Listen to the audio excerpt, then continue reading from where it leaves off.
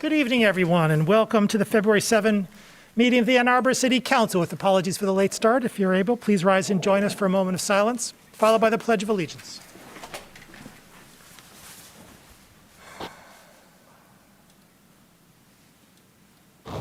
I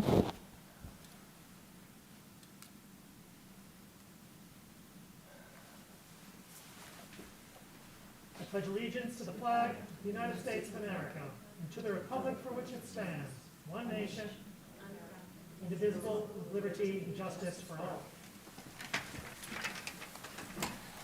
Would our clerk please call the roll of council?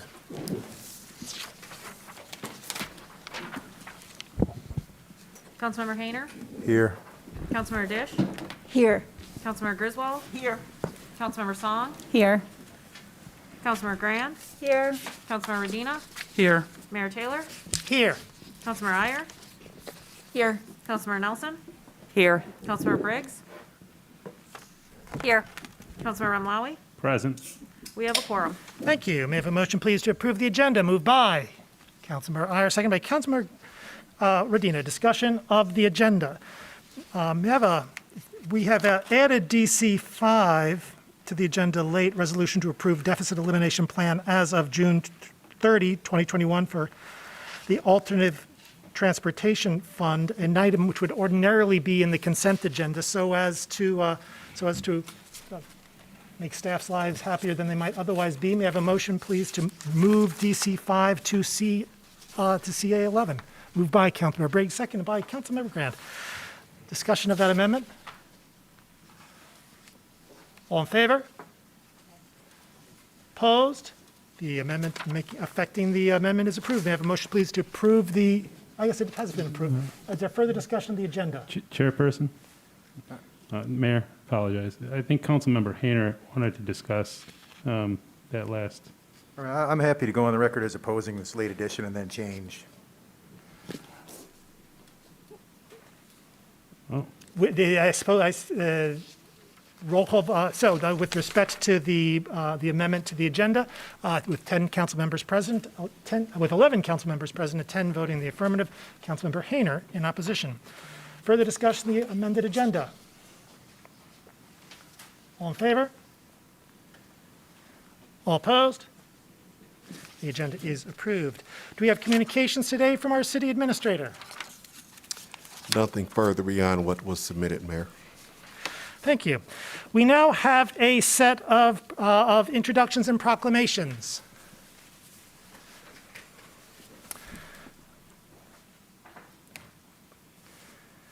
Our first proclamation is a proclamation honoring City of Ann Arbor Housing Commission Facility and Maintenance Manager Tim Olivier and Miller Manor resident Vernard Randall. Are the gentlemen, I understand the gentlemen are not in chambers, but I understand they are perhaps on Zoom. Ms. Beaudry?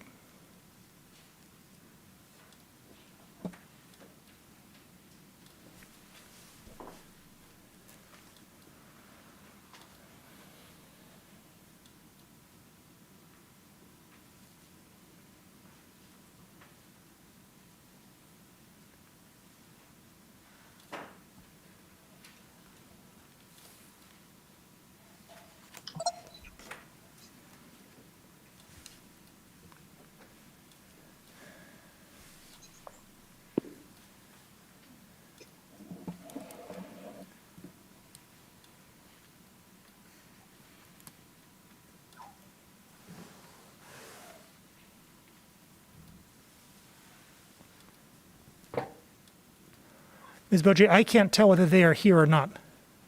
I am present, Tim Olivier. Excellent. Now I can. Thank you very much. The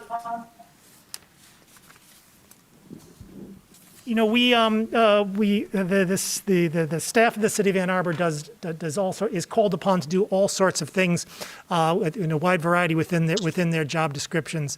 But what is true is that up and down the line, the staff of the city of Ann Arbor, and, indeed, so many residents are eager to lend a hand when they can, where they can, wherever they are needed, even if outside their ordinary job description. We have a proclamation today honoring Tim Olivier and resident Bernard Randall for work they did on behalf of a resident who was involved in a matter of violence in a way that was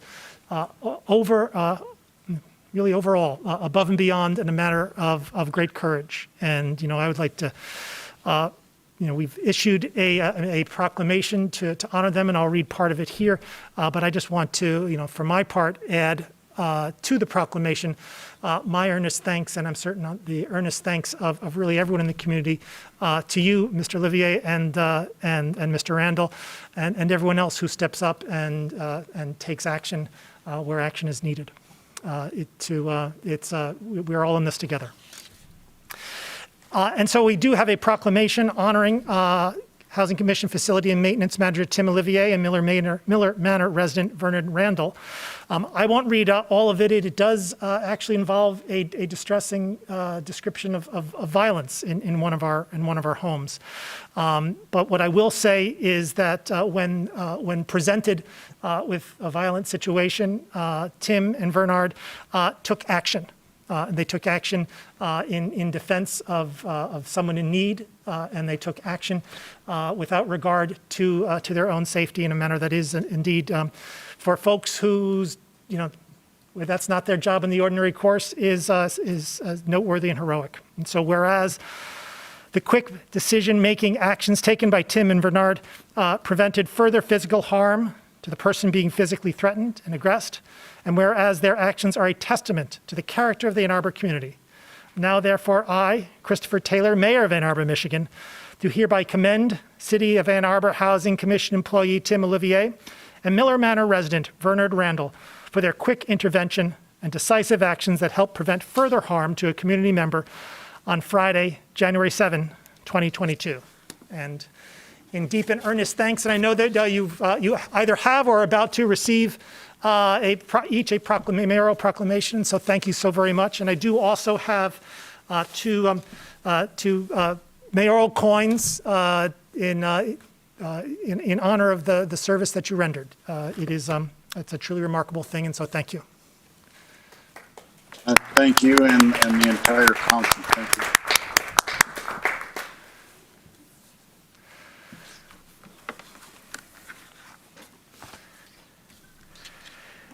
Our next introduction comes in the ordinary course from the Independent Community Police Oversight Commission. An update from Chair Dr. Lisa Jackson. Dr. Jackson, from cyberspace, you have the con. Mayor, Dr. Jackson is on Zoom. Thank you. Good evening. I smiled when you said in the ordinary course, because I thought about when this was not an ordinary course. And so the Independent Community Police Oversight Commission is happy to be part of the ordinary course of City Council. Good evening. For those of you who don't know me, my name is Lisa Jackson, and I'm the chair of Ann Arbor's Independent Community Police Oversight Commission. And I'd like to start off with some news.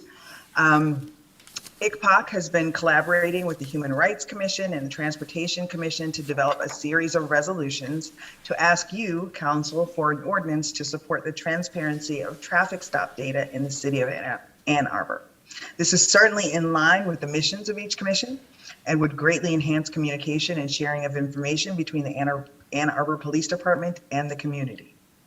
As Councilmember Song has pointed out, providing open access to data has been useful in other communities and could provide the opportunity for Ann Arbor to have that data examined by local and national researchers, much as the Southeast Michigan Criminal Justice Research Policy Project SMART team is now doing at Eastern Michigan University.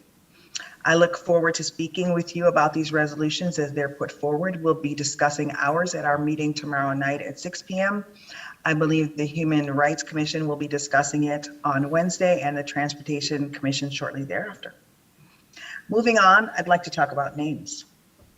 I've spoken here in the past about the importance of seeing names. In that context, I was speaking about the importance of seeing the names of police officers involved in complaints so that we could have an idea of whether we were looking at 40 complaints about one officer or 40 complaints about 40 different officers. Having access to those names would allow ICPOC, and by extension the public, to have a better idea about whether the problems we faced with our police force have stemmed from a few bad apples or from larger cultural challenges. But there are other names that matter as well. If you hang around activist circles in Ann Arbor, you'll often hear a certain saying, "Say her name," referencing Ora Rosser, who was killed in 2014 by an Ann Arbor Police Department officer in her own home. Saying her name has become an act of not forgetting, not just not forgetting Ora, but also a way of not forgetting the reality in which we are asked to live our lives 37 seconds at a time. In other parts of the country, they say other names. We all know Eric Garner and Philando Castile and George Floyd, but consider for a moment that there are also people saying Jason Walker, Lindani Mayeni, Dante Wright, Andre Hill, and Stephon Clark. We say those names now as a reminder of what our communities failed to become before those lives were lost to us. What I would ask of you today is to allow us to say them before they're gone. Currently, there are two ways in which police complaints are handled in the city of Ann Arbor. Complaints are made directly to the Ann Arbor Police Department. They're investigated by the police department, and then they hand off their findings to our commission after the conclusion of their investigation. In the second, complaints made directly to our commission are passed on to the Ann Arbor Police Department, and the two entities perform sequential or simultaneous investigations in some cases. The difference between these two processes is that when the Ann Arbor Police Department passes complaints to ICPOC, they often choose to hide critical information, such as complainants' names. To be clear, there is no legal basis for this. The city attorney's office has confirmed that there's no law that makes this obfuscation necessary, nor are there lien concerns. The vast majority of complaints we receive come from ordinary residents who are not involved in the criminal legal system, except to make a complaint about police. It would seem that the city attorney's office's continued advisement of the Ann Arbor Police Department to not release the names of complainants to ICPOC has been primarily motivated by a desire to appease the Ann Arbor Police Department's skepticism of the oversight process. Unfortunately, when ICPOC has gone to the city attorney's office to resolve this issue, we've been met with lukewarm objections such as, people trust the Ann Arbor Police Department and not ICPOC because they don't know ICPOC, despite the fact that the ordinance that council wrote specifically indicates that we should communicate with complainants, or as if the length of time we've existed is a determinant of being able to do our work. Complainants have consented to sharing their names with ICPOC, even though we receive other information about their complaint without their consent. Last, the idea that if people really want to speak to ICPOC, they're free to submit a separate complaint, despite it being common sense that the very last thing a distraught person wants to do is file more paperwork. When I take a step back and think about what's really being said when we receive this kind of feedback, it's this. We want ICPOC to rubber stamp that police complaints are being taken seriously, but we don't want ICPOC to communicate too closely with complainants. To be frank, this goes against everything that council has said they wanted in oversight.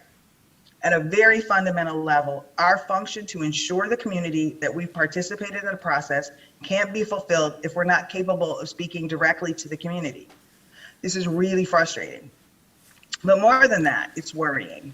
There are people out there right now who would be safer knowing that their complaints are being taken seriously and that they can trust our city to do the right thing. That they don't have to feel like they have to put themselves in dangerous situations in order to be a member of this community. So tonight, I would ask you this. Please allow us to say those people's names now while they can hear them so that we don't have to keep saying their names when they're gone. Thank you. Thank you. Our next and final introduction relates to the Ann Arbor Public Art Commission's 2021 Golden Paintbrush Awards. Golden Paintbrush Awards have been were around for a little bit earlier on in the decade, but now after a hiatus, they are back to where members of the public were given an opportunity to nominate artists and organizations that have done outstanding work in the field of public art in 2021. We had a panel of judges that selected the final winners and the Golden Paintbrush Awards.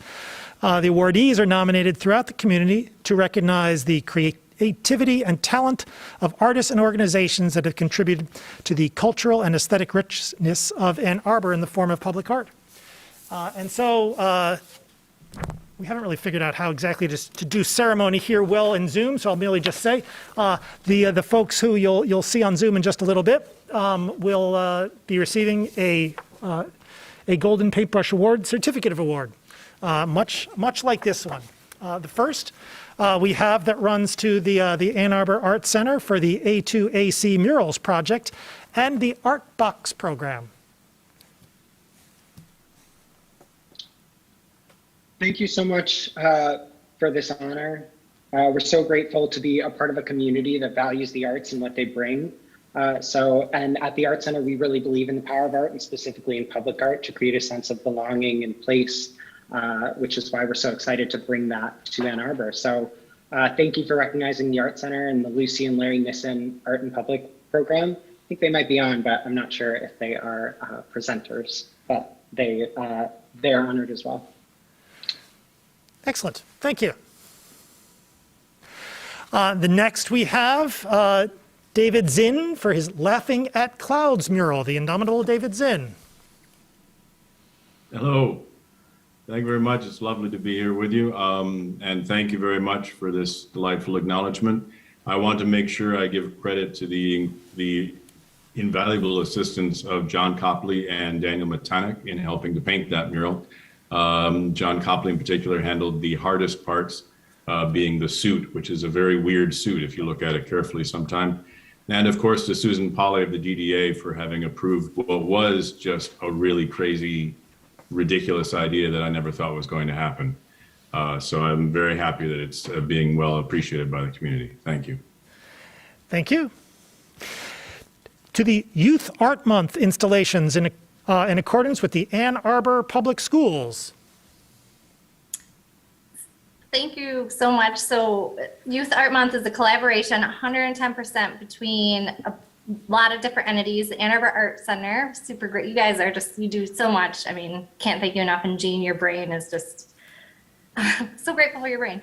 And the Ann Arbor Public Schools and the Community Action Network, we all come together in the Main Street Area Association to bring our youth artwork to the community. And it's just one of the favorite parts of my job is working with these folks, Lindsay and Jean. I don't know if you want to quickly. Thank you. Excellent, thank you. And last but not least, the City of Ann Arbor's Clerk's Office for the I Voted stickers, the indefatigable Jackie Boudry. Ms. Boudry. Thank you, Mayor. I just want to thank the Ann Arbor Public Schools as well as the artists in the community that made our project a success. This was a community-wide competition during the 2020 election, and we got a lot of positive response from the Ann Arbor community, and then from the greater election community.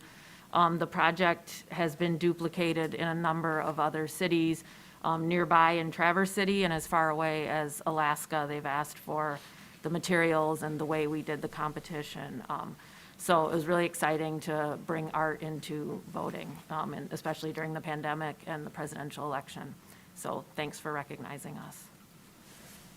Excellent. Well, thank you very much to all the artists who received the awards, and thank you too, of course, to the Public Art Commission for bringing the Golden Paintbrush back. So thank you so much.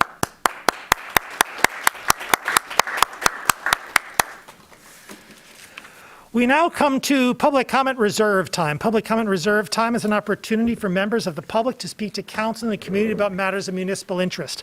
Public comment reserve time takes place in the first for folks who have signed up with the city clerk by contacting the office in advance. Speakers, whether here in the room or on Zoom, have 3 minutes in which to speak, so please pay close attention to the time.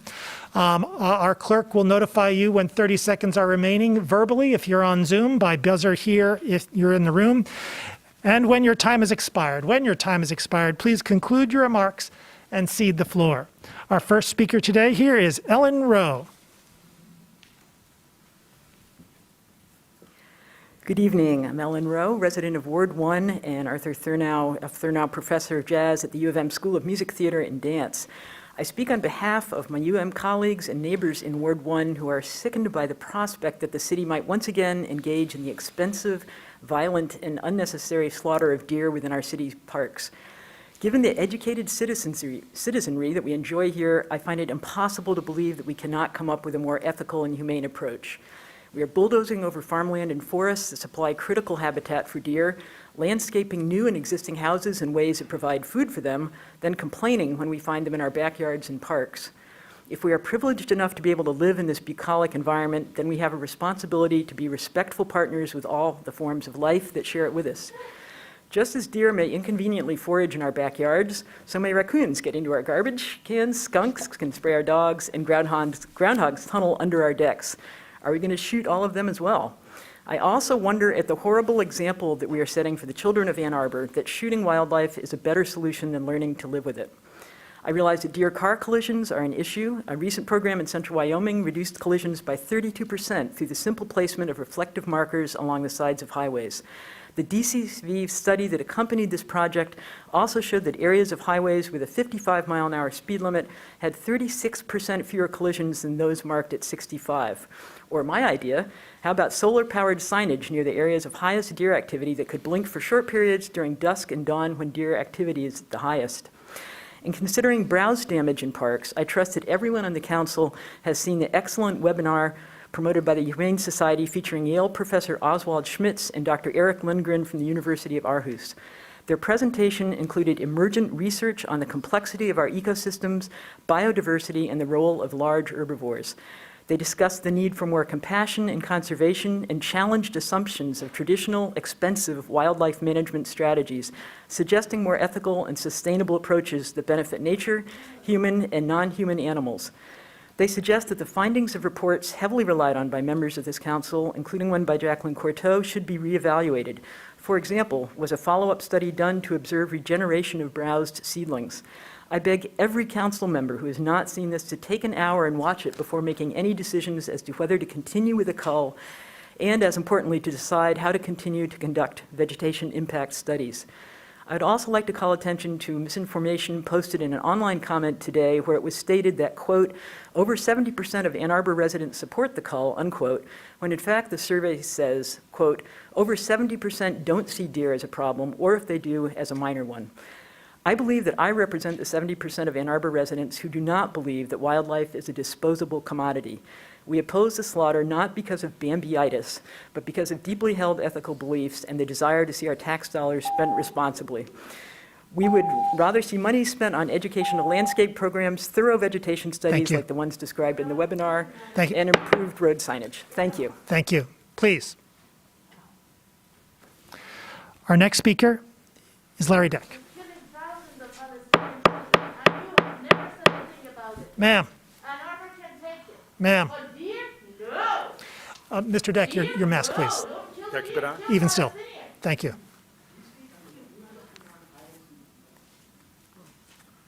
I'll try to be heard through this.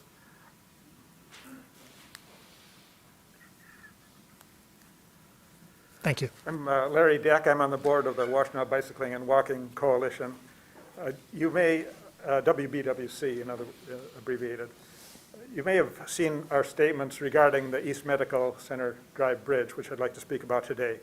What we're proposing is widening the west sidewalk to make room for bidirectional bike lanes and a pedestrian lane, and completing the loop, trail loop under the bridge. You may have seen also my response to the consultant for the project, who proposes narrowing the west sidewalk and widening the east sidewalk. Unfortunately, this would make things more dangerous for bicyclists and walkers, particularly in view of future needs for that west sidewalk. You may have seen WBWC's proposal for a campus-to-campus bikeway. Part of that would include using West Medical Center Drive, coming down that hill there, crossing over the bridge on the west side, then looping under the bridge and heading on to North Campus, or the reverse coming back, totally avoiding having to cross East Medical or deal with the busy intersection of East Medical and Fuller. If the university doesn't like this proposal, what's their proposal? We haven't seen any proposal. The university's President's Commission on Carbon Neutrality has proposed creating a bikeway between the campuses. So what's it going to be if not ours? And if there's no good alternative, we think our proposal should be enabled to create that. In general, I've been unclear why the university has appeared to push back on things like improving bikeability between the campuses and links to the border-to-border trail and links thereby to things like the Kellogg Eye Center on Wall Street or all the housing along Maiden Lane. We need to think big about these connections in the future. We worked with a group of students, university master's students, a few years ago. They did a survey of needs of travel between campuses. As you know, thousands of people travel between those campuses every day. Right now, not many people bike there, but the students said that 33% of the respondents would bike over half the time if there were good and safe facilities to bike there. And another 58% would bike less than half the time, but only 9% would not bike at all. So there's the potential for hundreds or possibly thousands of bikers that we need to accommodate on that bridge somehow. You know that we're requesting that you, with the contract with the consultant, that you deal with our concerns about widening the west sidewalk and building the link under the bridge. There are a couple of possible ways to do that. I won't get into details of that. There's a more expensive way to do it and then a cheaper way to do it. But widening the west sidewalk is important. But doing what we're suggesting would help move the city and the university towards their goals of carbon neutrality. I've been probably as frustrated as you have trying to deal with Zoom and email to try to communicate these things. We need some dialogue on these issues, which has been lacking. So if you have any questions, I'd be happy to answer them. Thank you. Thank you. Our next speaker is Abdulrahman Atiyah.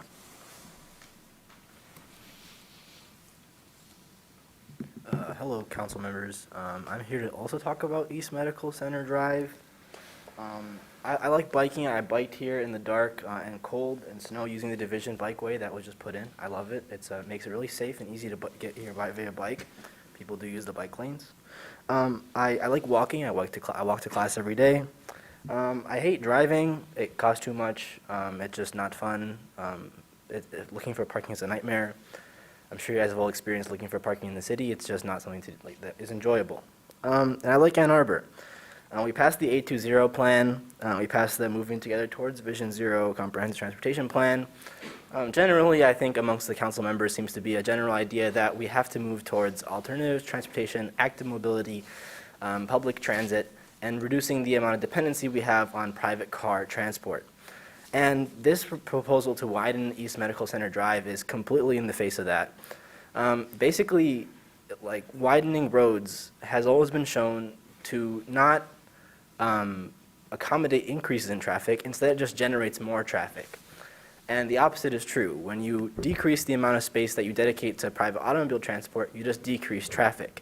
So widening a road in anticipation of growth in traffic does not alleviate traffic. It simply brings the traffic back to equilibrium and matches it to the size of the road. So this proposal is kind of misguided from the basis of it to widen the road, take away space from pedestrians and cyclists, and dedicate it to private automobile transport, which have, injured, killed dozens of pedestrians and cyclists in the city over the past 10 years. And so basically what I'm here to ask the city council members to do is to push back against this, to be bold and say that we don't want to widen this road, we don't want to widen any road. I live across Washtenaw from the university. I cross one of the widest, most dangerous roads to get to class every single day. It is not fun. A wide road is not a road that is conducive to human transportation. We should build our city for people and not for cars, because cars are fundamentally incompatible with the geometry of humans and the geometry of a city.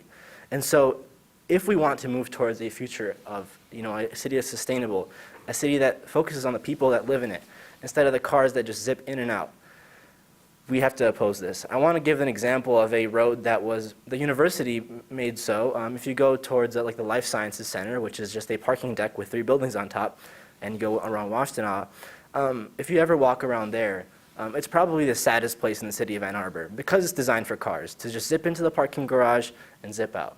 But if you go to places like Division, where we just narrowed the street to put space for bicyclists, the street is much more livable, it's much more comfortable, and it's a place that you can want to be instead of a place that you want to leave. Thank you so much. Thank you. Our next speaker is Mojeon Savaya Safani. Hello, Ann Arbor. Tonight, this city council is getting ready to hand over another $93,000 to a bunch of lawyers who supposedly are protecting us against, are protecting our interests against Goodman. The guy who, for the past 60 years, his pollution that he caused is contaminating more and more of our water. This city council for 60 years has been dragging its feet, pretending they are doing something about this contamination. This contamination that is the largest now in the world of this toxic carcinogenic compound, dioxin. Now they are fixing to give more money to lawyers who have, in my opinion, not protected us or our interests for the however many years they've been getting paid. What they have managed to do, though, is to get millions and millions of dollars of our money. And at the end of the day, we have a growing plume. We have it on higher contamination levels in some parts, and contamination creeping up into areas where it wasn't before. We do not have Goodman paying for any cleanup. Yes, it would be great if Goodman paid for cleanup. And this city council, this liar city council, continues to say, yeah, polluter has to pay. Yeah, they have to pay, but they haven't. You have not been able to make them pay a penny. And now they're getting ready to pay more lawyers. I'd say pay this money to clean up this Goodman toxic pollution now. Stop dragging your feet. Stop doing nothing about it. Clean it up now. It is our responsibility. Do you think anybody believes you when you say you care about the environment, you care about global warming? Nobody believes you. Nobody in their right mind can believe you. If you cared, you would have cleaned up your own backyard years and years ago. You did not. You continue to not clean it up. You continue to hand over money to lawyers, and then we get nothing, zippo. We get more pollution. In 2004, actually, what happened is you allowed Goodman to stop cleaning up with the UV light, which would break it down, oxidize it completely, and clean up the dioxin. You allowed them to get away with it and use a more inferior method, which has by now allowed this to not be contained and just grow. That is what you allowed to happen. So I do not believe that you are doing a thing to clean it up. You continue to pay thousands and thousands of dollars to lawyers. Thank you very much. Stop that and clean it up. Thank you. Also, I care about deer. But I also care that we don't pay thousands of dollars to kill Palestinians. Thank you. It is shameful that people stand here and talk about death of deer when they are paying millions to kill Palestinians. Our next speaker is Daniel Adams. Mr. Adams, I believe, is with us via Zoom.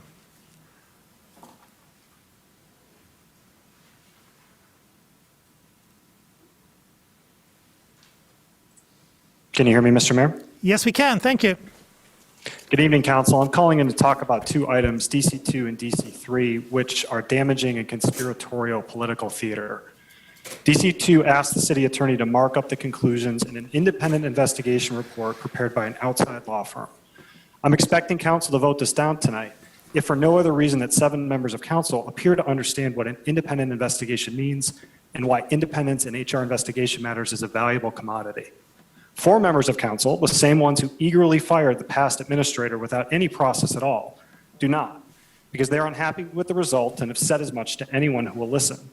So they want to edit the December report on top of leaking confidential documents to a friendly blogger during the underlying investigation, meeting with the accuser during the underlying investigation, and repeatedly attempting to substitute their preferred process, scope, and judgments in place of the investigators.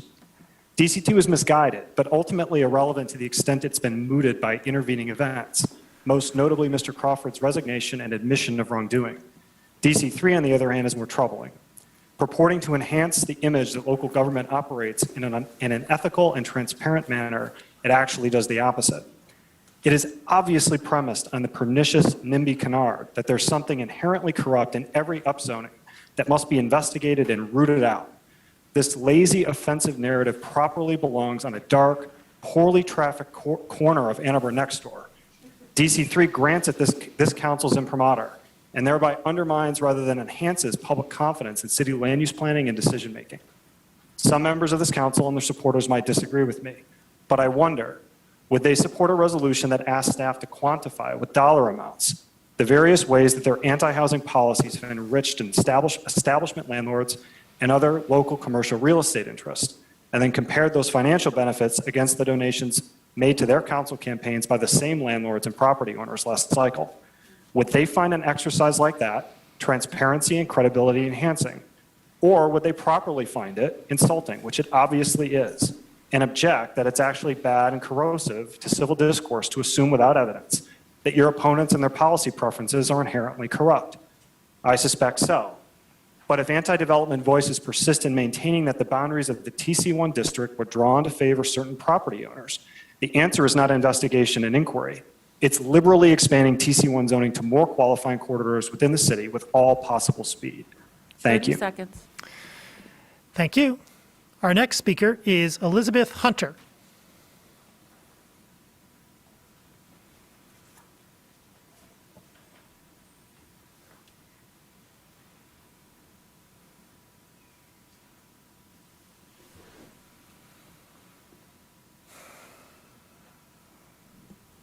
Caller with the phone number ending in 877. You can press *6 to unmute your phone. Hello? Hello? Hello? Yes, hi, I'm Libby Hunter. I live in Ward 5, and what I'm going to say relates to TC1. It's an op-ed written by an acquaintance and published by his local newspaper in Eugene, Oregon.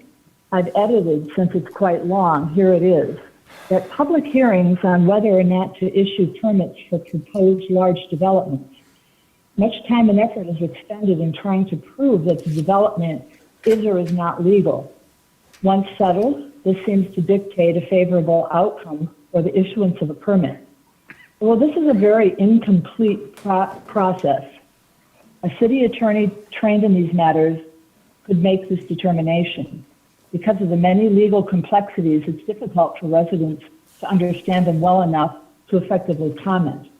If decisions are based primarily on legality, developers become the real city planners, and planning bodies just rubber stamps. Lots of highly undesirable things are legal. Try making a list of examples you know about. Once a project is found to be legal, the really meaningful deliberations should then begin. Will the project enhance the beauty and livability of a community? All aspects of its possible impacts should be carefully studied, including philosophical, moral, aesthetic, economic, artistic, ethical, environmental, and any other concerns people may have. A large development affects the entire city in many ways for generations to come and should not be permitted lightly. Some of our developments are rather nice, but others can only be described as ghastly. Planners should be visionaries. A large development is not just something between a few officials and a developer, or something private developer is doing on his own property. The entire community must live with it for many years, long after the developer is gone. And public participation in all aspects of its evolution is crucial. So that's the end of the op-ed, and I'll just say that one of his points is that an attorney who understands the vision of what a city wants is able to design zoning ordinances that help us attain what we want. Instead, we have this current policy, or practice rather, of solely catering to the profits of developers. DC1 appears to be another Ann Arbor sweetheart deal 30 for seconds. developers from the mayor and his council recruits. It includes no incentives for sustainability or affordability. Thank you. Thank you. Our next speaker is Bethany Beasley. Caller with the phone number ending in Hey, one. can you hear me okay? Yes, go ahead. Can you hear Yes, me? yes, we Great, can. thanks. Hi, my name's Bethany. I'm calling in from Ward 1. I'm a U of M grad student, and I'm also the chair of the Graduate Employee Organization's Climate Caucus. I'm also calling in regarding item DC4. As it currently stands, Climate Caucus believes that the bridge widening proposal is inadequate on pedestrian and cyclist safety and also counterproductive for our climate goals. So trying to solve congestion issues by increasing car capacity, as another caller mentioned, is a strategy that we've known for decades to be counterproductive. It results in induced demand, an increased car usage, often worse congestion, and this all directly contradicts the city's stated goals of cutting our vehicle miles traveled in half. To achieve an ambitious sustainability goal like that, we have to be thinking about our goals in every project and looking for opportunities.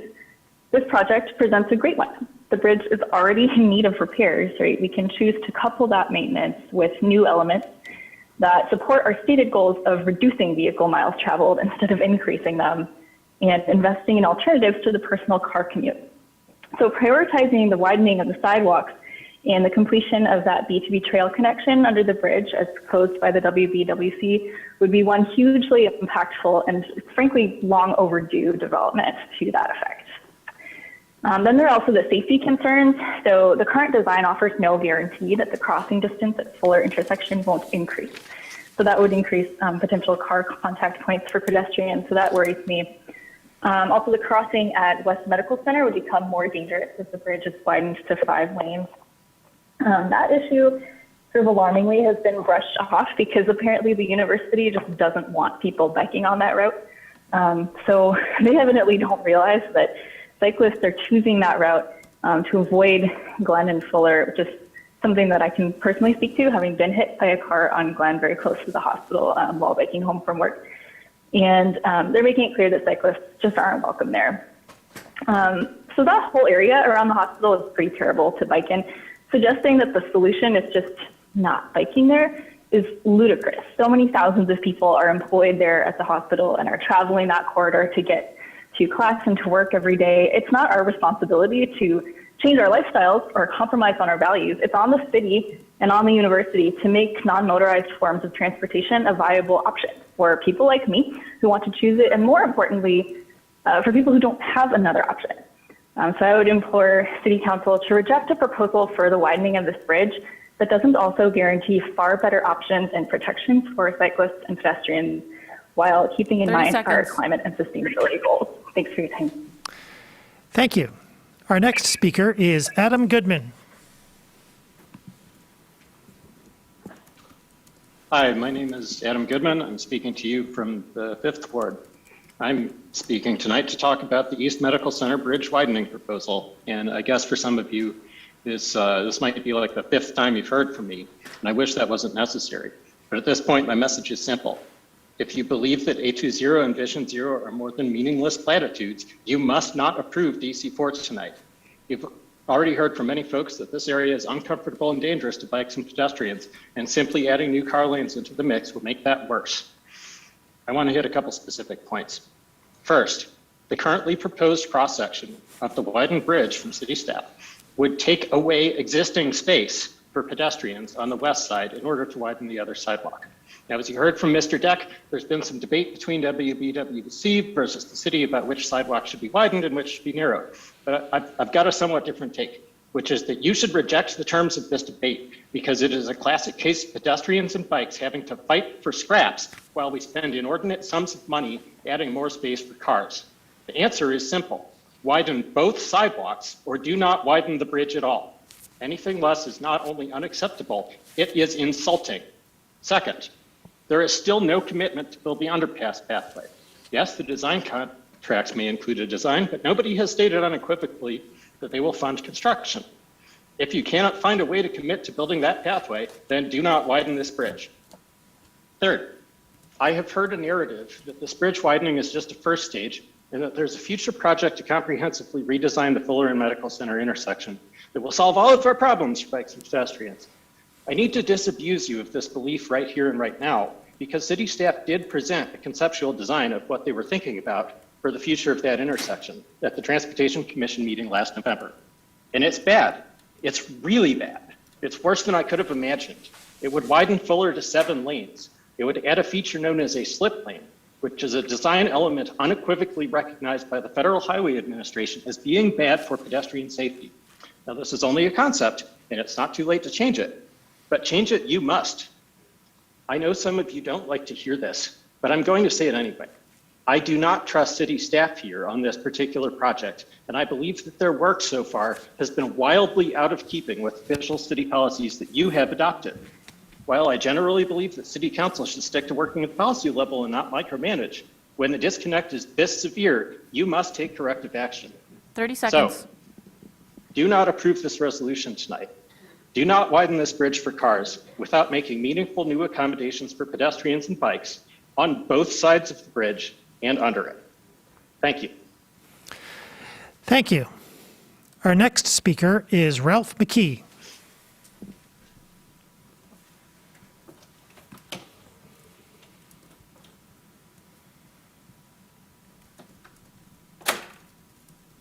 Hi, this is Ralph McKee from the 5th Ward.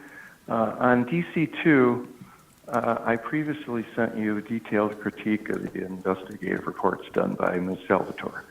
The third one, the subject of DC2, contains several factual errors along with flaws in analysis and a failure to ask some relevant questions. I've heard some skepticism regarding my assertion of factual errors, so I'll repeat some of my previous comments. The most obvious errors in the report are, 1, asserting that not offering Tom Gajardo a severance benefit when he was hired was discriminatory because other comparable execs did not receive that benefit. This is factually wrong because the comparable execs did not actually receive that benefit until they'd been at the city for more than a year. Mr. Gajardo received that benefit after about 6 months, better than anyone else, not worse. 2, Ms. Salvatore similarly asserts that since prior Human Resources Director, Mr. Fournier, was in the defined benefit plan, so should Mr. Gajardo be. Well, Mr. Fournier is actually in the defined contribution plan. Wrong again. These are 2 of the 3 premises purportedly supporting Salvatore's conclusion that Crawford discriminated against Gajardo. These premises are wrong, period. You can't really seriously dispute them. Or dispute that. Like a 3-legged stool, pulling those premises out makes the conclusion collapse. These obvious errors should cause you to re-examine other conclusions and reasoning of Ms. Salvatore. The report is riddled with other more nuanced but just as significant errors, and at a minimum, Salvatore should be asked for a response to the critique. The city attorney and ultimately you are responsible for quality control on such contractors working for the city. With all due respect to Mr. Adams' comment that independent means independent, if the errors are this obvious and this basic and completely undermine the conclusions, you have to look at it again. On DC3, the Planning Commission and the majority of you have expressed enthusiasm for TC1. I assume it will pass without any incentives or requirements regarding affordability or sustainability. Most of you have expressed that TC1 will mean progress toward those goals without incentives. I believe this to be mostly wishful thinking. What is clear, though, is that the parcels rezoned will increase in value. And given the lack of requirements or incentives, the owners are not being asked or incentivized to provide anything in return. So it seems pretty reasonable to find out exactly what the city's giving in the hope of getting something back. You have stated again and again in other instances that transparency matters. Yes, it does, and that should be applied here. Thank you very much. Thank you. Our next speaker is Thomas Stallberg.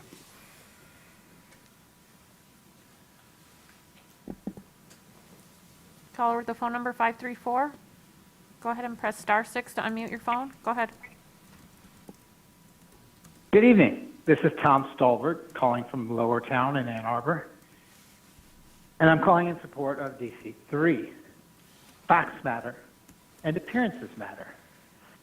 In a recent New Yorker article, it talked about judges in our federal system being bound by a code of conduct. That code requires a judge to recuse himself from hearing any case in which personal entanglements could lead a fair-minded member of the public to question their impartiality. It's an appearance test. It doesn't require an actual conflict. The reason we use an appearance test is because the appearance of justice is as important as the fact of justice itself. I'm a real estate broker. I've been a realtor in the real estate business as a developer and a broker and a property manager for 30 years. We have a code of ethics.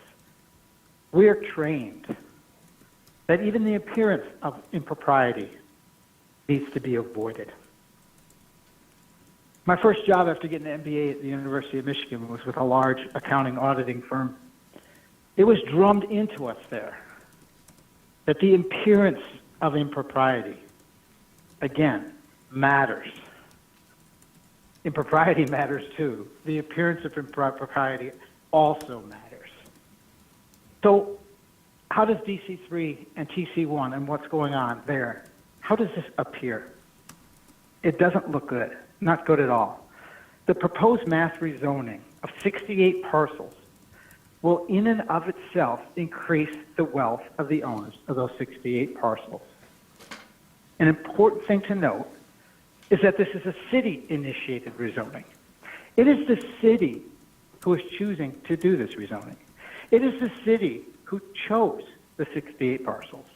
It is the city who chose the rules of the TC1 zoning district. And those rules determine how much value these 68 parcels are increased by.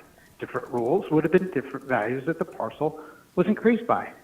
As other people have said and pointed out, the city chose not to include conditions or incentives to directly bake in and include our stated community goals, such as affordable housing or sustainability, baking them into the zoning district. So this is an unconditional increase in the asset values 30 for seconds. those 68 privately owned parcels. These are facts. You already know some information. One of the first actions that this council took when the 5 new council members took office was to appoint to the City Planning Commission the current Director of Asset Management for a company that owns multiple properties of those 68 parcels that are going to be mass rezoned by the city and whose value will be increased. Time. How does that look? Thank you. Appearance matters. Thank you. Are there communications from council? Councilmember Nelson. Thank you. I don't actually have my notes in front of me, but I did want to comment to residents in the western side of the Lawton neighborhood that there was a meeting on January 25th about the work that's planned for the Churchill Downs Park stormwater basin. Those of you who live in the vicinity there might be interested in looking that up. And I published on my website some diagrams of what it's going to look like, what the plans are. I think the construction is supposed to start, I think April. Again, I don't have my notes in front of me. But that park is going to be closed for the bulk of spring, summer through November. Again, if you live in that neighborhood, it's worth looking that up. Thanks. Councilmember Grand. Thank you. I want to encourage members of the public to sign up. It's not an application this year for the Ann Arbor Community Academy. Those sign-ups close on the 18th of this month. Also to remind folks that this week is the week where your compost carts are collected. So if you have compost, please bring it out. And then I wanted to offer a special thank you to our Assistant City Administrator, John Fournier, who went really above and beyond in helping one of our residents. Now, this is not going to be a regular service, but we did have a resident who was having some issues with their sidewalk and some tickets. And so in investigating that matter, Mr. Fournier actually went out and shoveled their sidewalk himself. So I think it's just an example of how our staff on a daily basis does go above and beyond and cares so much about serving our residents. So thank you for that. Further communication from council. Councilmember Griswold. To follow up on that, I want to thank our firefighters for responding to a person who was stuck in a crosswalk in the roadway in a wheelchair. And a number of people, according to social media, were trying to help this person, and fire truck arrived with the firefighters and took care of the issue. I know that we had a heavy storm, but I want to thank them, and hopefully we can continue to improve our snow plowing.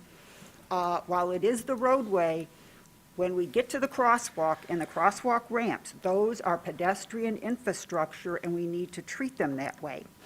I'm probably going to be a little upset and edgy tonight. I'll apologize in advance, but when I drove here tonight, the crosswalk light on Huron near Thayer was out again, along with 5 or 6 lights. It makes me want to cry. My gut hurts because we can't get it right. I am demanding that we get, through DTE or whoever, solar temporary lights. It is unacceptable for that crosswalk to be dark for another night. Thank you. Councilmember Song.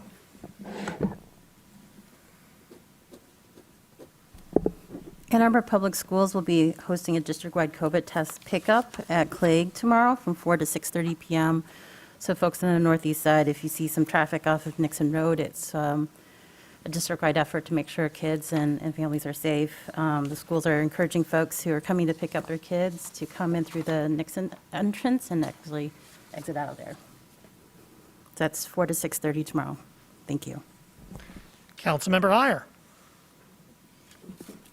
Thank you. Just a brief comment regarding AC1 memorandum from the city administrator regarding the prevailing wage report. First of all, thank you to city staff and to the administrator for doing this report every year. It has shown over the last 5 years that our prevailing wage ordinance is being followed by contractors who contract with the city, and that's a great thing.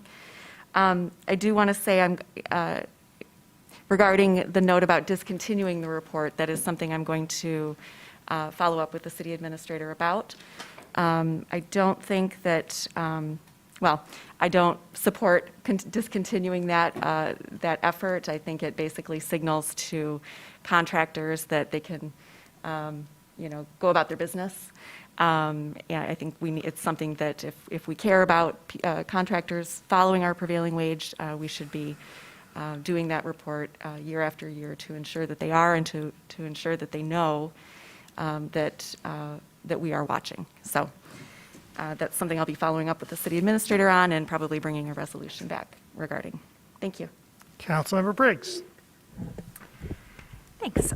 Just wanted to provide another progress report on something I mentioned at the last meeting about the process of piloting what it looks like to remove racially restrictive covenants from deeds. As I mentioned in our last meeting, the Marcana neighborhood where I live is a relatively small neighborhood, and so this our neighborhood is going to be piloting the removal of those racially restrictive covenants, which basically, when the neighborhood was built, said that nobody who was not Caucasian could buy a house in it. Now, obviously, that is no longer true and hasn't been true since 1968, but that language remains in our covenants and gets passed from homeowner to homeowner. So this week we're having along with Justice and Deed, a neighborhood meeting, and notaries are coming out next weekend to start moving that, and it's the first neighborhood in the city that will be doing that, and once we work through the kinks, we'll be able to roll that out for other neighborhoods. So just wanted to report on that, and also provide some thanks to our public services. I had sent a message to them, but just wanted to also mention it.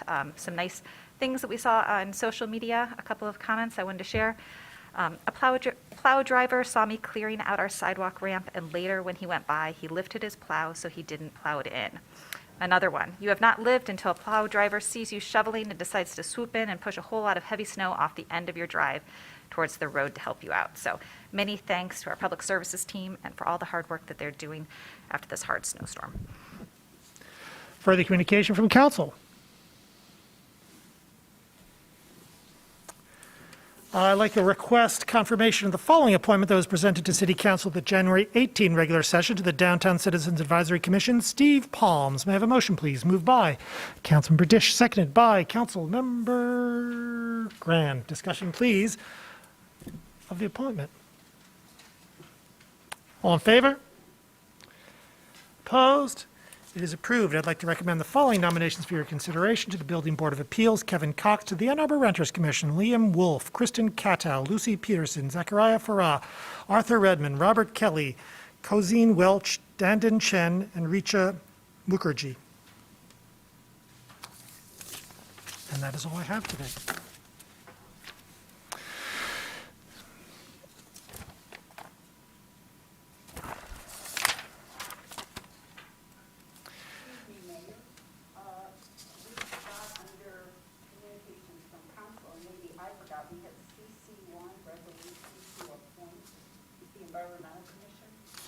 I think that's just presented for information. My understanding is that I leave that to the commissioners. I'm okay with it as notice. I don't believe it's voted. It's up for vote today. Am I correct about that? Yes, we'll move it to the next meeting. Excellent. Thank you. May I have a motion, please, to approve the consent agenda? Moved by Councilmember Dish, second by Councilmember Song. Discussion of the consent agenda. Councilmember Nelson. I just want to draw attention to, my goodness.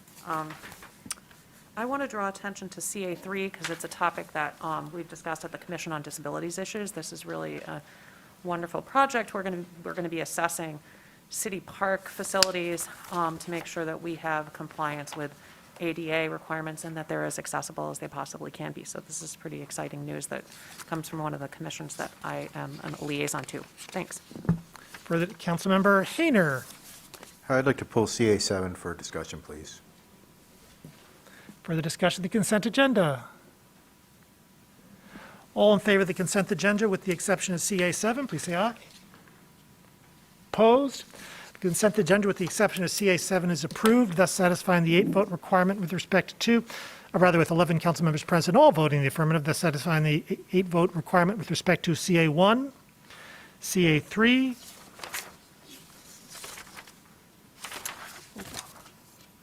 CA6, and is DC5. That is all. CA7, resolution to approve 8th Amendment to the Professional Services Agreement with Bodman PLC for legal services relative to 1,4-dioxane from Gelman Science, Inc., DBA Paul Sciences, the amount of $95,000, moved by Councilmember Hayner, seconded by Councilmember Radina. Discussion, please, of CA7. Councilmember Hayner. Well, thank you, Mr. Mayor. The reason I brought this up is I find myself in agreement with one of the public speakers that we keep constantly spending money on this project, and we're, in many ways, we're not any closer to a cleanup. It's been estimated it's a $50 to $75 million cleanup, and, we've sought millages for 3-4 times, and are going to seek millages for 3-4 times that amount for things that may or may not be as tangible as cleaning up the plume. And I know it's a very big project, and I dare say I know as much about it as anybody at this table. And I'm tired of paying for outside legal assistance. We have the EPA is in here. They're looking over our shoulder at the CARD meeting. They're sitting in every CARD meeting now. They understand that the state is the primary, responsible party for this cleanup, and yet they are moving ahead with their testing to put us on the national priorities list. And I hope that within a year we will have that in front of us and we can stop paying for attorneys. And, we're getting the runaround. There's a little bit of inside info here, I have to admit, because I know some of these folks socially from outside of the whole Gelman thing. And, we're constantly getting the runaround from Gelman's attorneys. And I don't think we need outside help to deal with that. I think that we've had some success from the courts, and I think that our legal team is in pretty good shape to deal with this ourselves. So I'm just done voting for lawyers for this project. We have a very expensive and very talented legal team here at the city internally, and that's how I feel about it. I can't vote for more money for lawyers. Further discussion of CA7. Councilmember Ramalowi. Thank you. I was wondering if anyone from the city attorney's office could be here to answer some questions on this. Mr. Postma?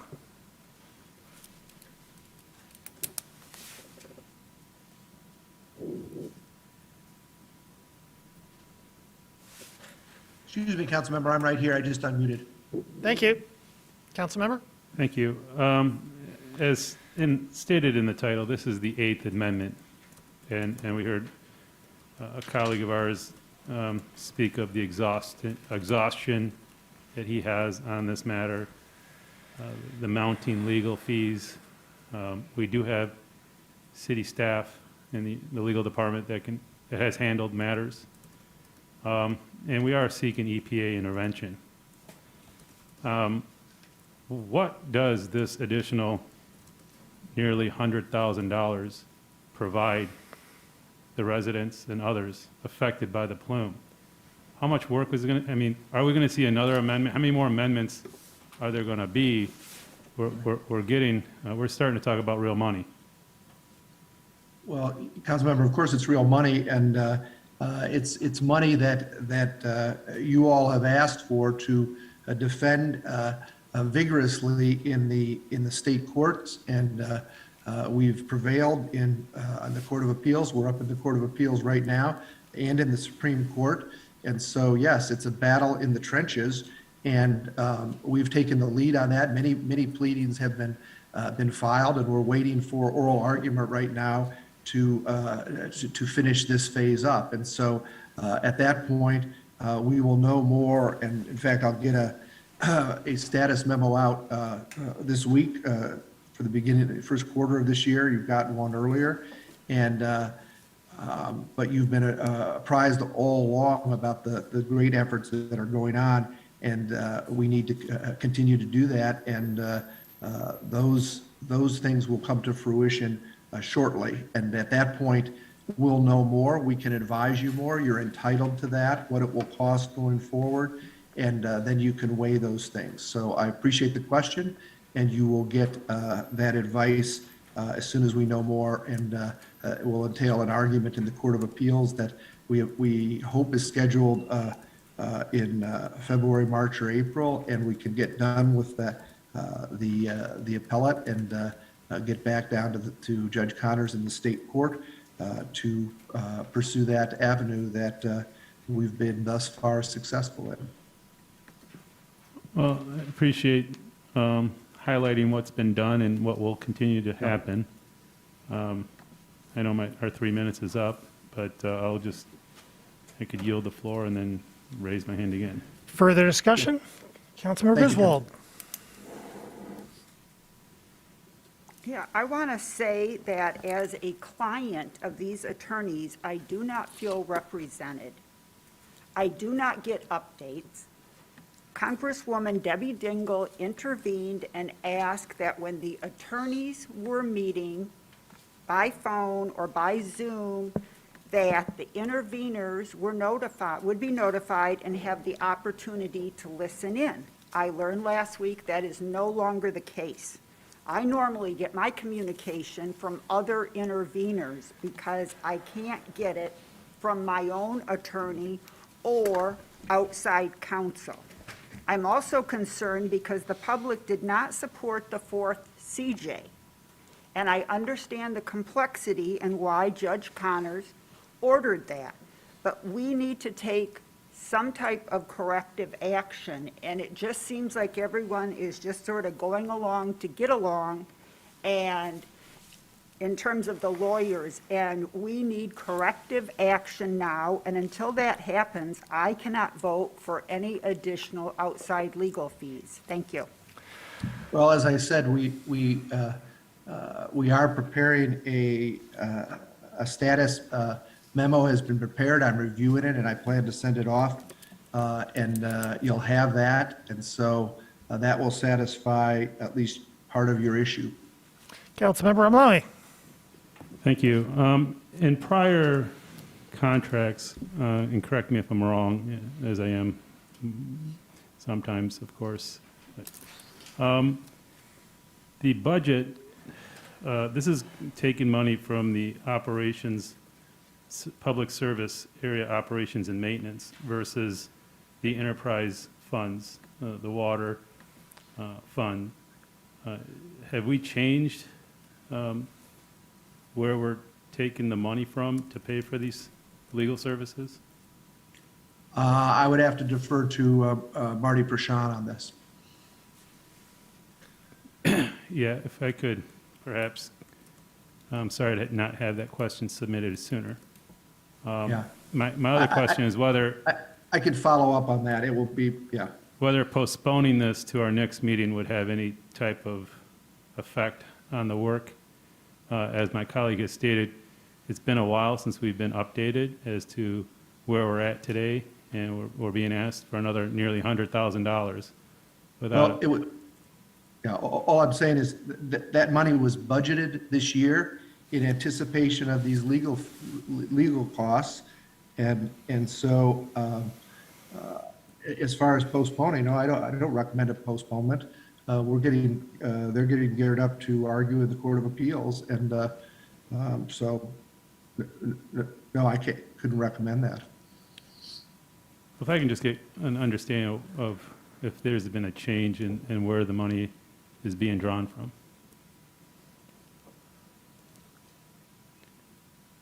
I defer to. Is Ms. Prashant available? Yes.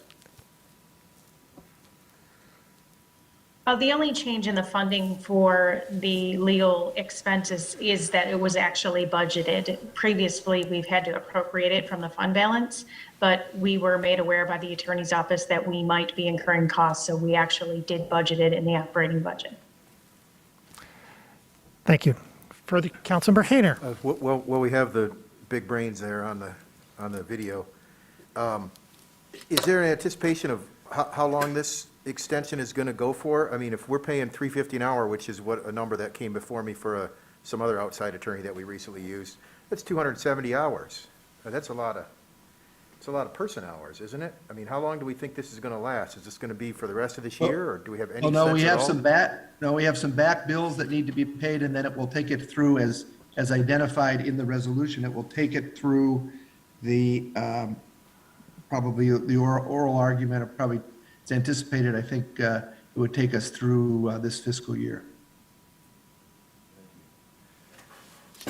Further discussion?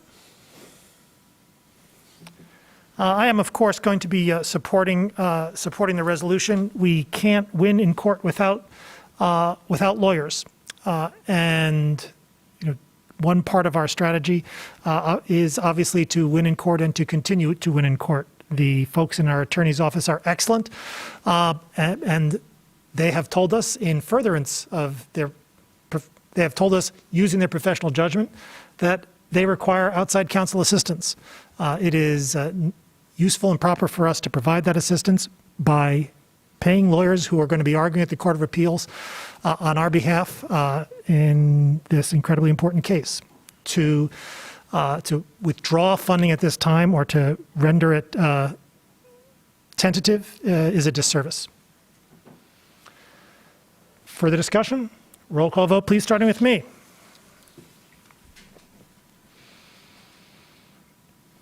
Mayor Taylor? Yes. Councilmember Iyer? Yes. Councilmember Nelson? Yes. Councilmember Briggs? Yes. Councilmember Onlawi? Yes. Councilmember Hayner? No. Councilmember Dish? Yes. Councilmember Griswold? No. Councilmember Song? Yes. Councilmember Grand? Yes. Councilmember Medina? Yes. Motion carries. We have no public hearings today. A1, regular session meeting minutes of January 18, 2022. May I have a motion, please, to approve these minutes? Moved by Councilmember Briggs, seconded by Councilmember Medina. Discussion, please, of A1. All in favor? Opposed? It is approved. DC1, resolution on deer management to resume funding for vegetation studies and consider resuming funding for regular population management. Moved by Councilmember Dish, seconded by Councilmember Grand. Discussion, please, of DC1. Councilmember Dish.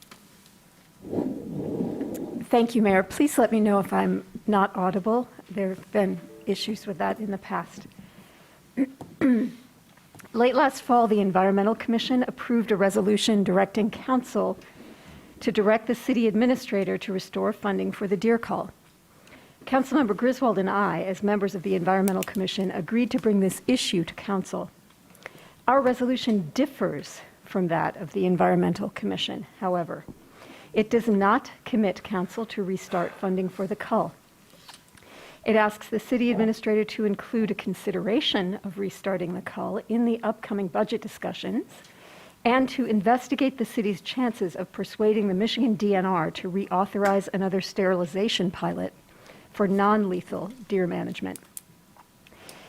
It does commit council to restart funding for the vegetation studies that the city uses to evaluate the health of Ann Arbor's woodlands. No ecologist would say that such studies are a waste of time. Not even Yale ecologist Dr. Oswald Schmitz, who recently spoke to the Humane Society of Huron Valley about deer management.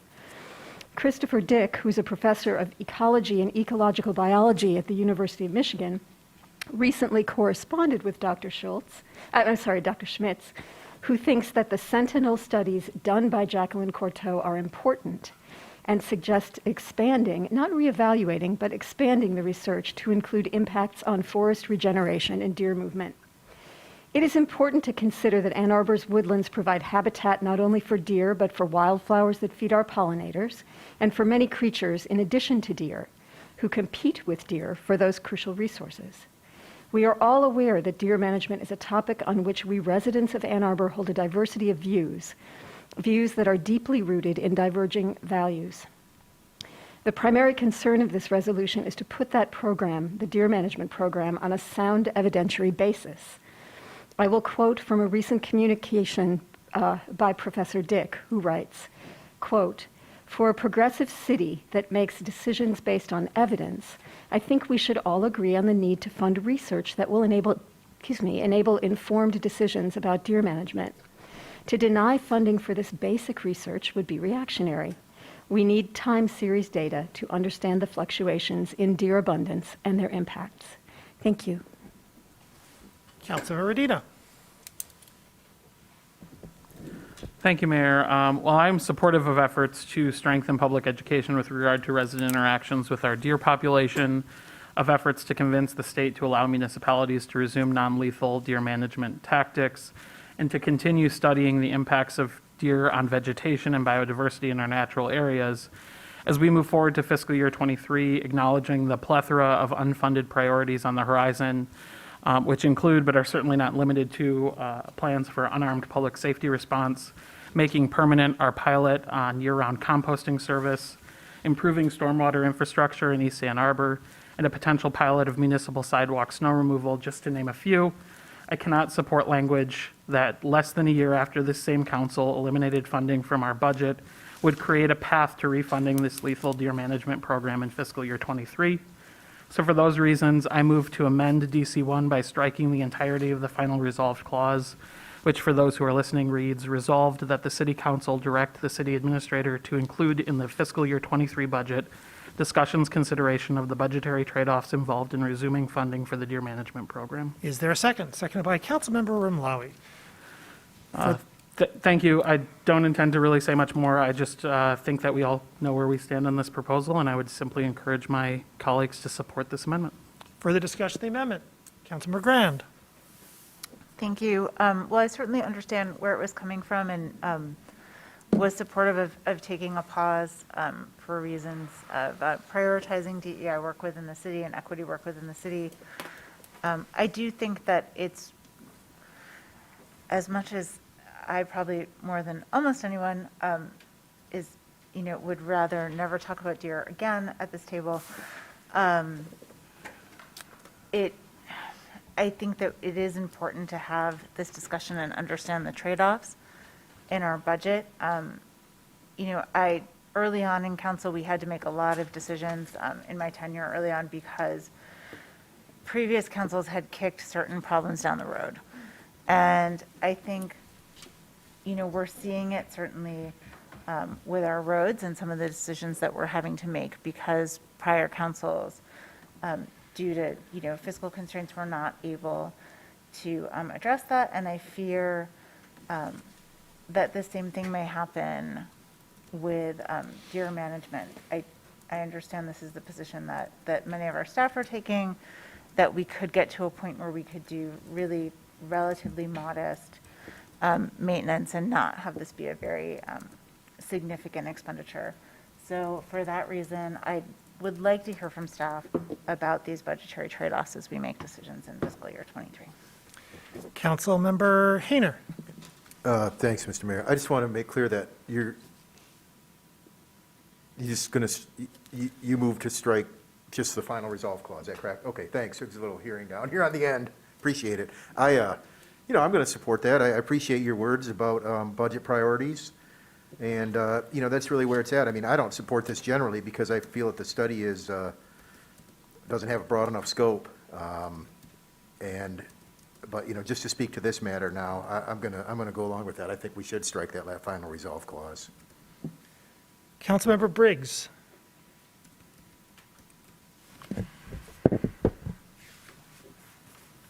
Well, I appreciate the proposed amendment because I'm not sure how I will, what my thoughts are going to be when it comes to budget time. I do think this is a point of interest in our community, and I do think it's relevant to discuss within the budgetary process. It certainly doesn't commit us to anything. So I don't support removing that resolve clause. I'll speak more about something else after this. Councilmember Nelson. Thank you. This particular resolve clause was confusing to me because typically in our budget process, finding funding for a policy decision typically rests with us as council members. And so I guess I had a question maybe for Marty Prashant. I think that would be who it would be for, about what execution of that resolve clause would even look like. The idea of what you wouldn't fund instead of funding, those are questions that typically we ask ourselves as policymakers, and we present to the body as a suggestion or proposal. And so I guess I'm trying to understand who on city staff would be proposing substitutions. How would that work? Ms. Prashant.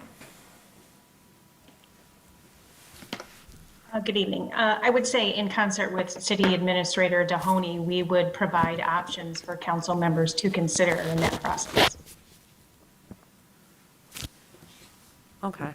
So we would be offered like a topic of discussion, like a menu of options? Potentially, there would be an option and really a recommendation by Mr. Dahoney to what he would include in his presented budget to council. Okay. Yeah, I guess I'm comfortable striking this resolve clause only because I'm not clear what it's asking for, because we've passed resolutions in the past specifically directing that allocations be made, but this is confusing to me. I'm not sure what exactly would be presented to us. Thank you. Councilmember Ramlawi. Thank you. And the questions my colleague just had did raise some issues and concerns that I have. Council sets the priorities. Council sets the policy. And in this case, we're abdicating to a certain degree that responsibility. If we were going to do a call, we should act on that, take a vote on it, and incorporate it, and direct our city administrator and staff to put it in the budget. And this is not asking for that. This is asking for trade-offs. Who decides what priority becomes eliminated? It's not council based on the answer that was just given. So I don't think I support that. I don't think that's good government. If we support a call or we don't support a call, let's take a vote on it. This discussion has happened in this community now for well over 10 years. I think many people have decided what side they're on by now. The science, the evidence, the studies, they're there. Could there be more? Absolutely. But at this point, with this last resolve clause, this body sets policy. And that last resolve clause is a contradiction to that. So I do support striking that last resolve clause. Thank you. Councilmember Dish. Well, as council voted to defund the cull last year, we will not have the opportunity to consider whether or not to fund the cull this year unless we direct it, unless we say it should be brought back into our budget discussions. I didn't think it prudent to ask us to pre-commit to fund it because we don't yet have any notion of how much money we're going to have to work with in the general fund. And I know that we have a lot of priorities, many of which my colleague, Councilmember Radina, listed. And so the issue here is actually to pre-commit the council to fund the vegetation studies, but to bring up for discussion whether or not, in light of our many other priorities, restarting the cull is something that we want to bring to the forefront in this budget cycle. Councilmember Song. I'm in support of the amendment. It's pretty clear we're still in the midst of a pandemic and trying to struggle and recover. We haven't even finished our public engagement for our ARPA funds, and we're not quite sure where we stand in prioritizing the needs of our community. I voted against budgeting for this effort last year under similar concerns. Those concerns are still ongoing and making sure we can commit to other initiatives. So I thank Councilmember Radina for bringing this forward, and I'm in support of the amendment. Further discussion of the amendment. I got Councilmember Nelson. This question may be for Mr. Dohoney. Because we ended the deer cull, we defunded the deer cull program, do we have a price tag? Is it known, the number that we would be asked to reinstate it? I mean, do we know that it's the same? Is there anything that's changed? I mean, I guess what I'm getting at is, to Councilmember Dish's point, if the purpose of that resolve clause is to point us in the direction of fact-finding and sort of understanding what exactly we are asking for, then I understand the value of it. I think what's threw me off is the phrase budgetary trade-offs, and I appreciate Councilmember Romlawi's point about that, because those are exactly our decisions. But if the question is less budgetary trade-offs and more what the actual budget is, I could support this. Or perhaps I would have another amendment to phrase it differently. Mr. Dohoney, do you have any idea, or has any groundwork been done in understanding how much it would cost to resume the deer cull program?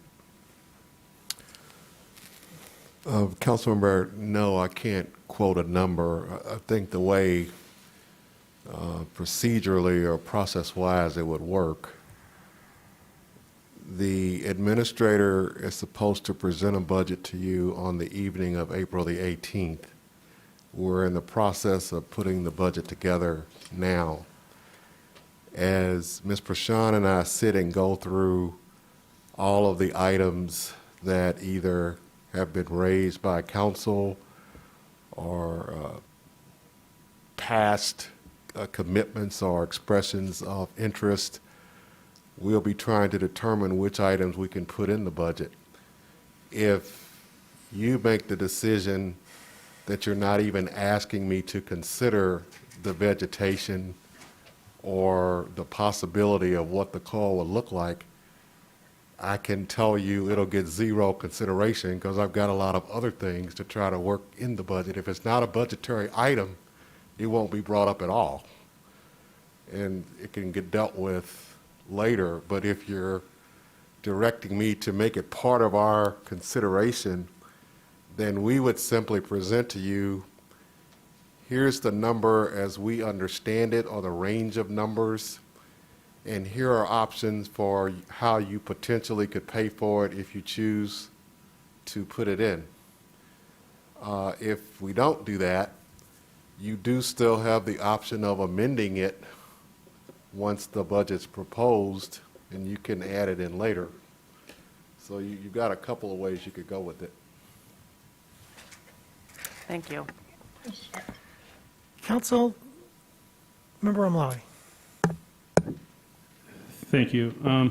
To Councilmember Nelson's question, speaking with staff in prior years about the call, the floor, the minimum amount needed would be $100,000.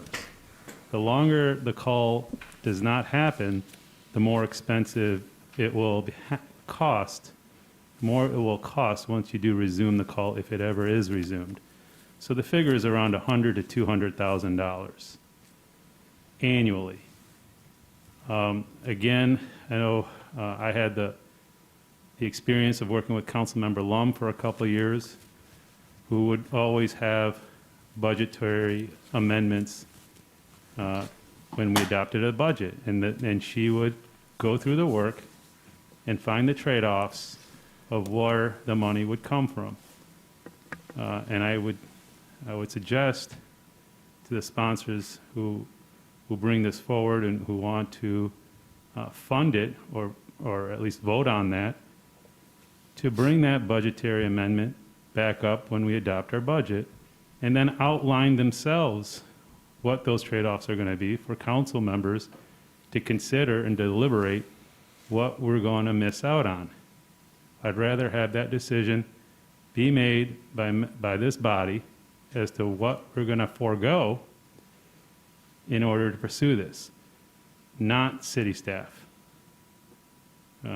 We set the policy and we prioritize our policy when we adopt and pass the budget.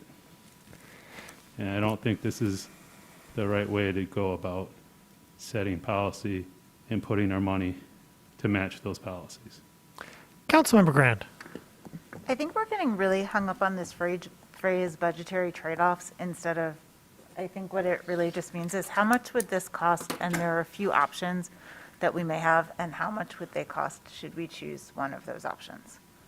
So I think we're getting caught up on the semantics instead of the intent of what it is, and I understand that reasonable people can disagree, but I don't know if we need to just change the language, if that's a friendly amendment, if Councilmember Dish has something, since it's her language that she's bringing forward that she'd like to substitute. I don't know if it would be something like, how much money would it cost for these options, which is less concise. Further discussion on the amendment? Roll.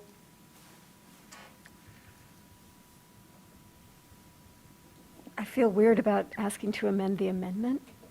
I mean, or wait, it would be amending the, yeah, I don't really know what to do. I don't know One what's being can asked. amend an amendment, but here Yeah. it's a little odd because the amendment is to strike the thing in its entirety. Right. Perhaps we just take that vote, and then if it fails, Then we can Then- yeah, okay, thank you, right. roll call vote, please, on the amendment, starting with me. Mayor Taylor? Yes. Councilmember Iyer? Yes. Councilmember Nelson? No. Councilmember Briggs? No. Councilmember Ramlawi? Yes. Councilmember Hayner? Yes. Councilmember Dish? No. Councilmember Griswold? No. Councilmember Song? Yes. Councilmember Grand? No. Councilmember Medina? Yes. Motion carries. Further discussion, the main motion is amended. Councilmember Hayner. Thanks. It's no secret that I am not a fan of the deer call. I understand that there's been some studies done, and I've read the studies. I've gone to the presentations, I've gone to alternative presentations, and just on and on. I don't believe that the study that we're doing does enough to take into consideration the loss of hundreds of acres to housing, especially in the most affected wards. I don't believe it takes into consideration the location of housing and the complaints that are made about the deer and how our parks are shrinking and how our invasive species are invading our parks. And I guess what I see here is that we have considerations around negative human-deer interactions, which are by and far our fault, humans' fault, and we also have considerations around the biodiversity of our parks. And what we really have is a failure of imagination to look at other ways to do this besides sending people into our parks with guns. And so I'm not going to support this. I don't want to spend money just to have another report that justifies spending money to kill deer. What we really should be doing, and I mean, the 18 whereas clauses aren't helping, and number 13 is just an assumption. I mean, these aren't real whereas clauses in here, a bunch of these, so I just fully don't support the way this is written. We're not thinking in a way that, we act like we're outside the environment that we live in, and we do it in all kinds of ways. This is just about one example of that. I'm up to here with that. We pretend like we can control the environment that we live in, and we don't. And we're not gonna be successful in it. We're just gonna burn through a bunch of money. It's just the way it goes. And if we end up with this call in the thing, it's $140,000, and we're paying $13.50 a deer or whatever, it's ridiculous. I mean, all my carpenters I work with, they can't even believe it. Councilmember? $75 to have a deer process. That's what it costs. Councilmember Dish? I'm not sure which whereas clause you were referring to, if it was the suspending issuing sterilization permits clause that you were concerned about. I counted to 13, but I don't know if I got the right one. It's the one that makes the assumption that, no, it's the one that assumes that the actions we took in previous years there's an assumption that our previous actions of suspending this call has this outcome, and there's no evidence for that. That's but one of many. All of these whereas clauses are drawn from the many documents that we have about the deer cull on many different sides of the deer cull. And the clause says that the deer management program is likely, maybe I could have said possibly, losing ground due to the decision by City Council to defund the program. That is based on the idea that deer reproduce exponentially and on the projections of white buffalo. Without doing vegetation studies, I agree, we can't know whether that is a bogus claim or not, and I would like us to do them because I would prefer that we made these decisions about deer management based on studies of vegetation rather than based on assumptions about crash data and arbitrary numbers about numbers of deer per square mile. Further discussion. Councilmember Ramlowy. Thank you. And I know we haven't formally adopted the policy, the 8-hour rule. It has been mentioned to me anytime I bring an idea to city staff for a resolution, quickly reminded of the 8-hour rule. On that note, what is the budgetary impact to execute the balance of this resolution? What is the budgetary impact? And I imagine this will exceed 8 hours. And my second comment, I guess, is just to push back a little bit on my colleague at the other end of the table, is that we do have an imbalance and inequity of all sorts, whether it's economical or with our biosphere. And in Ward 5, there's a lot of folks who are on both sides of this. And I can just tell you, we are not under the intensive pressure of development as you are in Ward 1, but we are seeing a significant increase of deer in Ward 5. So it's not just from bulldozing trees and building houses. There's a lot more going on than just that. So I guess back to my original question to the city staff, and where does this factor in when you consider the 8-hour rule? Mr. Mahoney, Ms. Prashant?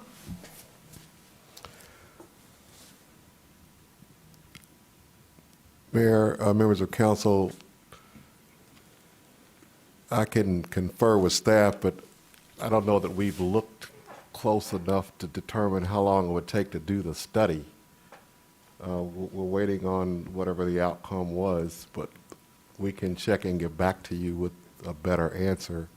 But I would just be guessing to sit here and answer how long it would take for the study to be conducted. Further discussion? I think Councilmember Morello, you've had two on the amendment's over. I believe so. Councilmember Briggs. Councilor Briggs. Thanks. The only thing I just wanted to mention while we were talking about this and considering restarting kind of the deer management program is just that at some point it might be useful to re-examine what our long-term objectives are with this program. For example, I'm a little concerned that in defining the problem, that one of the key issues is deer browsing is adversely impacting the tolerance level of a portion of city's residents and the residential and commercial gardens landscaping on private land. I think at some point it might be useful to revisit some of the policy goals of the program and how much success is measured. Further discussion? Councilmember Romley, if you're confident, then I'll roll with you. I have you as speaking twice, but Thank you, I could be wrong. appreciate the consideration. I was just going to make a motion to postpone this to get an amount that would be required for these studies. Is there a second? Second by Councilmember Hayner. Discussion of the postponement? Okay, Mayor, is that to our next meeting? It is, I believe. Well, I would have to ask the staff, Mr. Mahoney and others, how much time they would need in order to assess the cost of what this resolution asks for.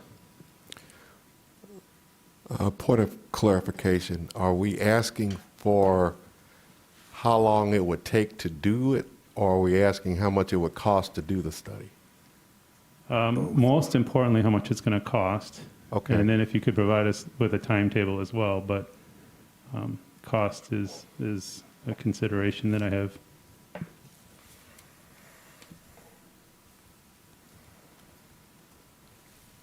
We'd have to look into it. I can't tell you how much it would cost or how long it would take. I'm sorry, the question is how long would you be able by the next? Here? Should be available. Mr. Delacorte is on Zoom. I will get to Mr. Delacorte. The question was with respect to how long would it take for us to have a figure as to the cost of the study. Understood. I'm just, rather than how long it would take to do the study.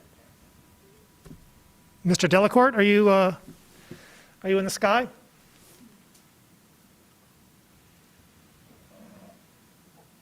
I am here. Excellent. How can I be of help? Question's been asked. Do we have a notion as to how much the requested study would cost?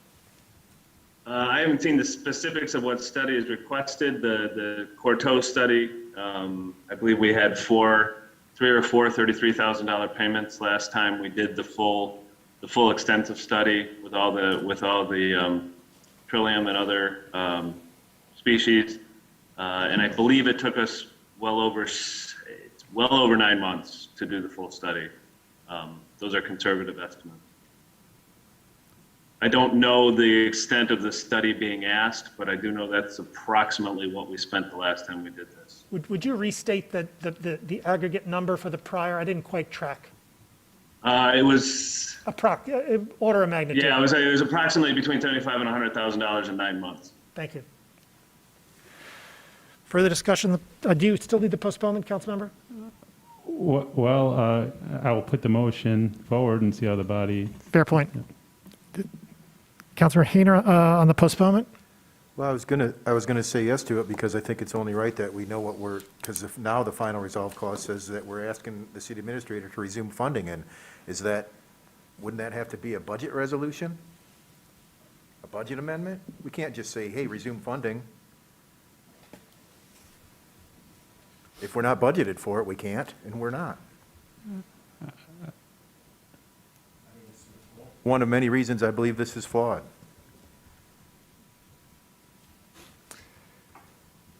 I guess we've had the question in respect is with respect to the postponement. If this postponement fails, I guess Councilmember Hayner, let's roll with that question with respect to the resolve clause. Is there further discussion of the postponement? We'd have to set a date. I'm going to suggest we could probably have a fairly proximate date by the next meeting. Is that? I'm getting a nod. Ms. Beaudry, is that satisfactory? Thank you. Further discussion of the postponement? Roll call vote, starting with me. Mayor Taylor? No. Councilmember Iyer? No. Councilmember Nelson? No. Councilmember Briggs? Yes. Councilmember Romlawi? Yes. Councilmember Hayner? Yes. Councilmember Dish? No. Councilmember Griswold? Yes. Councilmember Song? No. Councilmember Grand? No. Councilmember Medina? No. Motion fails. Further discussion of the main motion? Councilman Hayner, I do have you as having spoke twice here. I'll take your question. Can we have the question's been raised with respect to the last resolve clause. Is that consistent with budgetary practice, Ms. Prashant?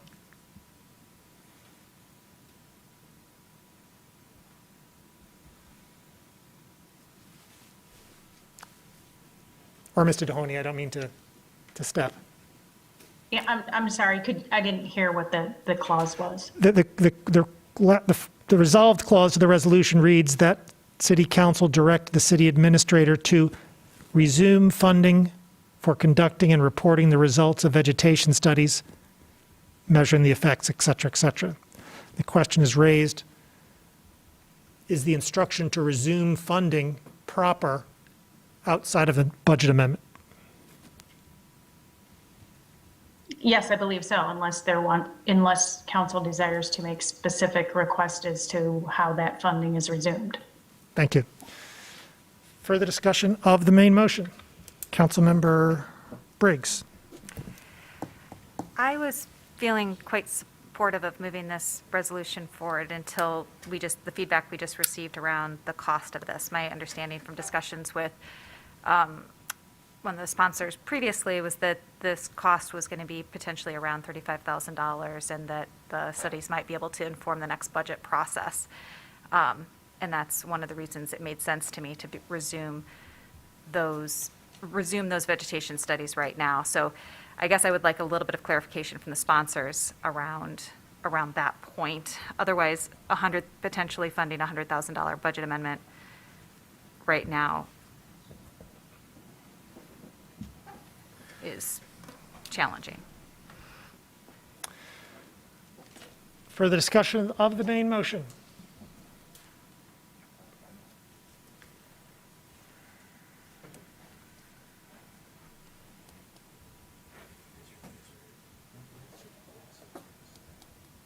Councilmember Briggs, do you have a staff question? I mean, I didn't quite catch what you were Well, doing. I mean, it's a question for the sponsors that brought this forward because I thought that they, it's potential. I mean, I think we've heard the staff response on this. I guess I would welcome a response from the sponsors in terms of why it's important to move this forward right now. I think, Well, are we allowed to answer that? you've already regrettably have spoken twice yeah. in the matter. I guess, is there anyone else who wishes to speak to that question or that inquiry? Councilmember Grand.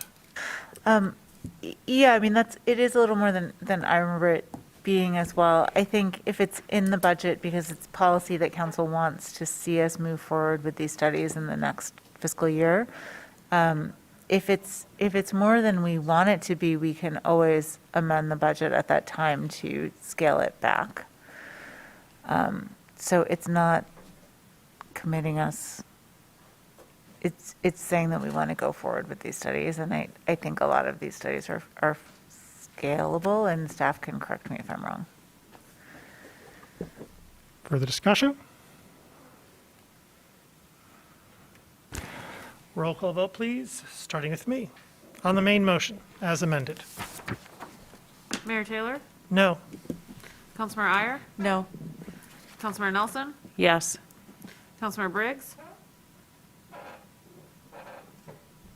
No. Councilmember Ramlawi? No. Councilmember Hayner? No. Councilmember Dish? Yes. Councilmember Griswold? Yes. Councilmember Song? Yes. Councilmember Grand? Yes. Councilmember Medina? No. Motion fails. DC2, resolution requesting a corrected version of Attorney Jennifer Salvatore's third independent investigative memo, moved by Councilmember Griswold, seconded by Councilmember Hayner. Discussion, please, of DC2. Councilmember Griswold. I want to read the first whereas clause, and that is Attorney Jennifer Salvatore has an excellent reputation. This resolution is in no way about the reputation of our attorney.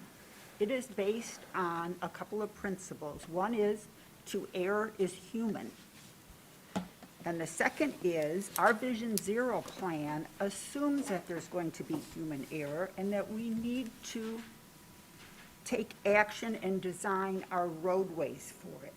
So at the point where errors in the report were suspected, and I will apologize, maybe I should have used the term initially, possible errors to be further explored. I think that there's public information that clearly shows some of those errors. I have sent an attorney-client privileged email to Attorney Kevin McDonald as requested this evening, and that would allow us to either, one, waive attorney-client privilege and discuss the error that I identified, or go into closed session.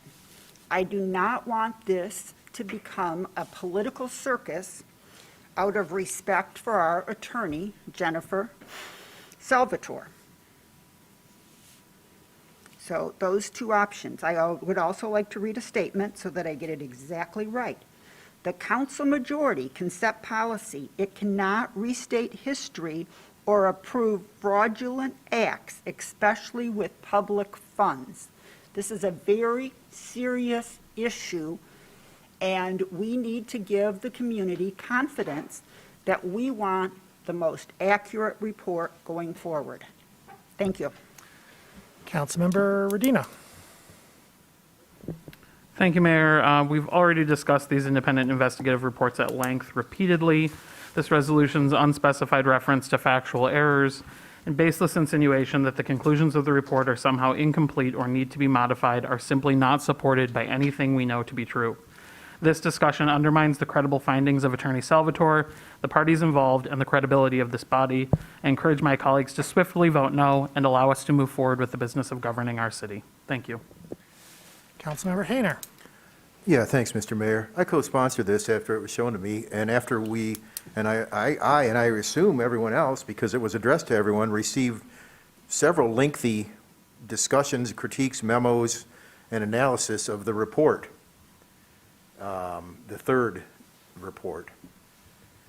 And then if you took a look at those and you went back and read the report again in light of what was being said, it kind of made it more understandable. I didn't understand it at all when I first read it. It didn't make any sense to me, and now I see some of the reasons were illuminated by that memo that we all received.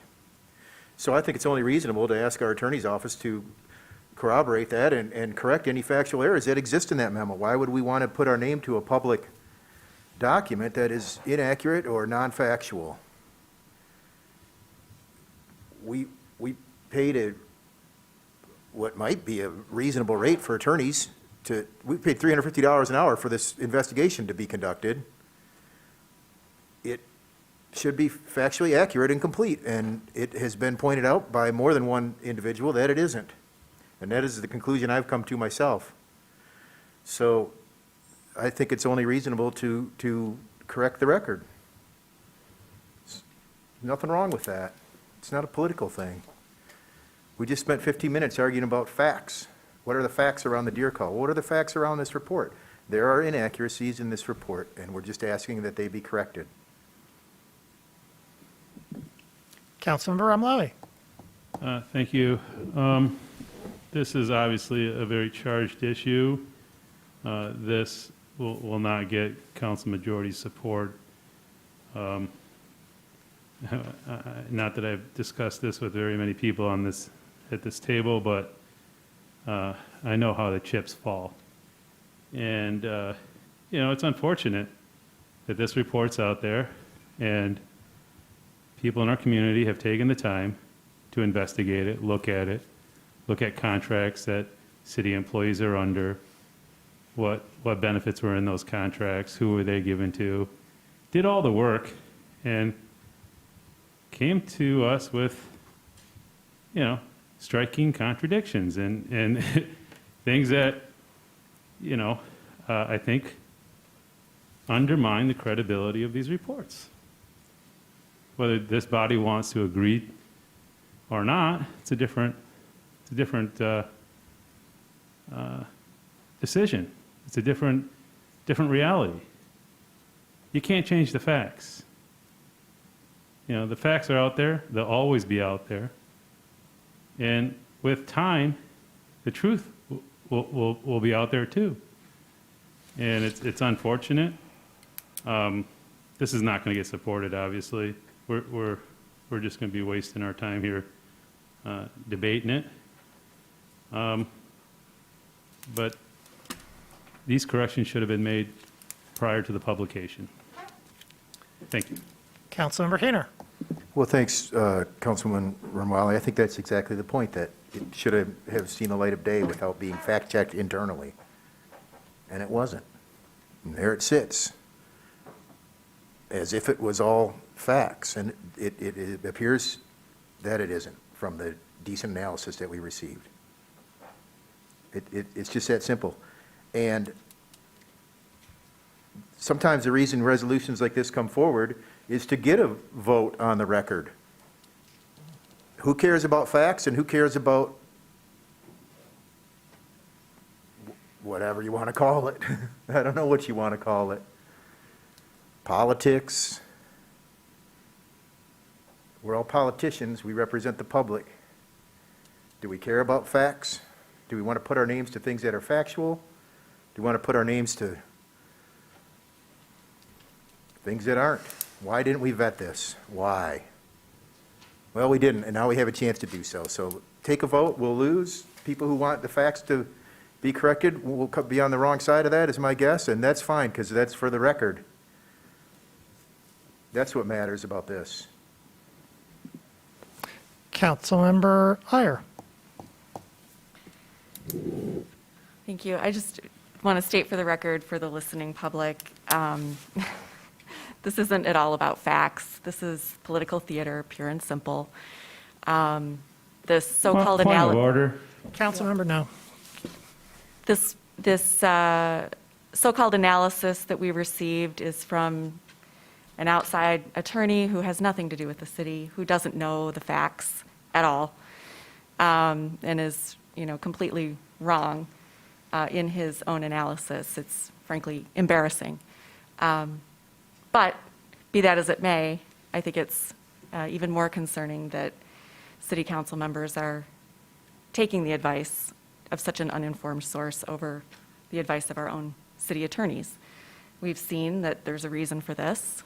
They don't like the results of the investigation because it makes them look bad. That's what this is about. We need to just move on, cut the drama, I have a point of and let's order. just move on. I have a Councilmember? point of order. Nothing in this, my name isn't mentioned in this report. What could possibly make me look bad? Councilmember? That's a personal attack. It's not a personal attack. Your name was not mentioned. As a Councilmember sponsor Griswold. of the resolution, it is. I have a question for either our city attorney or Kevin McDonald, Attorney Kevin McDonald, who I am told is the point person for this, and the person that I sent my attorney-client privilege communication to earlier today. I'm wondering if it's appropriate to go into closed session or to waive attorney-client privilege so that we can discuss one of the facts. No, it would not be, you can't go into closed session without a written legal analysis or other things. So you cannot just go in under closed session. It would not be appropriate to do so. Could we request that written legal analysis for the next council meeting? The whole body could, but it's just something that's unnecessary here. And, I appreciate your concern. I've asked for specific facts and. And I have provided them. Well. Yes, I did, today. I can get into that, and I'm not going to. And so the short answer is no, you can't go into closed session. Okay, I just want to state for the record that this has nothing to do with politics. This has to do with facts.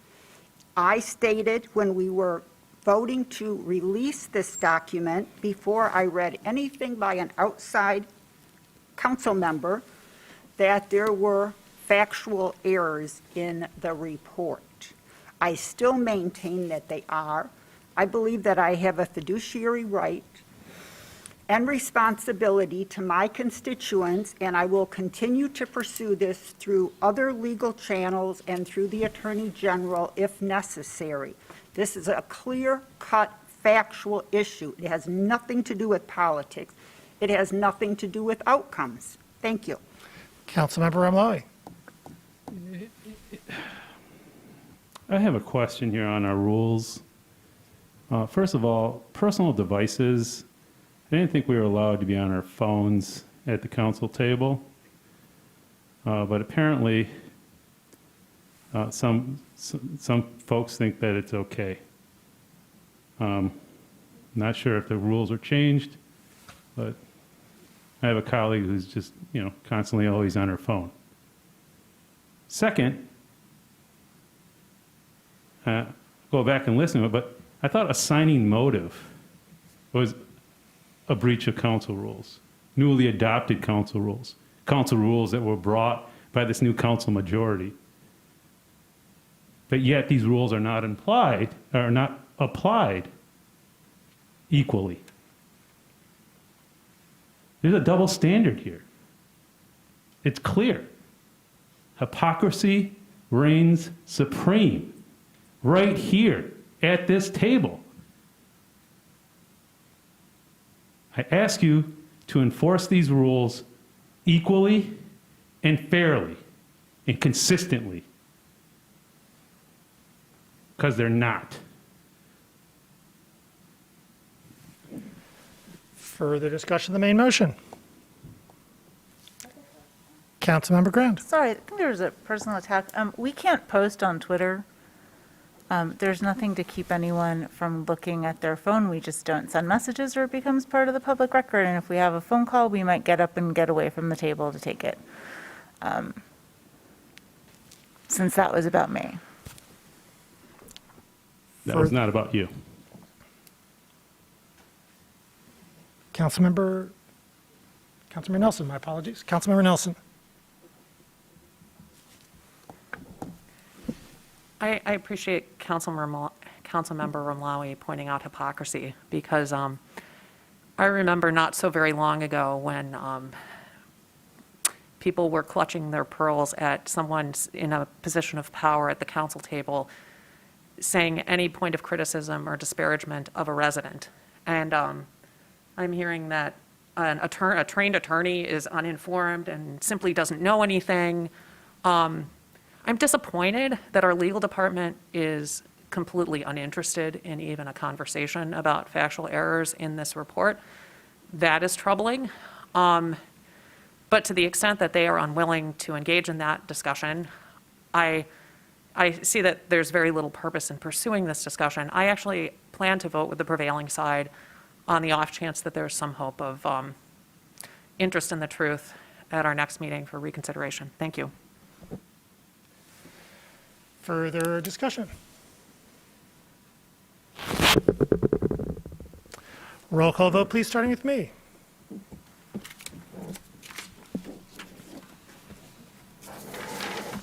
Mayor Taylor? No. Councilmember Iyer? No. Councilmember Nelson? No. Councilmember Briggs? No. Councilmember Ramlawi? No. Councilmember Hayner? Yes. Councilmember Dish? No. Councilmember Griswold? Yes. Councilmember Song? No. Councilmember Grand? No.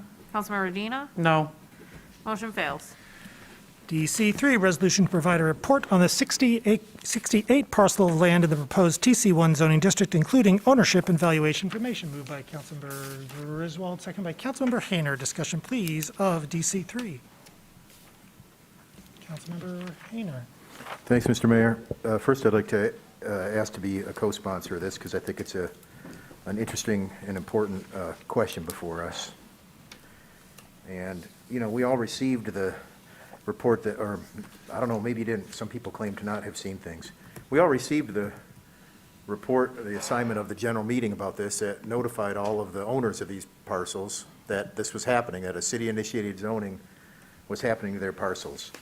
And, you know, that contained the list of owners, such as they are. I mean, as with many real estate transactions, the actual ownership is hidden behind a LLC or something is formed. There's nothing nefarious about that. But what is going on here is that we have a city-initiated rezoning that's going to create huge potential for creation of wealth on these parcels. And because we aren't asking, and we had the opportunity to, and we passed on it, because we aren't asking for any kind of concessions whatsoever in future construction on these parcels. We're not asking that they be carbon neutral. We're not asking that they be environmentally sound in any way, that they be pedestrian friendly, they be anything. We're not asking for anything but standard building practices in this TC1. It would be nice to know who's going to go along with this, and perhaps, you know, who these owners are, and we can do our own politicking out in the community, and we can say, hey, would you mind, whoever owned 14 of these, which was easy enough to identify with the Lara lookup, how about considering of your own goodwill, of all the wealth we're creating for you, that whatever building you put on there is carbon neutral if you plan to have it still standing in 2030. Because that's our 820 goals. That's our goals as a community. And so I don't think it's the worst thing to say who owns these, clearly who owns these, and who are we creating wealth for, and giving us an opportunity to try and understand what might happen with these parcels that is a city-initiated rezoning. It's just not too much to ask. And, you know, I've done some digging on my own. I'm sure other people in the community have, and I get a sense of who owns quite a few of these. There's 3 or 4 groups that own quite a few, including the University of Michigan. So it's not a big deal. We were in a meeting last week, and we, with our assessor and some other folks at the staff, and they already know what the base land value is of this property. They have a land value map for every single parcel in the city, and it would be nothing to put a multiplier on there based on the potential redevelopment, say, a minimum, middle, and maximum redevelopment based on the location. I think it would be quite simple to do so, and I think it's appropriate that we ask. Further discussion? Councilmember Griswold. I wanted to provide some background regarding the comprehensive plan. And one of the components of it is the State Street Corridor Plan from 2013. There were a couple of options we had rather than just have a city-initiated upzoning. One of them is that we could have updated the State Street Corridor Plan with more specifics, and then we could have allowed property owners to request upzoning, as is a normal process. Another thing, we could fast-track our comprehensive planning process so that we could have transit corridors on many of our main streets. I would support that because I've already introduced a resolution that's been sent to commissions regarding additional housing for the University of Michigan students and workers. We just learned that the University of Michigan owns some of the land in this area, which would be ideal again for students and workforce housing. Both of those options would get us to an endpoint faster than what we are proposing. which is simply to have city-initiated upzoning for a select group of people. I'd like to mention two problems with this plan, and if I'm almost out of my time, I can defer to others and come back. You've got a minute 20 left. Oh, okay. The overall corridor recommendations on page 9, CE1, evaluate the feasibility of using vacant or underutilized parcels for alternative energy generation. I assume that would include geothermal. CE2, incentivize. That's an important word because we are not doing any incentives. We've said, no, we don't need to do incentives here. Incentivize more stringent energy efficiency standards that encourage all new buildings to have solar-ready rooftops. And CE3, encourage the addition of plug-in electrical vehicle recharging stations in new and existing developments along the corridor. We are not even doing the very basics outlined in the 2013 plan for the State Street corridor. And I find that extremely disappointing. Not only that, it's not consistent with our A20 goals. Why? What would be our motivation to do this giveaway and say we don't want to know how much wealth is being generated? Because my guess is so much wealth is being generated, we could do all this and everything in A20. Thank you. Councilmember Ramlawi. Thank you. This, just like the prior motion, will go down in flames. Not that I completely opposed to it. I do think it's has its shortcomings. I think it's myopic in looking at just one aspect of the failures of the upzoning of TC1 in this instance. This, my community and my friends in this board, this is corporate welfare. This is corporate welfare being brought to you by a progressive council. When we had the opportunity to embed our policy, our pledges, and our goals into this upzoning, we failed to do so. We said we're going to let the market bring us those things. When we put our hands in the air and we say we can't do anything about affordable housing because we can't have inclusionary zoning. We can't do, our hands are tied. Well, they weren't tied here. But guess what? We sure acted like it was. This is a giant transfer of wealth. Wealth to certain individuals, and we get nothing in exchange. Nothing.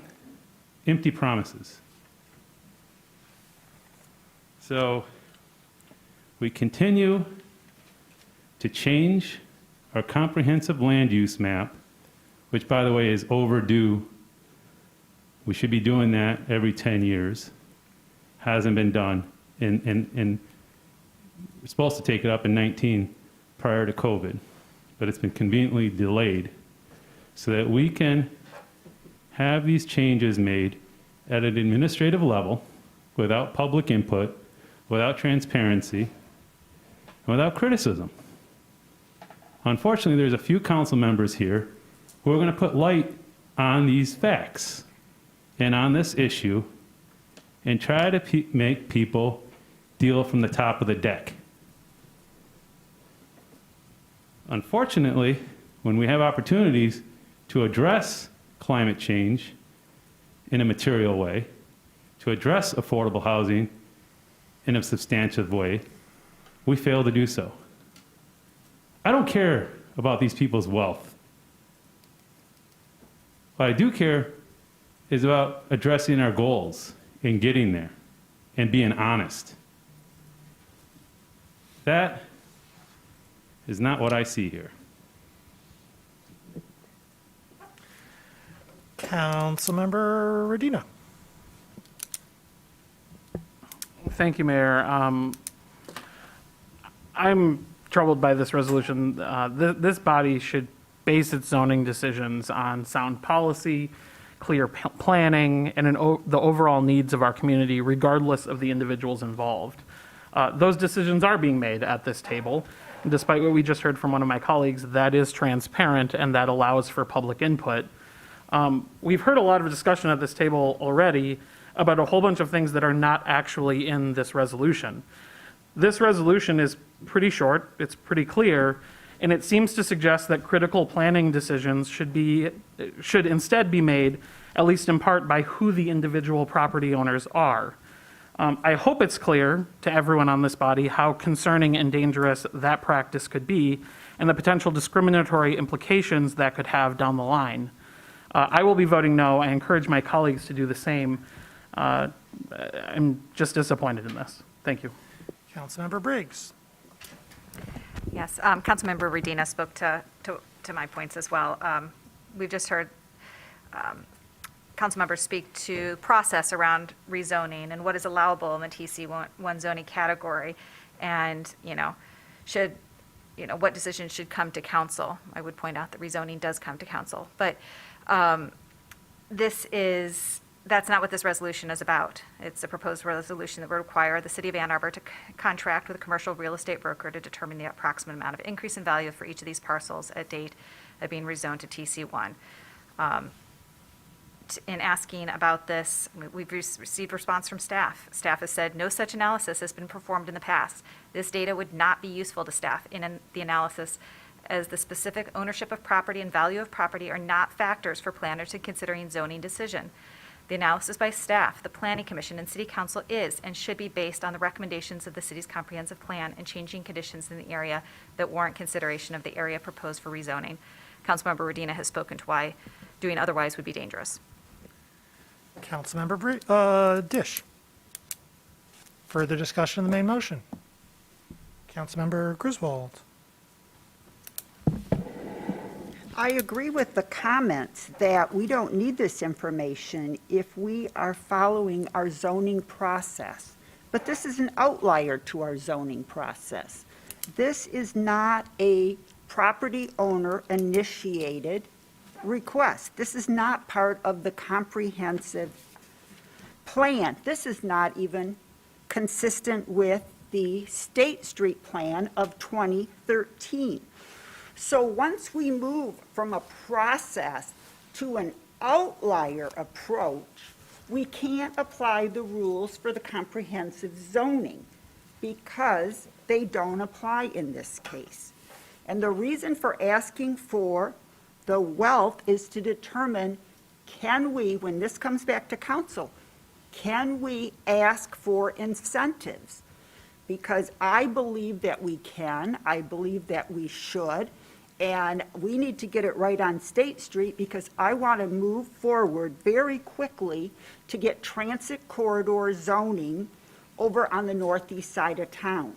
If we get it wrong, that could undermine our ability to move forward with additional transit corridor zoning that is critically needed to add density on the northeast side of town. Thank you. Councilmember Hayner. Yeah, thanks. The big argument for a lot of things that we seem to do around planning is that, hey, don't worry about it because it's going to increase the property taxes and there's more tax money, more money in the city's coffers, But because we left out so much that we could have put in as incentives here, there's no way the tax money is going to make up for that. But because there is the potential for huge growth on these parcels, and there is a potential for an increase in the tax revenue coming to the city, isn't that reason enough to know what these are going to be worth or could be worth in the future? If we were really taking a long-term look at planning and budgeting and we really had some long-term vision at this table, we'd want to know what the potential value and taxable value increase would be. We'd want to know these things, but for some reason we don't want to know it. We're making out like it's some kind of, oh, don't look the other way. Why, how dare you ask, Well, I dare ask. I want to know what the taxable value increase is for every property in this city. And there's nothing special about these, 68, 69 people. Saying who they are isn't any different than somebody I mean, it isn't any different than somebody bringing an individual parcel rezoning before us where we have their name and address and a map and everything else. It's no different than that. It's just we're doing it in a mass way, and we're doing it outside of any kind of reasonable and regular process. These kinds of rezonings, mass rezonings around our city, belong inside a comprehensive land use plan review. That's just the facts. This is outside of the norm. And everybody can shake their heads and say this and that about it, but that's the truth of the matter. There's no precedent for doing this. It doesn't meet anything that's in place. And if that matters to you, Councilmember. we can go down that path and see all the other things you've skipped over as a body. Councilmember Nelson. Thank you. I think, well, my first remark is that this is actually in my ward, and I need to comment that this is actually a really appropriate place for redevelopment. It's a really appropriate place to start with in terms of transit-oriented development. Starting there, though, this is very much like DC2 in terms of, the horse has left the barn. These are the questions that should have been asked long ago. And I am reluctant to support this only because the questions that it asks are really questions that the community should ask. And there are facts out there that can be found not by this body, not by city staff, and there are questions that the community can ask. Dots to connect, which I'm sure a handful of people in the community would love to refer to as conspiracy theory, but there are facts out there. And so I don't really think it's the city's job to do this. I'm intrigued that we've gone to the level of using the word discriminatory to describe the curiosity that we all should have about the implications of something like this. I appreciate the remarks of Councilmember Hayner and Councilmember Griswold pointing out that it's relevant to understand the increase in value in these properties, to understand what could have been asked for and what wasn't asked for. But again, those questions weren't asked. The fact that they weren't asked is relevant information for this community to understand, but it's too late. It's really too late. And I look forward to the redevelopment of South State Street. It's where it should happen. It's going to be a good thing moving forward. I think there will be an opportunity for people to look back and say, why did it happen that way? But at this point, and this body second-guessing it in this way, I can't support it. Thanks. Councilmember Grand. Thank you. There have been lots of other types of rezonings I can think about. The overlay districts that were done in the downtown where we had D1 to D2, we didn't ask who those property owners were and what would be the value of their property being either up or down zoned. This is highly irregular, and there's a reason why many are suspicious of why this would come forward, because it is irregular. This isn't how we do things. And, if you really want to find out, that's basically public information. I also just think that some of the accusations about the process that we followed for TC1, which has been a fairly popular process, we've had a lot of support from the public. There's been a desire in our planning documents for some sort of transit-oriented development for a long time, so it didn't just come out of nowhere. And it went through extensive review by the Planning Commission, and it had public input before it came to council, and now each district is going to go through, again, Planning Commission and coming back to council. So I think there's a lot of process here. It's the kind of development that many people want to see, myself included. I'm a little upset about what I see as an effort to, potentially demonize those who want to make the kinds of investments in our community that we want to see. Housing, mixed-use development that connects to transit, housing that will, because of its location and the density allowed, will likely be more affordable. So, these are goals that hopefully many of us share, and I'm honestly disappointed that we've spent so much time talking about it, so I will not contribute further to this conversation. Further discussion. Councilmember Amlawi. Thank you. I'll try to look forward instead of looking backwards at this point. I think there is value to understand the increase in value of these properties for future decisions. for future rezoning. So we understand the value that we're giving these existing owners in exchange for promises and hopes. But we need to get beyond that and have some concrete development into getting to our goals of affordable housing. One thing I do know and experience is that once D1 and D2 went into effect, downtown became less affordable. Air rights became more valuable. Ground level floors increased in rent. Local businesses soon disappeared. So when you increase property values, you increase rent. So it's counterintuitive. I know it's difficult to get where we want to go, but just understand that increasing property values increases rent. So we need to embed what we want tomorrow to look like in future rezonings of property. We cannot just leave it to the goodwill of folks who are coming into our community. They're coming into our community because there's a lot of money to be made here. There's a lot of communities to go to. People with big money are looking for investment opportunities. It's like water likes to find its level. So does money. And they're looking for the biggest bang for their buck.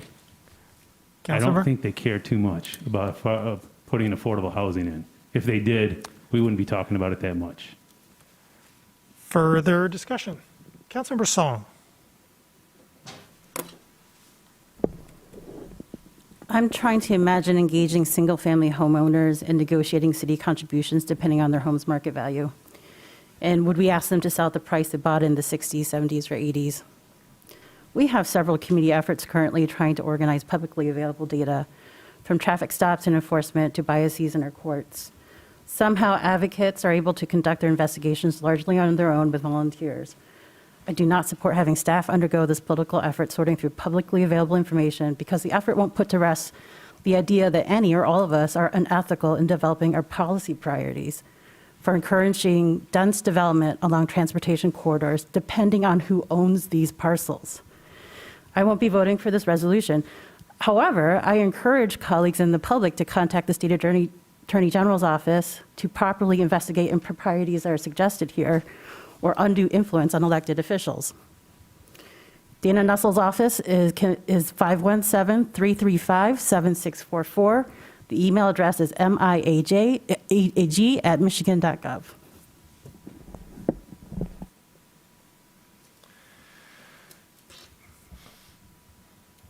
Further discussion?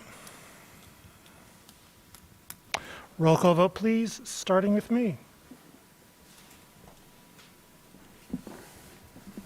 Mayor Taylor? No. Councilmember Iyer? No. Councilmember Nelson? No. Councilmember Briggs? No. Councilmember Ramlawi? Yes. Councilmember Hayner? Yes. Councilmember Dish? No. Councilmember Griswold? Yes. Councilmember Song? No. Councilmember Grand? No. Councilmember Medina? No. Motion fails. DC 4, resolution to amend R 21395, approving a professional service agreement with DLZ Michigan, Inc. for engineering design services for the East Medical Center Drive Bridge Rehabilitation and Widening Project, moved by Councilmember Dish, seconded by Councilmember Adina. Discussion, please, at DC 3. Councilmember Dish. Thank you.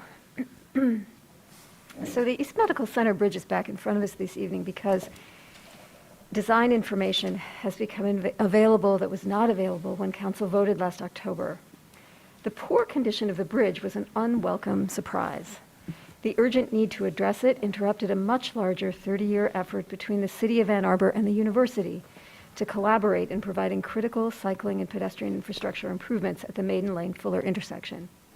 The city and the university have been working together for roughly 30 years to address the urgent need to make that intersection safer for pedestrians and cyclists. The university has agreed to participate in that capital infrastructure project. It will participate in realizing the east-west pathway beneath the East Medical Center Bridge and it will participate in the B2B trail. The university put these commitments in a memo addressed to City Administrator Dohoney. There are no specific cost share numbers in that memo because there are no designs for these projects yet. The university has also committed to pay 50% of the cost of rehabilitating the bridge, regardless whether City Council agrees to let the widening go forward or not. That's another recognition that the city and the university share a concern and responsibility for maintaining critical infrastructure.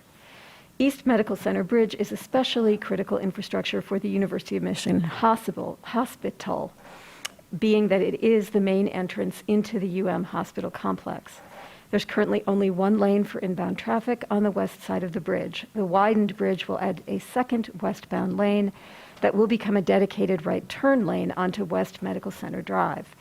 That serves the needs of patients who come to Ann Arbor for medical care. It serves the essential workers who are employed by the largest employer in the state of Michigan. The design also provides for cyclists and pedestrians. The widened bridge will include a 14.5-foot shared use pathway on the east side of the East Medical Center Bridge, where there are no major curb cuts. It is correct that the sidewalk on the west side will be narrowed to 8 feet. Although the west side is not preferred for cyclists and pedestrians because of the curb cuts and conflict points, people do use it because they do not currently have safe passage to the east side. It is critical to accelerate the east-west pathway underneath the East Medical Center Bridge in order to provide that safe passage. Could this design be better? Undeniably, yes. Is it a worrying setback to future pedestrian and cyclist infrastructure? I trust the city's transportation staff would have raised an alarm if it were. I haven't heard that alarm from them.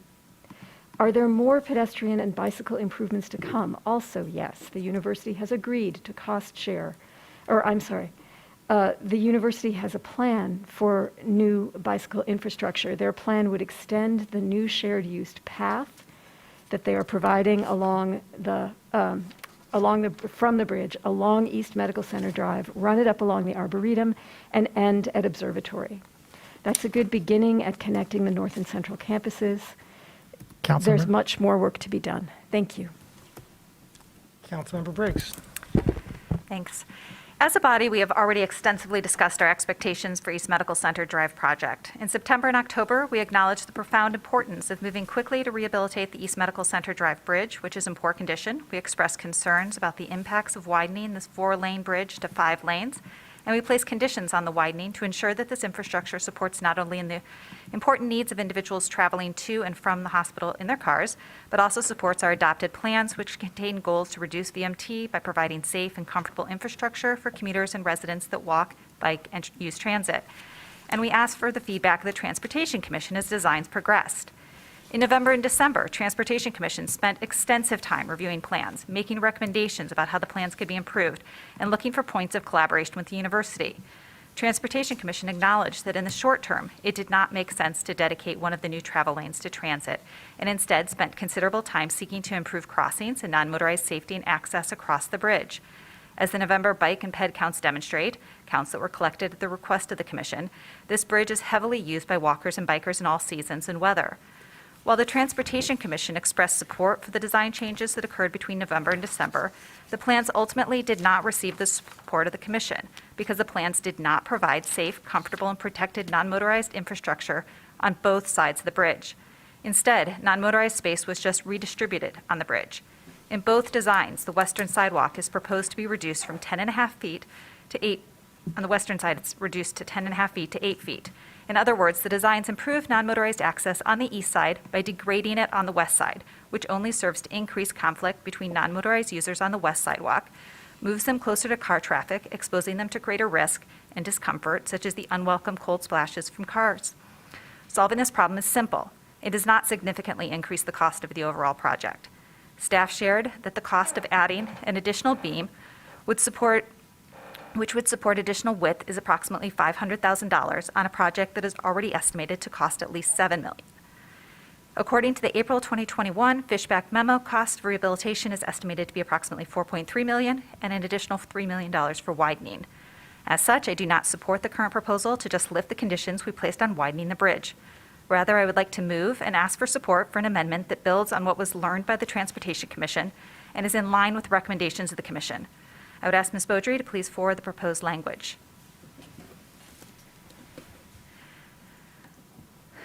While she's forwarding it, I'll read it for the public. The proposed amendment states, resolved, City Council directs the city administrator to proceed with bridge rehabilitation as quickly as possible without widening if a final design that provides safe, comfortable, and protected non-motorized facilities on both sides of the bridge, 14.5 feet on the eastern side and a minimum of 10 feet on the western side, ideally more, cannot be agreed upon with the University of Michigan.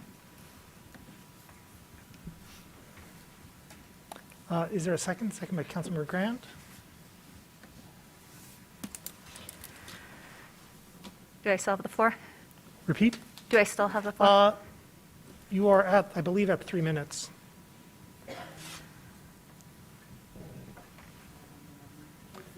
I'll take your 3 minutes on the main motion and give you on the amendment, give you Okay. one, first speak on the amendment, if that's all right. That's perfect. Thank you. So if this amendment is approved, I'm happy to vote in favor of the other proposed changes to our October resolution. It's important to note that the city's plans do not call for widening this bridge. Our CIP called for rehabilitation. City staff has expressed no concerns with simply rehabilitating the bridge and not widening. The desire to widen this infrastructure has come from the University of Michigan. They have stressed the desire to widen the bridge to support the growth planned at the medical campus and create flexibility for future infrastructure investments. They have also stated that they have no plans to add additional employee parking at this location. That means that current and future employees will be competing for scarce parking. As such, in addition to the increase in patients driving to this location, we can easily predict an increase in the number of employees who will need to bike, walk, or use transit to get to their jobs. Further, with this increases in housing density nearby, targeted at a university demographic, we are enabling more people to easily bike and walk. This is good, and it's consistent with our recently adopted carbon neutrality plans and transportation plan. However, there's a reason why council has been inundated with communications pleading that the bridge not be widened or not to be widened without significant improvements to the proposed design. We have heard from many residents who frequently bike and walk through the area and/or to the medical campus via the bridge. We have heard from representatives of all our transportation advocacy organizations, from nurses, from urban planners, from U of M faculty, staff, and students, from GEO, and all are sharing similar concerns. They do not feel comfortable or safe using the bridge today. Some have been hit by cars in close proximity to this project, as we heard from Bethany tonight. Others have had close calls. Adding another lane will make it more dangerous for them, and it will make it more difficult for future users. And the proposed designs do not appropriately mitigate for this additional risk. Please note that we have not heard from one resident calling for us to remove the conditions on widening. University officials are asking us to remove all conditions we placed on widening the bridge and to move forward with the designs that were rejected by the Transportation Commission, designs that were rejected because the Commission concluded that the plans would decrease the safety and comfort of non-motorized users. As one urban planner wrote to us, this project design provides for the future capacity of motorized vehicles without addressing the present needs of safety and access for people bicycling and walking. The design of this bridge should communicate a commitment to advancing the public health, sustainability, and equity goals the university and city share, but the current designs fall short. The solution is simple. If the university remains interested in widening the bridge, they need to be willing to make the modest increases to their project budget to create safe, comfortable, and protected non-motorized facilities on both sides of the bridge. I welcome any questions you may have. Councilmember Dish. I had submitted some questions this morning as information items, and I'm wondering if Mr. Hutchinson is available to answer them.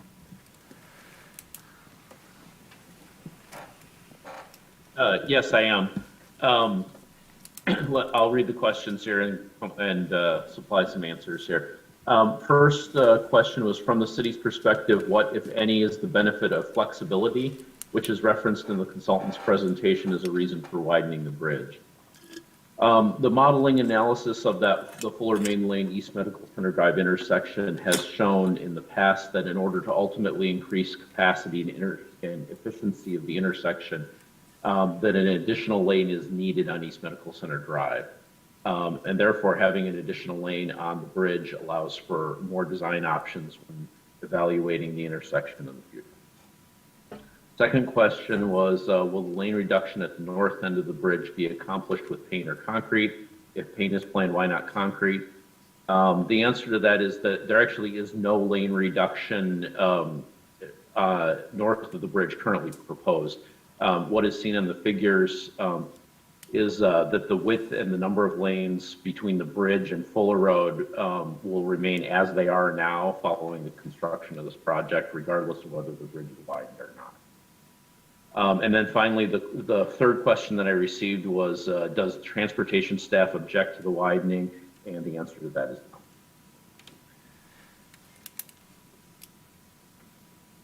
Councilor Dish, you still have the floor on the amendment. Councilmember Excuse Hayner. me, I didn't hear his answer to the last question. No, okay, thank you. Councilmember Hayner. Yeah, thank you, Mr. Mayor. I had to go back and look at my notes and how I voted about this. Like, this has been a while, And I voted to move forward the planning, and I was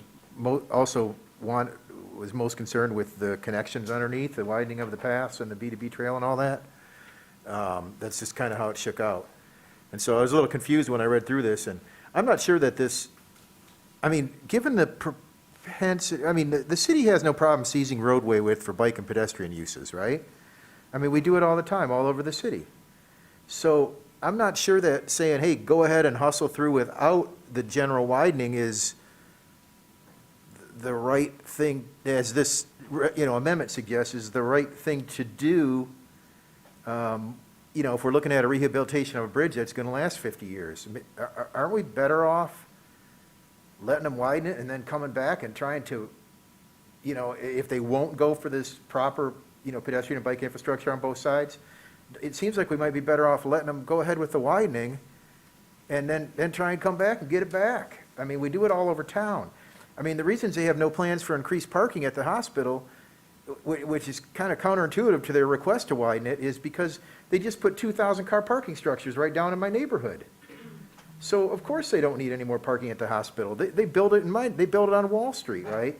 And so, I wish everybody had been there banging the gong against that when we were trying to fight that as a community. But so that's why I don't understand why they're not interested in creating more pedestrian, because people are driving right past my house every day to park in those two 1,000 car parking structures down there on Wall Street, and then I assume they're walking to the hospital. So I don't get why they wouldn't want to have proper pedestrian facilities on both sides of that. It's very hazardous. But I'm not sure that this is the right way to go about it. So I just wanted to share my thoughts with the body, and I just don't know what to think. I think it's a poor alternative to not do this bridge properly for what our 2030 plans are, what the university 2030 plans are, and so on.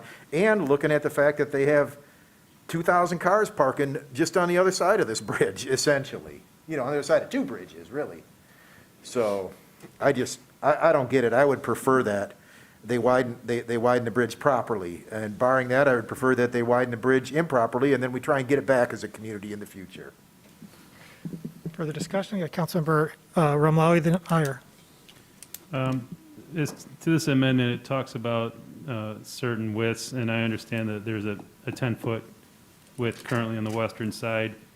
On the eastern side, this is calling for 14.5 foot. Is that what currently exists today? So Currently, on both sides of the bridge, the sidewalk is 10.5 feet wide presently. thank you. And if we were to not approve widening the bridge under the auspices and agreement that have been entered to this point with the university, would there be an improvement made to the eastern side that's being proposed with the widening of the bridge?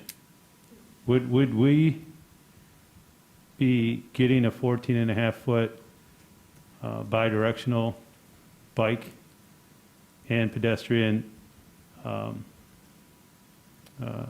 improvement on the eastern side if we did not, if we just went ahead with just rehabbing the bridge? We just rehab the bridge. Are we going to have any safety improvements at all? We haven't really discussed how we would, if the widening didn't happen, how the sidewalks would be distributed. There's 21 feet total of sidewalk space available out there right now. So it could be redistributed in different ways than it is now. But if we if we redistributed that 21 and 21 feet so that we had 14 feet on the east side, then that would shrink the west side down even further than what is currently being proposed. So I don't have a definitive answer on how we would go about doing that yet, but there would be trade-offs. I appreciate that. So the overall, we would be seeing improvements in pedestrian and bike safety with the widening of the bridge versus a rehab, from what I understand,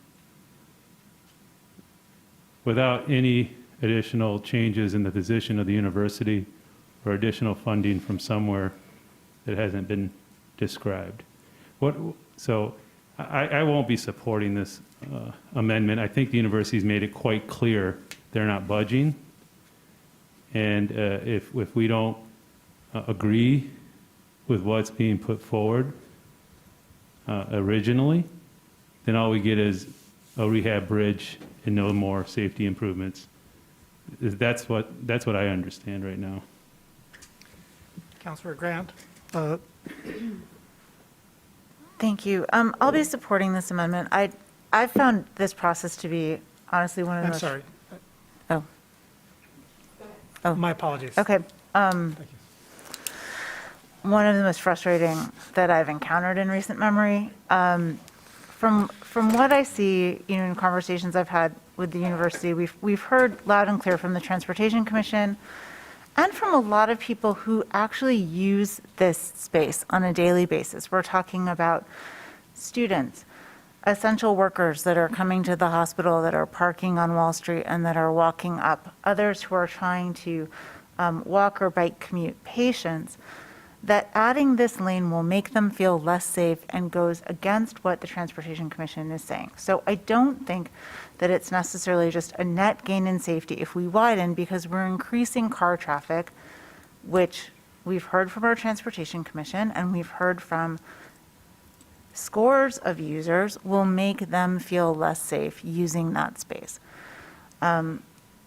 Many of us talked to representatives from the university and tried. What I really see this is a compromise. Right now we have an offer from the university that says, we will pay for you, from my perspective, for something that goes against our goals, but we're going to pay for all of it. Okay, that's not so terrific from my perspective.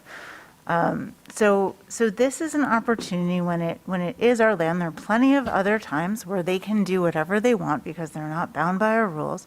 But this is one time where we're just trying to come up with a reasonable compromise. We're not asking for pay for 100% of the path, although I did ask the university for that.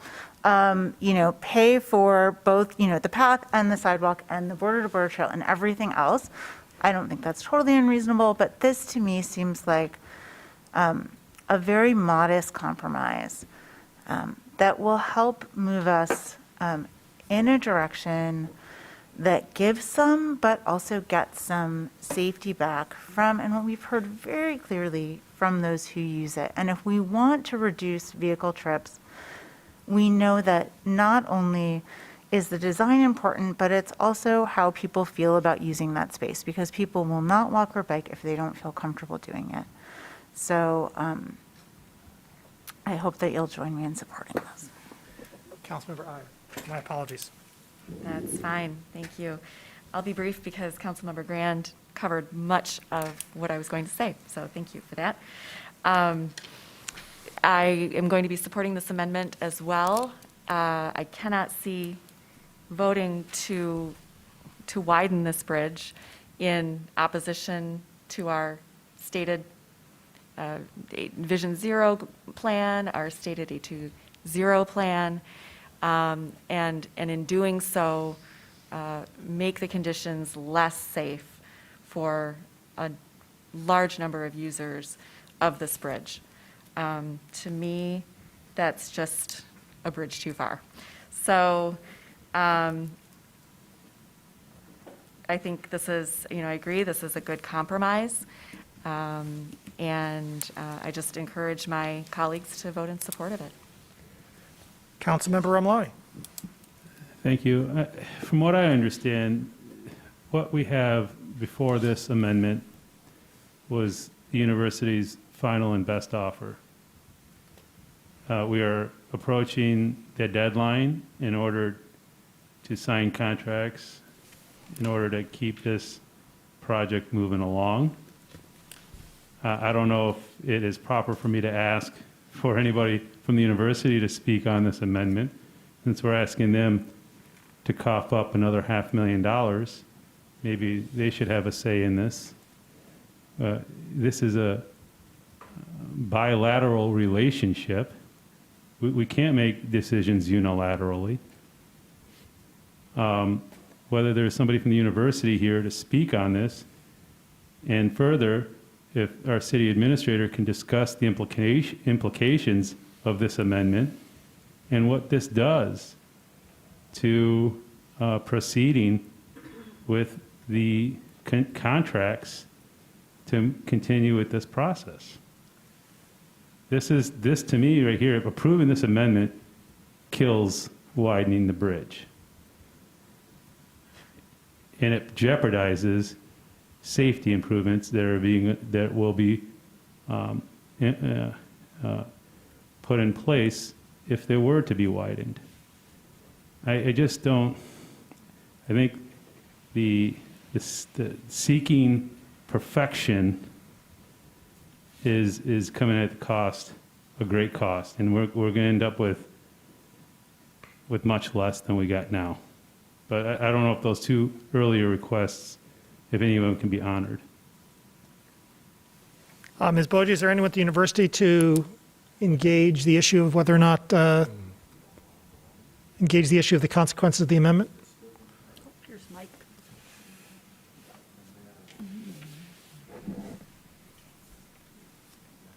Mr. Ng, welcome.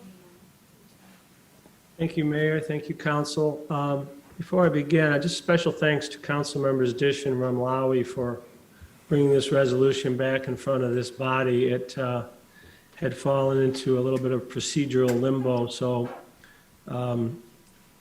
the one thing everybody agrees on, that we have to make a decision this evening, either to widen the bridge or move forward. So again, thanks to those two members of the council. I'll be brief. This is a 20 to 30 year decision, regardless of how it goes this evening. But it is not accurate to say that we are creating unsafe conditions. The byproduct of this, if it is widened, will be a two-way bikeway on the east side. This is in line with the 2013 city's transportation plan. It is in line with what your consultant, it's a part of your packet, there are emails that, which supports both the case for the bridge widening and the non-motorized transportation paths. I think there's either a video or a slide package, and then there's emails. But it's important to note that this north-south access, it's been kind of taken for granted since we've started talking about this, since this was last heard in October. This was not on any of the previous plans. Mr. Reed, I'm sorry to interrupt. Can you get to the council member's question with respect to the consequence of the proposed amendment? And I recognize that you may not have it in front of you. Do you need the amendment articulated? No, I do not. We are against the amendment. We are against any additional money spent. And the reason why, Mayor, is if the city were to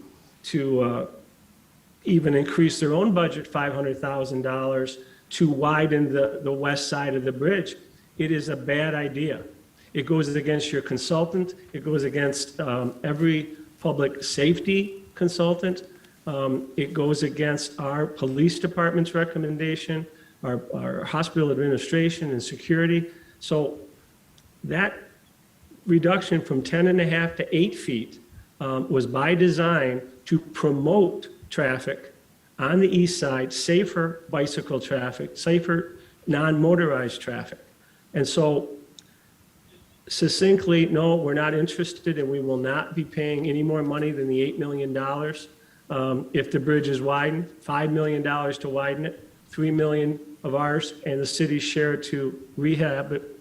So $8 million is a lot of money, and we're simply not going to put any more resources toward it when it's in what the council, some of the council members talk about, and what some of the earlier speakers during the public speaking portion of it have consistently said is that you need more bicycle traffic on the west side. It is simply not safe to do that. And the city, to promote that, is just wrong. And as much as the passion for the enthusiasts have for this, there is no bearing. The experts all say increased bicycle traffic on that west side is a bad idea, and the university cannot and will not support that. Thank you. Mr. Mahoney, I think you also had an inquiry from the council member. I would defer to Mr. Hutchinson to speak beyond that. Thank you. I don't have anything to add beyond that. I think Mike, Mr. Rain here spoke about what the consequences of the amendment would be, so I don't have anything additional. Thank you. Thank you. I got Councilman Redina. Thanks, Mayor. Unfortunately, I'm also not going to support the amendment tonight. I fully support our efforts to design our infrastructure for safe use by all modes of transportation, both motorized and non-motorized. As we've heard, with this, we get some of that improved cycling and pedestrian infrastructure on the east side of, with this widening, that we wouldn't get if the widening weren't happening. I also support, as part of my desire to see safe modes of transportation of all kinds, expediting our design and construction of the east to west non-motorized pathway beneath the bridge and redesigning the Fuller Road intersection with adequate pedestrian and bicycle safety measures in place. In my conversations with the university, I understand that they plan to be at the table as a partner in both of those projects as planning continues and plans are developed. My priority is, and always has been, ensuring that the bridge, which is in poor condition, is rehabilitated. That doesn't seem to be in question tonight, but in this specific case, both the university and city's transportation staff feel that bridge widening provides the most design flexibility as we plan for future transit at a site that is a major regional hospital system with a lot of traffic coming in and out of the city. While I would absolutely like to see the university or the city be able to step forward to provide additional support for enhanced non-motorized infrastructure, I can't support this because, as we just heard, this is a non-starter with the university, and as a result, we would lose the improved infrastructure on the east side simply by encouraging, as we know, increased pedestrian and cycling traffic on the west side, where there are significant curb cuts, traffic turning in and out. As we heard, this was by design, and so I'm going to trust the advice of our city transportation staff and move forward with plans for flexibility here in the future. Councilmember Nelson. I'm sorry, repeat.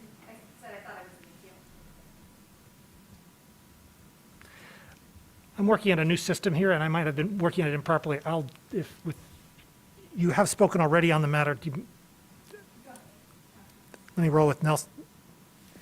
Thank you. I appreciate the remarks from Councilmember Redina, and I just want to point out that the framing of this conversation is really troubling to me because we seem to be giving equal weight, or some of my colleagues are giving more significant weight to commission members as opposed to data-driven experts from our city staff and consultant. It's just very strange to me. And cycling is a really challenging topic because we all approach it from different comfort levels. And so when I hear people talk about comfort levels, that is a really soft and squishy conversation. I mean, as an example, in Ward 4, I frequently bicycle across the Stadium Bridge in the bike lane, and I also frequently see people talk about that bike lane as feeling terrifying and frightening, and I would never bike in that bike lane, I always bike on the sidewalk.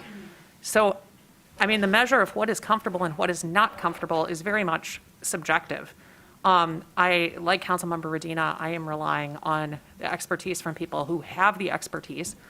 And I just think it's financially really irresponsible for us to look at a piece of infrastructure that clearly needs rehab and replacement and improvement and risk losing the funding that the university is now willing to offer. So I will not be supporting this amendment. Thank you. I've got Briggs, Song, and Hayner on the amendment. Let's go. Yeah, thank you. So I appreciate folks' concerns. I would like to ask Mr. Hutchinson, I know you just stated that you didn't have the city did not have any objection to widening, but I've also heard that the city doesn't have any objection to just moving forward with rehabilitation. Is that correct? That is correct. Okay. So it's the university that's driving this widening, not the city. So, I think it's not reasonable to suggest that adding another lane of traffic, a fifth lane that folks have to cross over at West Medical Center Drive, does not add more danger to that road. We can all reasonably see that. And that's the concern of folks who are biking there. If you look at the non-motorized counts that were taken in November of cyclists, there are more cyclists on the western side at that intersection than on the eastern side. And that's for a reason. It's because they're trying to avoid the dangerous conditions that are along Fuller and Glen.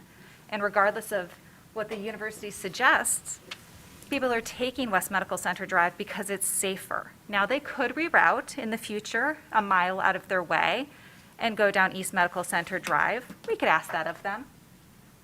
Or we could ask the university to pay to do this project properly. This may be the university's final and best offer, or maybe, since they're the ones who are driving and widening, maybe they'll actually pay to keep the sidewalk maintained at 10 feet. It's not too much to ask to have a sidewalk that is protected in our community, on our bridges. I mean, I don't understand what's happening at the table tonight.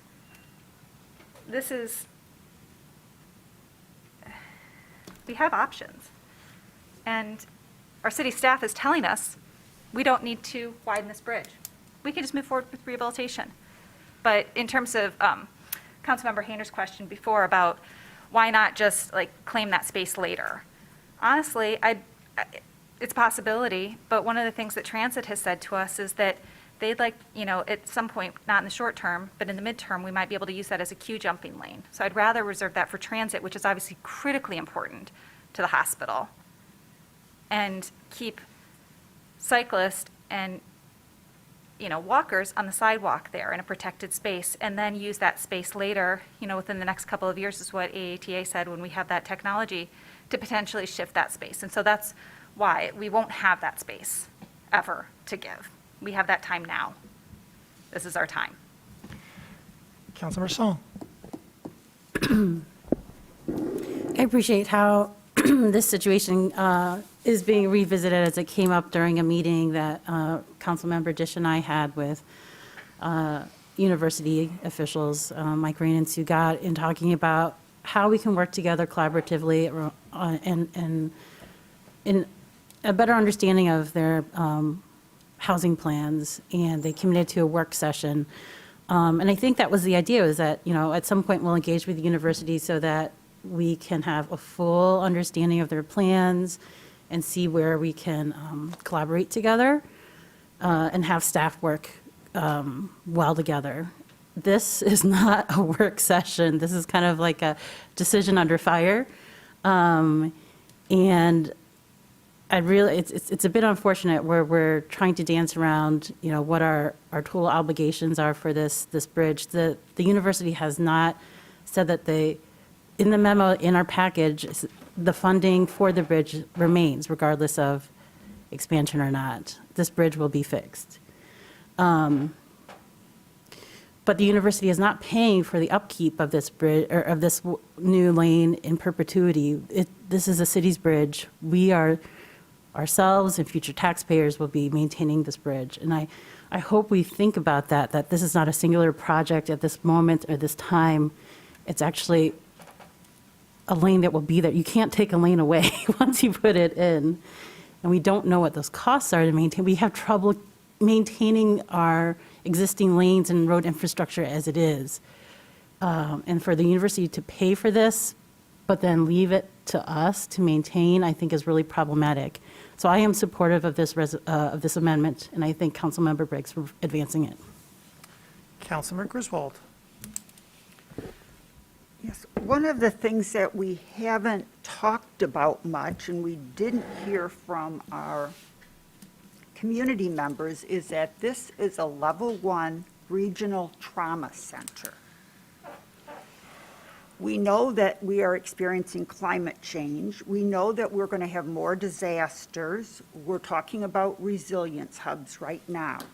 So I see the risk to the pedestrians and cyclists being greater if we do not add the lane, because when I was down there watching it today, the way it functions, there is only one lane into the hospital. Can you imagine if we have a disaster and we have 50-plus ambulances trying to get into our regional center? We know what happens right now with our bike lanes. People drive on them, people park on them, they do all kinds of things. So what's going to happen with the 50 ambulances and EMS? They're going to be driving on the pedestrian infrastructure on the side of the road. Right now, if there is a traffic backup and EMS is trying to get into the hospital, they have to drive in the other lane opposing traffic or go over onto the pedestrian infrastructure. So I would say having a second lane is actually going to be safer in the long run for our pedestrians and cyclists. Councilmember Hayner. Yeah, thank you. I just wanted to say, I'm just going to be truthful with everybody that I'm confused by the notion that putting the, essentially the heavier traffic, the bicycle and the pedestrian traffic on the east side, it makes no sense to me. Like, I live there. Like, why are you putting them on the other side of the hospital? I mean, if you come up from these parking structures, from my neighborhood, from all the construction that's going on in that area, from Plymouth, North Carolina, where are they going to cross? Like, I don't get it. I'm looking at the, Councilwoman Dish showed me her map. I'm looking at some other maps, real maps. It's so counterintuitive to me that somehow that's safer as a cyclist and a pedestrian. I get that there's turns away from it, and so they don't want people turning past this flow of bikes or whatever, so they're putting them on the other side. But it just doesn't make sense to me. It doesn't make sense. So I don't know why I'm sharing this with you. I'm just kind of nodded about this. I would prefer the right solution that's being, put forward here.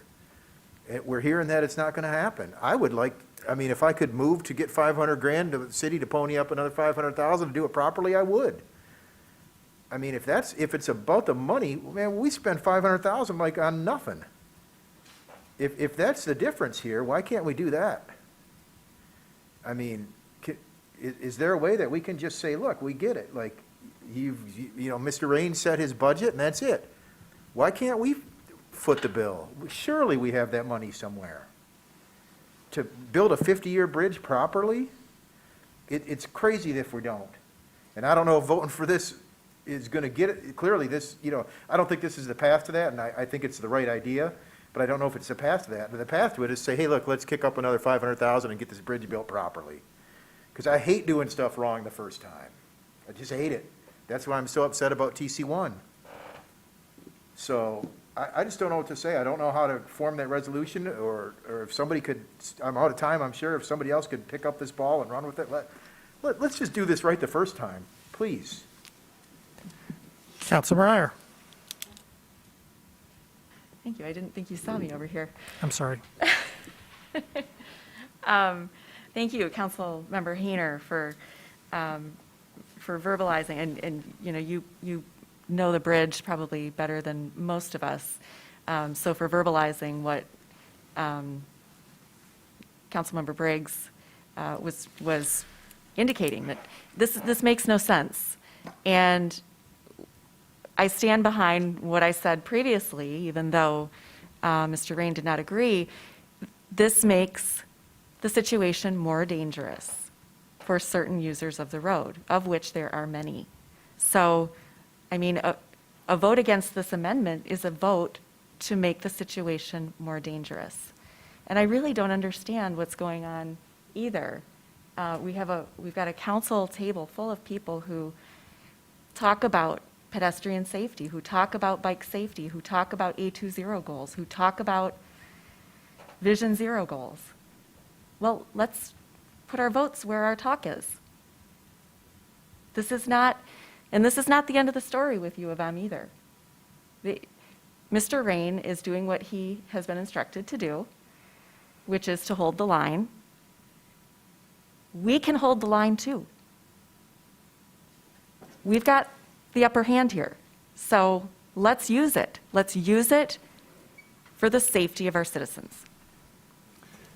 Councilor McGrant. I'd like to just add to Councilor Ayer's point. What incentive was there for the university to move forward if they believe that they had the votes at the council table to just say no one time and have everyone else roll over? And go, okay, you said no. I understand this was a last minute process. And so we are literally like building this bridge as we build this bridge, right? As we cross it.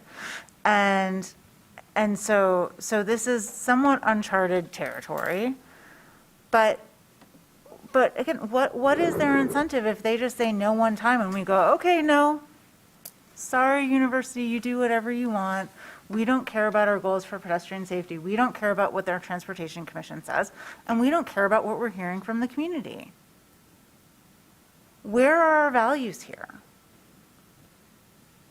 And, you know,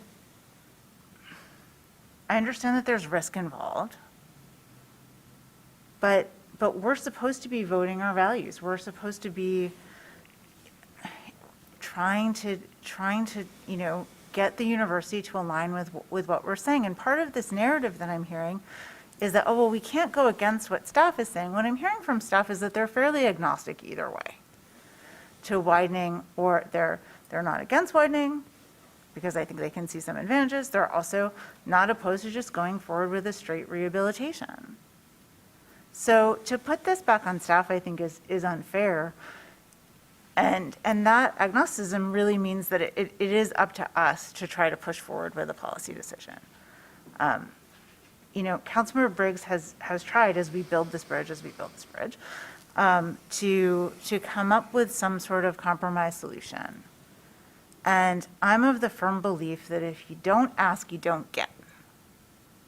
And for whatever reason, you know, we've been afraid to ask. And so I think this is saying, I'm not afraid to ask. If it comes back, we can amend the decision 2 weeks from now if we have to. Further discussion? Mr. Hutchinson, I asked staff today whether it was, and we've heard a little bit about would staff be okay with this, would staff be okay with that? I asked a different question today of staff, and that is, in the aggregate, is it safer in staff's view to have the bridge widened?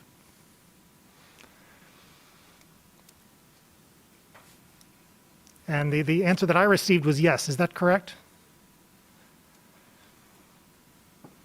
I'm sorry, I don't recall getting that question to me. I think overall, there's widening the bridge will increase. The reason we see the widening the bridge is beneficial is the flexibility it provides us with the intersection in the future.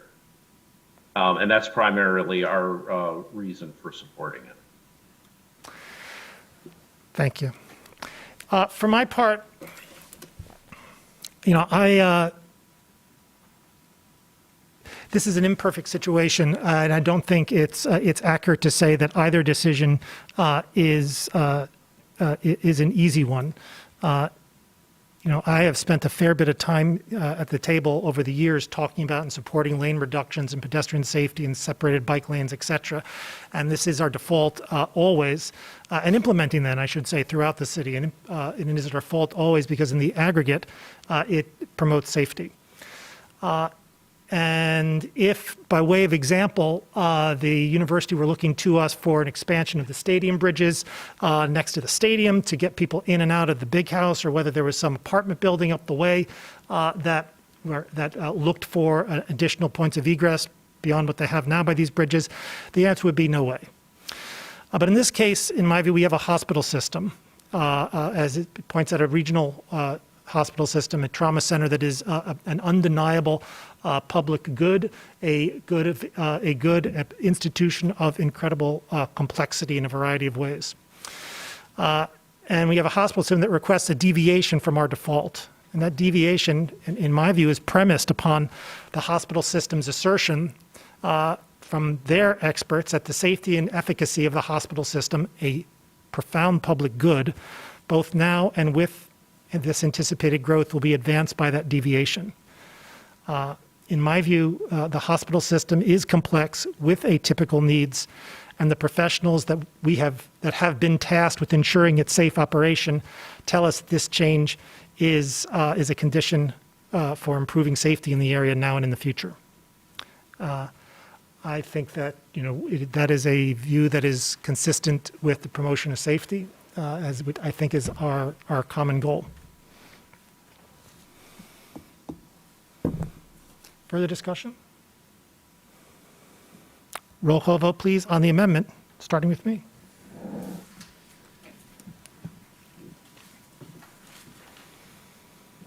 Mayor Taylor?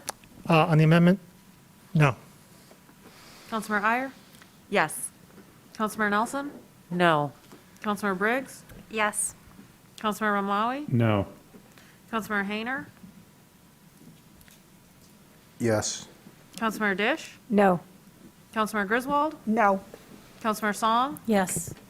Councilmember Grand? Yes. Councilmember Medina? No. Motion fails. Further discussion of the main motion. Councilmember Ramawi. Thank you, and appreciate the conversations that we had surrounding this issue.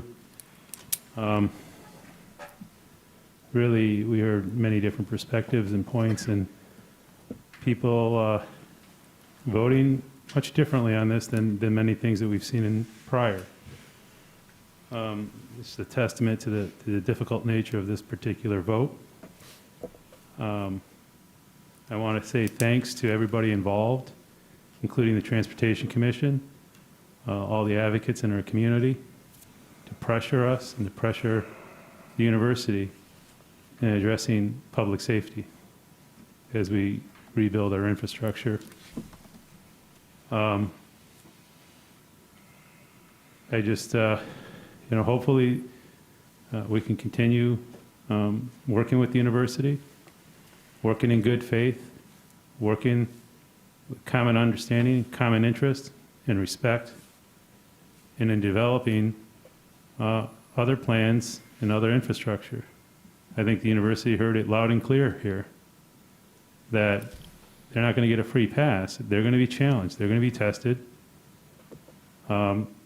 This was a very close vote, and it continues to be. I don't know what the final vote will be, but based on the amendment, I think I know where it's going to go, and I appreciate the thought and the consideration again that members of this board put into making this decision. I will say that this again is a regional trauma center. People going to the hospital are usually going to work, visit a loved one, or in need of medical attention. They're not going there because there's an extra lane of traffic. They're going there because they have to go there. Councilmember? They need to go there. Thank you. Councilmember Briggs. Yeah, thank you. This is an incredibly important facility in our community. Nobody is arguing with that. It's also the largest employment center in our community. And, you know, I'm disappointed that we couldn't offer better accommodations for people who are trying to bike and walk there.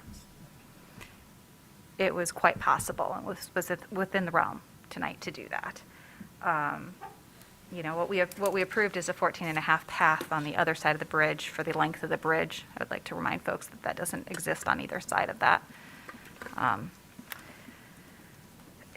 You know, the university has said that West Medical Center Drive shouldn't have bicyclists on it. Name me one other low-stress network street in our community that we would say that about, that we would as a city say that was acceptable to report, but we've allowed the university to say that to us tonight. We didn't have one public commenter ask for us to do this. You know, there's a reason that people who are using the space are telling you it doesn't work. I wanted to vote for this project tonight. I wanted to vote to widen it I wanted to vote for sort of for both situations, for accommodating the university with their growth demands and thinking about that roadway space. But I'm going to be voting no because rehabilitation is really the only path forward now. Councilmember Hayner. Yeah, thanks, Mr. Mayor. So the resolve clauses in here speak to removing we're amending the previous from October 18th, I think it was, right? So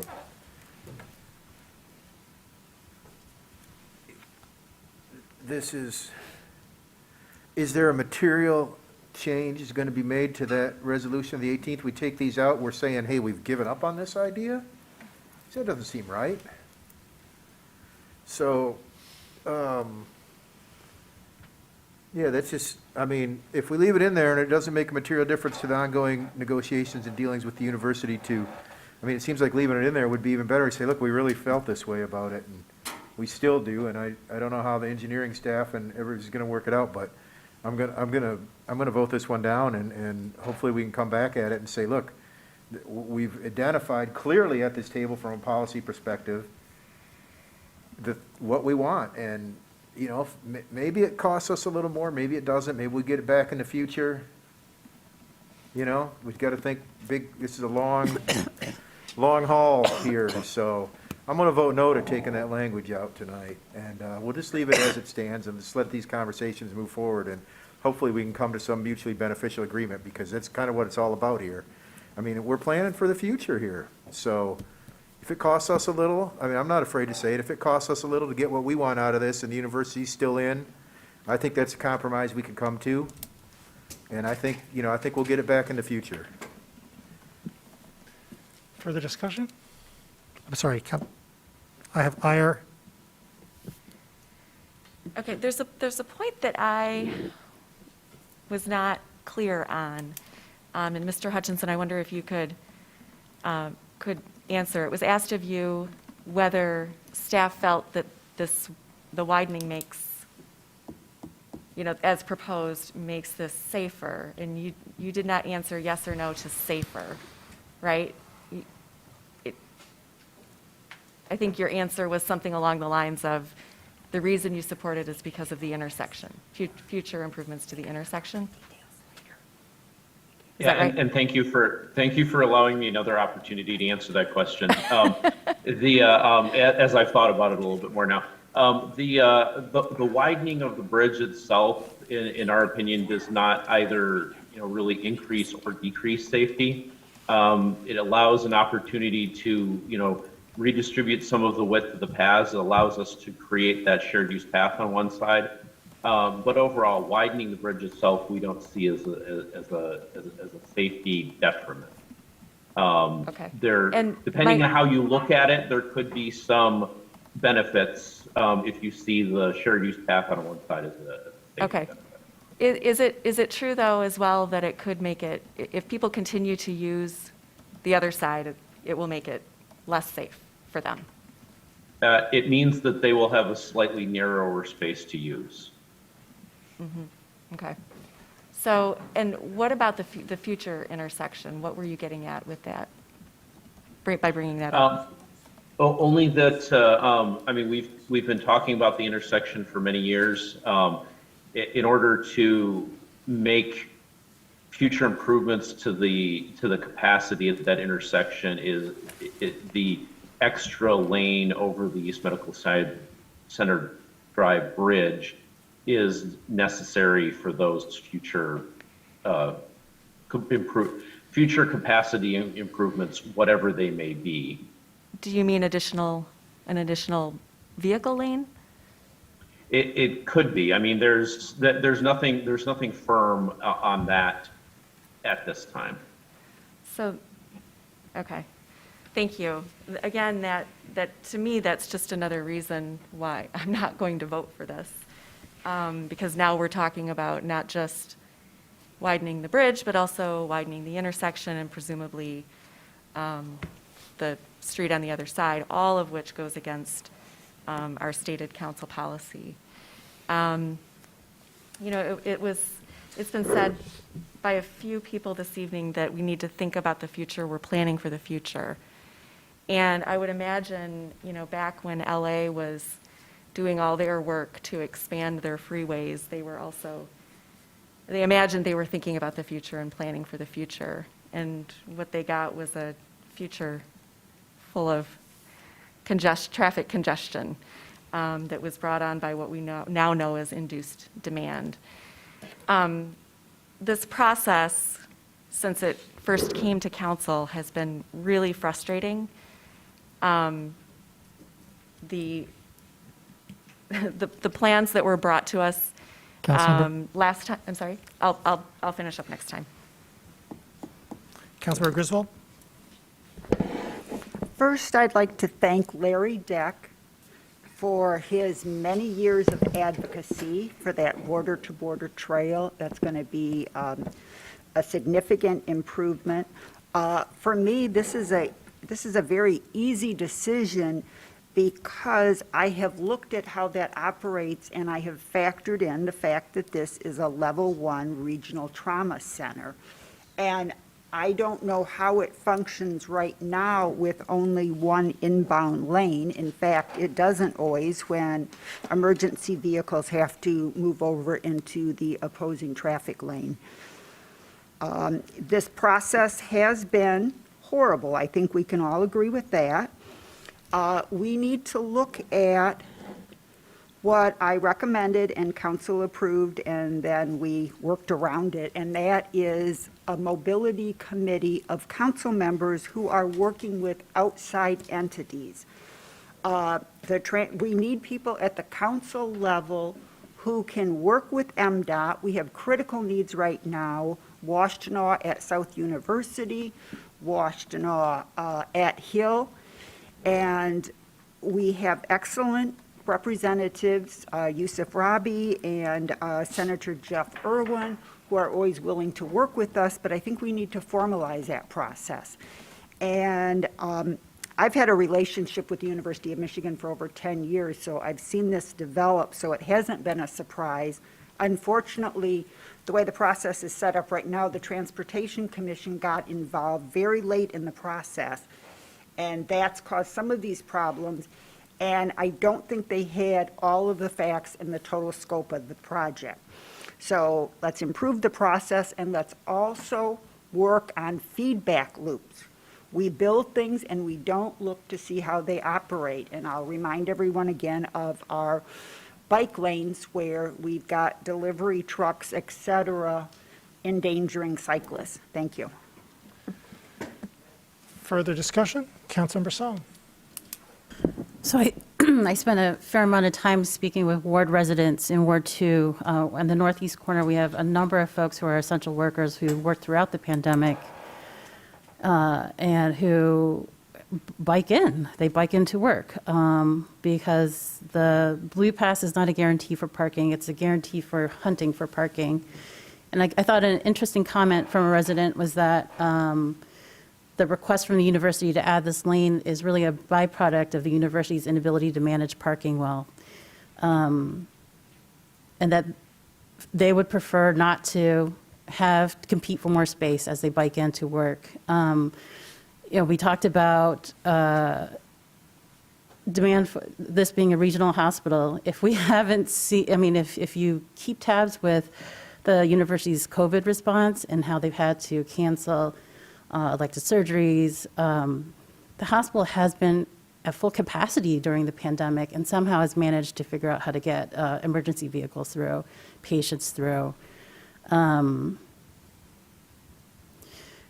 I would hope that we would consider constituents when they say that these are our daily commute experiences and they're untenable if they have to compete against a ton-sized vehicle to get to work in order to save lives in the community. I don't think that's a unreasonable request to plan for. It's unfortunate that this has come back to the table in this way again. I appreciate all the work that went into speaking with constituents. Suddenly we're all traffic engineers or have listened to a lot of traffic engineers. But I hope we can put this to rest. And then also, if this is how we're going to start planning our roadways, I'll just put in the request right now for a roundabout at that intersection, which residents are also asking for. Thanks. Councilmember Grant. Thanks. I'll be voting no for this. I think about all the people who make our health system go. And most of them can't afford a gold pass to park right next to next to where they work. And so we know that a lot of, and when I taught classes on the healthcare system, and this is how I learned it, the question was always like, why, what's the number one reason why people go to the hospital? And people say like, oh, it's for this really intensive care, for high technology. No, you go to get care from nurses. That's the backbone of our healthcare system. And so I really do think that we're doing our essential workers that make, there is no healthcare system without the people who make it go. And so I'm just really disappointed that we're going against what makes them feel safe. We're going against people who are telling us how they actually use that space. We're going against people who've been hit by cars using Fuller Road. We heard from one of them tonight, and would prefer to use West Medical Center Drive, and because the university says no, okay. I guess you should just go through that space. And when I talk to them about trying to accelerate that path, so if you're going to get people, try to encourage them to get more safely from the west side to the east side, it'll be a lot easier if we can get them under the bridge than across that intersection. So I'll be voting no. I hope that we can be more consistent in voting with our carbon neutrality and pedestrian and cyclist safety goals in the future. Further discussion? I think I've spoken twice, is that correct? I don't have you having spoken twice in the main motion. Okay. I wouldn't mind a quick comment. Thank you. So, it's unfortunate that it's come to us in this kind of weird way because I think we know that there's a need for rehabilitation on a bridge. And so we've got one of these kind of resolutions before us that if you vote for what the right thing is to do, then you're kind of voting against the needed rehabilitation. It's kind of put us in these, it's like, if I'm understanding this right, we say no, we're kind of not going to, we're saying leave that language in, widen it in this way, right? They don't want to do that. You say yes, take it out, and they go ahead and do it and widen it. We don't get what we want. So I don't like it when these come before us like this because I'm confused, frankly, about what the right thing is to do. We know that bridge needs rehabilitation. We saw the reports. So if you're somebody who doesn't want a bridge to collapse on top of the train track, you vote yes or no, right? So I'm unhappy with this choice before me here. Although this argues against the side on which I plan to vote, I just want to reassure you that if you vote no on this, the rehabilitation goes forward. the university will participate in the rehabilitation. So it isn't quite as bad of a choice. I know that you're asking for leverage to produce safety, and we don't seem to have that at the moment. But just to reassure you. Thank you. Honestly, yeah. Further discussion? I guess I'll say briefly a couple of things that I and all of our colleagues hear a wide range of dissatisfaction with this part of town, with this bridge, with the intersection, with transit to the intersection in all of its forms, up the hospital and so forth. I believe that the action tonight is works to promote flexibility to meet those concerns, to reduce those harms, those real harms that people experience. I believe that we will achieve that goal by working together with the university. It's my full expectation that the university will be a substantial partner in all aspects of improving this area, of the Fuller Maiden Lane intersection, the underpass, and so forth. That is, I believe, I expect that to happen. And I look forward to that conversation. I look forward to its acceleration. We've heard people expressing their experience and their fear as they go through the intersection, and that's real. And we need to respond to that. We need to respond to that with a solution that is wholesale. And I believe that the action tonight will give us an opportunity to do so, and we'll do so in a way that is long-term for the hospital system that we have today and the hospital system that we're going to have in the decades to come. And that goes for patients, of course, but as has been stated and is of incredible and foundational importance to folks that work there. Councilmember Griswold. May I be listed as a co-sponsor? Ms. Beaudry. Further discussion? Roll call vote, please, starting with me. On the main motion. Mayor Taylor? Yes. Councilmember Iyer? No. Councilmember Nelson? Yes. Councilmember Briggs? No. Councilmember Ramlawi? Yes. Councilmember Hayner? No. Councilmember Dish? Yes. Councilmember Griswold? Yes. Councilmember Song? No. Councilmember Grand? No. Councilmember Redina? Yes. Motion carries.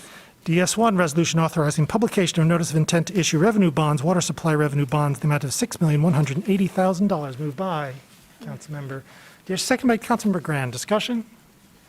Councilmember Ramlawi.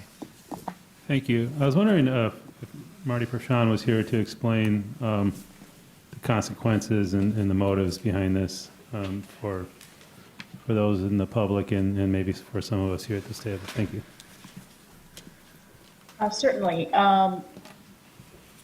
This is actually issuance of drinking water revolving fund bonds through the state of Michigan.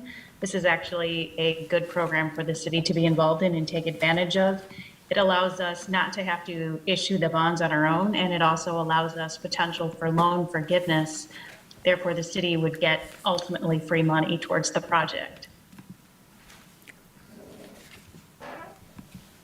And this, of course, is building towards our new water treatment plant, I imagine? No, this is for actually replacements of some valves, and I don't know if Mr. Steglitz is here, but he could give you further actual details of the project, but it's a valve replacement project, not water replacement, water treatment replacement. Well, yeah, why don't we? I guess we're at the end of our meeting here, so this might be a good way to end it. And I know that, valves are a big issue in our water system, and maybe I can have a question for Mr. Steglitz when he joins us. Thank you. Mr. Steglitz is on the call. Yes, this project is to replace some valves at our raw water pumping station. So it's some piping and valve improvements at Barton Pump Station. Thank you. This is maybe, correct me Mayor, if I can ask this question since I have you on the call. I've been told by other members in our community that our valves should have regular maintenance and routines. A lot of preventative maintenance done to them so that they will work in actual emergencies and extend the life of the valves. Are we doing anything of such? Is there a policy in place that we proactively go out and do preventative maintenance on our valves throughout our system? Yes, we do routinely exercise a lot of the valves in our system, both in the distribution system and at the plants and our pump stations. But some of the valves in this particular project are from the late 1940s, 1950s, and they're just in a condition that at some point when valves get to be a certain age, you risk if you operate them that you could break them. So we're in a position of having to replace some of this infrastructure to avoid being put in a situation to have a valve that we need to operate unable to operate. Do we have a standard practice for the rest of our system in terms Councilmember. of preventative maintenance? We do. It's part of our asset management program to do valve exercising. Thank you. Councilmember Hayner. Thanks. Yeah, the water meter replacement program ran afoul of this. I know that they were going into the installer, subcontractor was going into houses, and if they saw an old gate valve instead of a ball valve, they were walking away and saying, call a plumber, And so I know the scale is dramatically different, but I guess obviously I'm going to support this because it's an opportunity for the cheap money that's not solely at the full faith and credit of the taxpayers of Ann Arbor. And there may be future forgiveness under these revolving loans. Just to satisfy my curiosity, was that you had to put a package of a project together to apply for the issuance of these bonds? Did you make the package as big as was allowable under the program? Or like you only had to address certain specific needs in the system? Because I know it's a good opportunity for bond issuance at low rates, I mean, we submitted this project to the revolving loan fund for consideration. So we had packaged the project, and they go through a scoring system to rank. So we were able to meet the funding, meet the metrics that they had to receive funding. So there is a cutoff in the program. So not all projects that apply are successful. So we were fortunate based on the needs for the community that met the scoring criteria. Oh, okay. And I believe we are anticipating $1.3 million in loan forgiveness associated with this bond issuance out of the $6.1 million. All right, thank you. Further discussion? Roll call vote, please, starting with me. Mayor Taylor? Yes. Councilmember Iyer? Yes. Councilmember Nelson? Yes. Councilmember Briggs? Yes. Councilmember Ramlawi? Yes. Councilmember Hayner? Yes. Councilmember Dish? Yes. Councilmember Griswold? Yes. Councilmember Song? Yes. Councilmember Grand? Yes. Councilmember Medina? Yes. Motion carries. Mr. Postman, do we have a closed session today?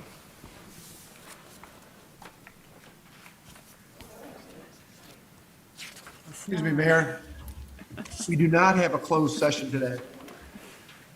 We have before us the clerk's report of communications, petitions, and referrals. May I have a motion, please, to approve the clerk's report? Moved by Councilmember Briggs, second by Councilmember Medina. Discussion of the clerk's report. All in favor? Opposed? It is approved. Mr. Postma, are there any communications from our city attorney? There are not, Mayor. Thank you. Thank you. We now come to public comment general time. Public comment general time is an opportunity for members of the public to speak to council and the community about matters of municipal interest. To speak at public comment general time, one need not have signed up in advance. We'll have public comment general time for folks here in the room first, for those who wish to speak, and then we'll wait and see whether there are folks out in the ether who wish to join us. In any event, folks will have 3 minutes in which to speak, so please pay close attention to the time. Our clerk will notify you when 30 seconds are remaining and when your time has expired. When your time has expired, please conclude your remarks and cede the floor. Is there anyone who'd like to speak at public comment? I may as well say a few things here. Larry Dack speaking. I agree with what a number of people said, that the way this came to council was unfortunate. Just a few comments on the proposal. I've been agnostic on the issue of whether to add a car lane there. If the university and the city can make a case for that, then that's, should stand on its own merits. My concern is about the non-motorized issues. The proposal here to widen the east sidewalk, I don't understand. It's a path to nowhere.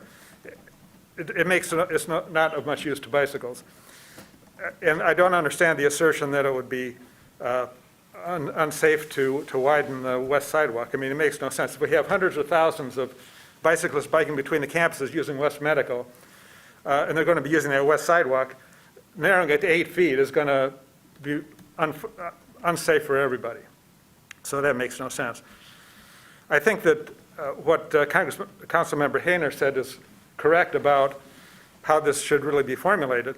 It makes sense to do this right if we're going to make a multi-decade investment here, and to add, if we need to add $500,000 to add 5 feet and widen the west sidewalk by 5 feet, that's what we should do.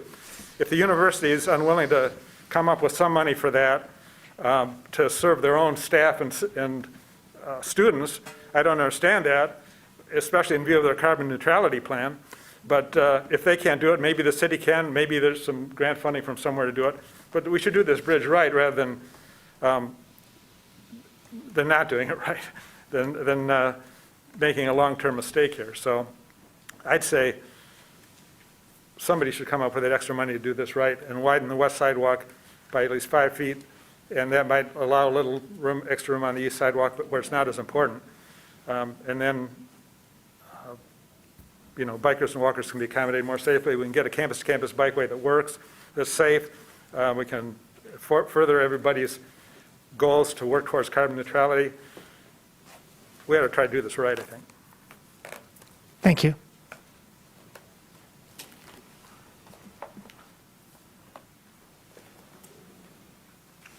Hello, everyone. I wanted to talk about the deer. Sorry, Julie. I really think that we should bring some wolves into the park system and let them take care of the problem. It would be cheaper than hiring sharpshooters.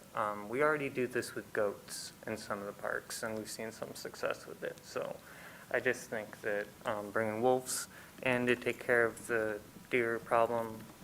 Also, the deer, I've heard in the community, are spreading COVID, possibly. They're getting COVID and might be spreading that. So, yeah.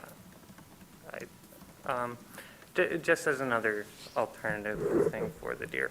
But for I'm also very disappointed tonight about the bridge project. I'm excited that it's election year. I'm looking forward to continuing to engage with students, especially with the Renters Commission coming. I think that's an issue that they are excited about. Whenever I talk to students and ask about like what they care about and what they're excited about in Ann Arbor, they generally list the A2 plan as their top priority. And it's my top priority too. I think that younger generations, I remember the climate a couple summers ago, climate action. I think, I remember it was like elementary school or middle school kids saying like, I don't know if I'm going to, basically making signs saying, I don't know if I'm going to, my life is going to end because of climate catastrophe.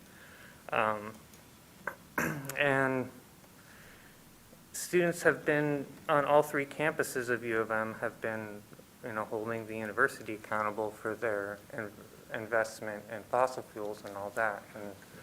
And so I just don't know what to say on this, and I hope that we can turn it around and make people believe that we are serious about the A2 climate.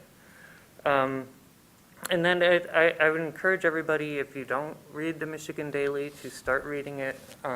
If you read the articles, you can see what students care about. And I also wanted to highlight the university spokesperson said something weird about they cannot and will not encourage increased bicycle use on that bridge. I don't know if that's a university-wide policy. Thought that was strange. Thank you. Thank you. Is there anyone else in the House who'd like to speak at public comment? Ms. Beaudry?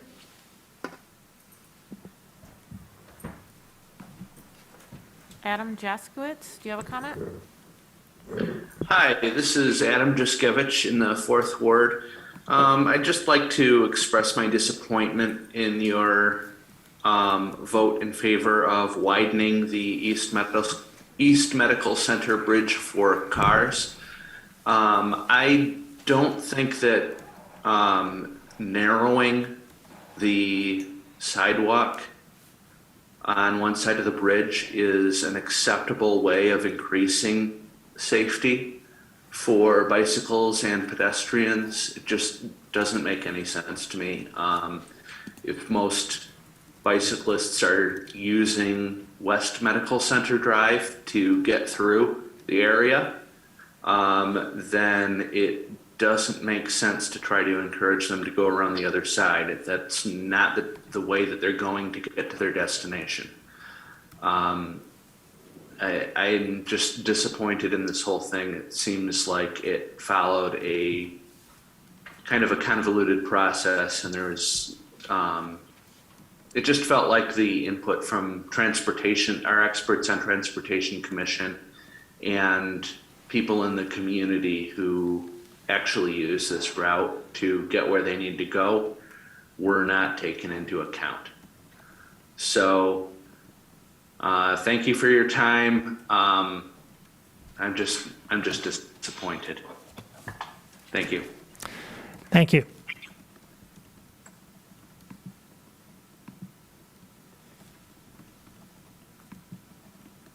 Michelle Hughes, do you have a comment? So we only have 8 years until we're supposed to reach carbon neutrality in our city. We only have 8 years until we're supposed to reduce vehicle miles traveled by 50%. And what we've just done today is vote to increase car lanes to one of the major employers in the city.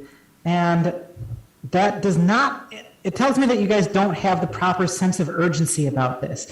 You need to, this is a huge change that we've asked for. To reduce vehicle miles traveled by 50% and to reduce and to get to carbon neutrality in just 8 years, that's a huge change. That means we have to do huge things every time. It means that we can never widen roads. It means that we have to narrow roads. It means that we always have to do the thing that will increase bicycle use, and increase pedestrian use, and decrease car use every time. And council members Taylor, Nelson, Ramlawi, Dish, Griswold, and Medina, you've shown me that you're not willing to do it every time because you didn't have to vote to widen this bridge. You didn't have to vote to add a car lane. You just did that. You just decided to. There was nothing at stake here. You could have said no. You could have just said no. The only reason you did that is because you believe in adding these car lanes. And that shows me that you're not serious about doing what it takes every time. So I'm going to be hoping to find a candidate that can replace Councilmember Dish in 2024. I don't want to be knocking doors for someone who's not going to do what it takes every time, because this is serious business. 2024, I mean, that's already a couple of years from now. We'll only have 6 years after that. How are we going to reduce vehicle miles traveled in 6 years with someone who is willing to add lanes for cars just because someone asked them to, for no other reason? So do better next time, because you did wrong this time. You have to do right every time. So at least now that you've done wrong, do right every other time. Every other time. Thank you. Molly Kleinman, do you have a comment?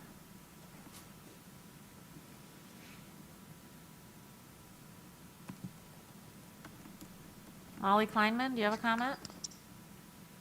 Yep. Yep. Every road death is a policy choice. The council members who voted for this widening chose to believe empty promises from the University of Michigan over the many constituents who have daily experience on this bridge and who took the time to share their wisdom and knowledge, who said it's dangerous, it's scary, right now, before we've added a lane. Widening this bridge for cars will make it more dangerous for everyone, including drivers, including passengers and ambulances. And so, I say again, every road death is a policy decision like this one.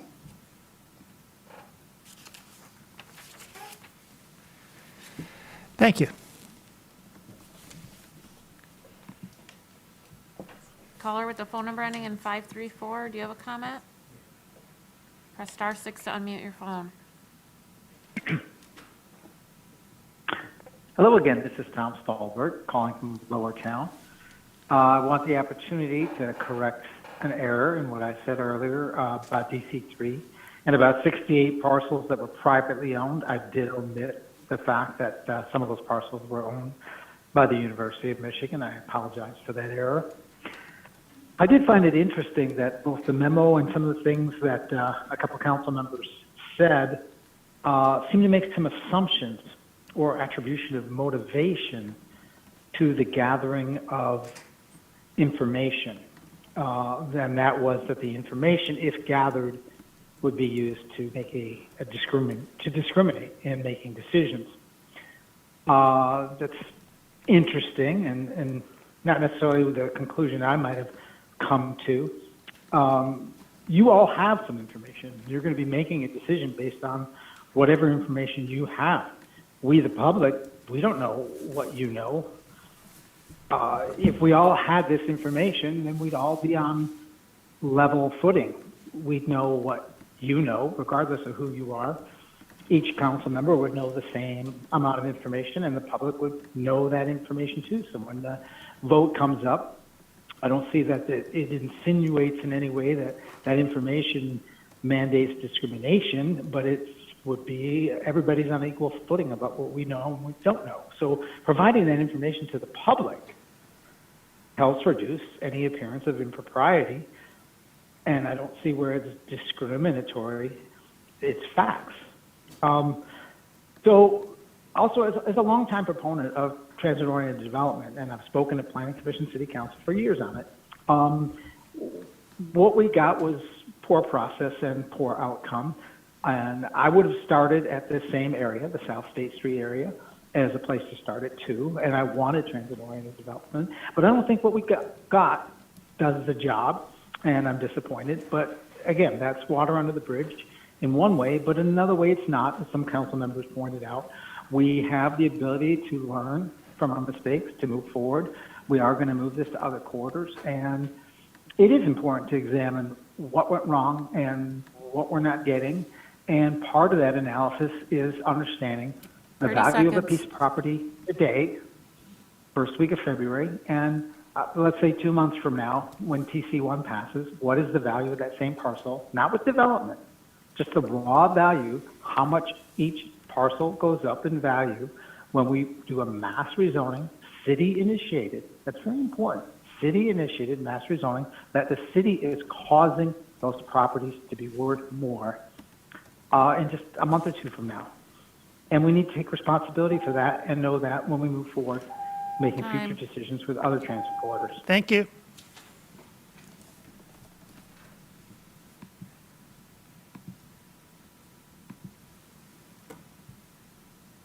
Caller with the phone number ending in 518, do you have a comment? Hi, this is Tanya Hilgendorf from the Humane Society of Huron Valley. I want to thank council for all the work you've done in the last year to help make Ann Arbor a more humane community, and special thanks tonight to Council Member Travis Radina for his amendment and all of his life-saving efforts. Obviously, I'm against the call. There's no public health or safety crisis, and assumptions we're making about population growth and damage to our ecosystems are simply wrong. We heard from a renowned ecologist that our studies have fallen short, and in his much broader research, he showed that deer are not harming biodiversity. And if we actually had exponential growth, we would have more deer than we have people years ago. We were also reminded that our ecosystems are complex, ever-changing, and resilient, and that single-species solutions are not real solutions. Our public parks and natural areas are not plant museums or fenced-in laboratories and should not be compared to such. And when we create studies to only look at the negative impact of any species, you will find negative impact. Looking at anything from a point of blame or hate will create blind spots and biases that shape the questions we ask and the results we get. For instance, why are we only studying the damage deer are doing? What about the benefits? Or what about the damage done by pesticides or lawn chemicals or prescribed burns that we know can hurt biodiversity and wildlife? Studying biodiversity is extremely expensive and time-consuming. You cannot do it cheaply to prove, you will not be able to prove your point by scaling back. Perhaps an excessively wealthy and actual research institution nearby could be asked to take over some of that work. In terms of more deer seen in Ward 5, you're likely seeing an increase because calls cause deer to move to new areas. They also cause an increase in reproduction and an increase in other herbivores, such as rabbits, as nature abhors a vacuum. These are unintended consequences we may not be considering. Human conflicts with urban deer are a direct result of political and personal decisions, from land management to planting choices to DNR rules. Environmental justice asks that we consider how we're spending our resources, which community members benefit, and who and 30 what seconds. is being harmed. Note that the community spends more than double on its killing program and studies to justify it than to keep our community's homeless, abused, and injured animals alive. Ethical conservation includes value for individual life. It does not view wildlife as separate from nature and kill to protect for idealistic ideas of such. Let's work together on non-lethal environmental stewardship and stop using. Thank you. Thank you so much. Thank you. Caller with the phone number ending in 469. Good evening, Council, constituents of Ann Arbor. Title Sandcastle here with the Express Your Yes Foundation. We're not discussing the $24 million ARPA federal COVID relief funds that Ann Arbor was awarded from the federal government just yet in the body. It'll be coming soon, but the problem is that all the Zoom focus groups are nearly over and the big survey is out collecting public opinion, and there may never actually be a time to voice concern about this process until it's too late, so we must speak tonight. If not to a partially tone-deaf chamber, then surely to those tuning in. Let the public record state this council has gathered a panel of nearly all white, seemingly all straight people who didn't put forth a single proposal allocating a single cent to the arts, to creativity, to spirituality and mental health. And before we even get to that, in case you haven't been following along, here's the big problem with how the entire process is rolling out on $24 million of federal COVID relief money. This body routinely pretends to stage a public discourse on money they already decided how to spend. In order to suss public opinion, in order for a focus group to be an unbiased assessment worthy of a government body making decisions for $24 million worth of COVID relief funds, then surely you must consult the public on what to propose or present the proper array of proposals to the public on their behalf, which is clearly what you intended to do, but the complete omission of funding for the arts, for creativity, for mental health, for spirituality, for alternative wellness. We've gathered nearly 300 signatures of people who are upset and disappointed that it didn't register with this body, that finding some new solutions to the anxiety and depression and corporate fascist suck of our people is a problem. To submit zero proposals to the public offering what brings people actual joy and comfort and a feeling of hope and belonging, and offering an eighth of all funds to go to a net zero fire station, and a third of all funds to go to solar, and a 12th of all money to go to a new election center, and a 6th of all funds to go to a bike lane. These are all commendable and worthy of being funded from someplace, of course. but for these funds to come from the 24 million COVID relief while not offering a single red cent to community yoga and meditation, not a dime to pay what you can creative arts and Skillshare. What we need now and what you have an opportunity to vote on and put forth is the proposals that offer visionary, provocative, equitable programs to truly alter the course of so many 30 lives. seconds. And we have submitted a proposal, and I thank you for your time tonight. Yes, goodbye. Thank you.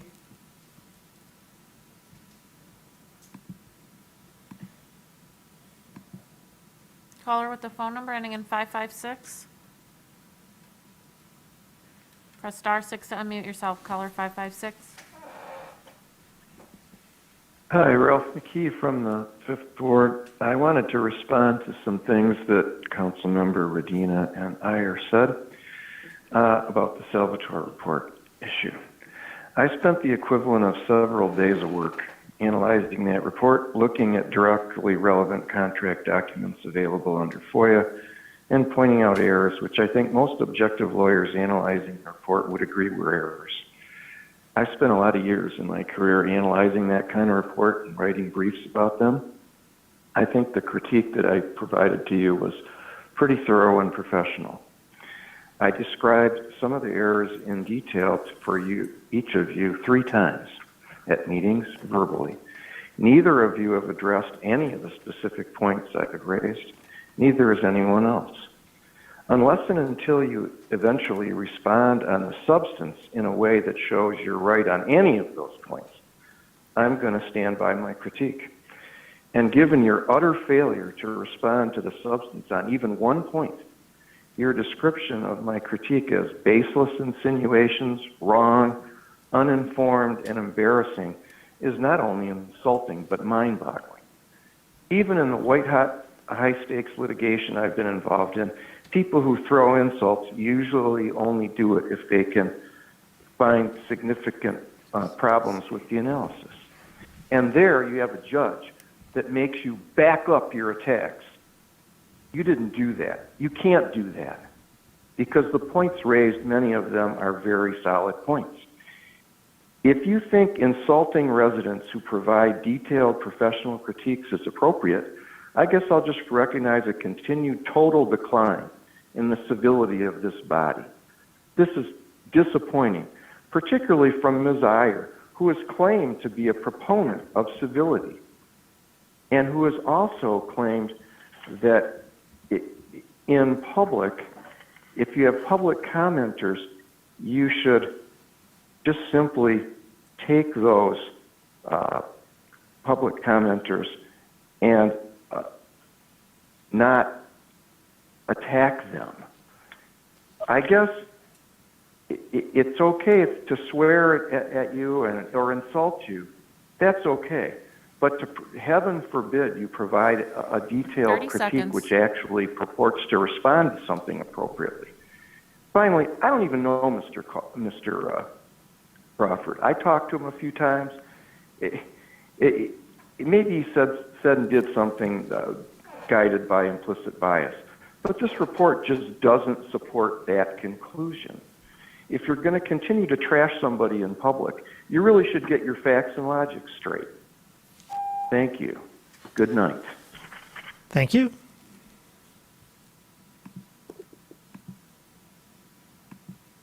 Caller with the phone number ending in 663. Do you have a comment? Hello. Hello. I was in person earlier. I went home. I had a meeting, but I'm here to talk about the East Medical Center Bridge again. I'm really disappointed in the council's vote today. I really felt like, I feel like there's also always this promise that a city can do better, but I just feel like time and time again, cities like Ann Arbor that profess that they have progressive politics, that want to do better for the environment, want to do better for the planet, want to do better for the people who live there, continue to fail on those promises time and time again. And what I see today, the widening of this bridge, which is completely unnecessary, because if they voted no, they would simply rebuild the bridge and bring it back to fully operating capacity, to be a complete failure of the council today. And I think that, there's a lot of misinformation that was spread today. Number one, ambulances do not need extra lanes to go past. Ambulances have sirens attached to them, which conveniently let them pass by any traffic. If you want to make ambulances go faster, I recommend removing cars from certainly the traffic and allowing transit and emergency vehicles to use them. That would help with emergency vehicles being able to pass through faster. And it's something that we can do. It doesn't involve widening traffic and dedicating to private automobile transport. I want to bring it back to my earlier comment when I talked about Life Sciences Center, which is 3 buildings on the top of the parking garage across from Palmer Commons. And when you go around Washtenaw, around that curve, when you pass like the Gettys, like CCTC area. And I want to talk about that area, about how devoid of life it is, how sad it is in that area. And the arguments are the same for that. People need to get into work. People need to get into here. People need to be able to pass into the back of the hospital. People need to do this, do that. Cars need to do this. Cars need to do that. Time and time again. But you passed, since 1955, the passage of the Interstate Highway Act. We've always been talking about cars need to do this, cars need to do that. Cars need to do this, cars need to do that. And deferring to traffic engineers who spend their whole entire lives just building places for cars to go faster, for cars to go bigger, for cars to take over the world. 30 My seconds. recommendation, if you want to go that way, is pave over the rest of the planet, because that's basically what's happening here. If you want to make more, if you want to increase the amount of space you have for cars, just continue to create bigger and better highways and see where that gets you. Because if you turn every street into a highway, you're just going to get a city that no one wants to be in, a city that everyone flees from, and you're just going to end up like Detroit, a city that's torn apart by all these giant roads that no one needs to use because no one wants to go there anymore, because no one wants to visit a city full of roads. That's what's going to happen to Ann Arbor if we continue to build a city full of roads.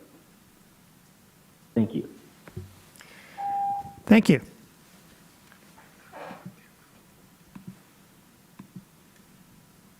Caller with the phone number ending in 326.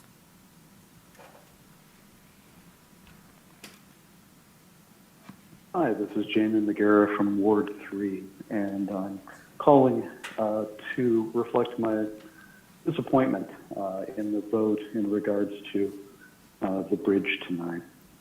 We have a public health crisis in terms of our citizens here in the city and throughout the state and throughout the United States in terms of transportation deaths. Likewise, we have an environmental crisis, and that environmental crisis is theoretically being addressed by very large, very ambitious plans. Both of these, actually, health crises, are theoretically going to be addressed by some very ambitious plans that the city has.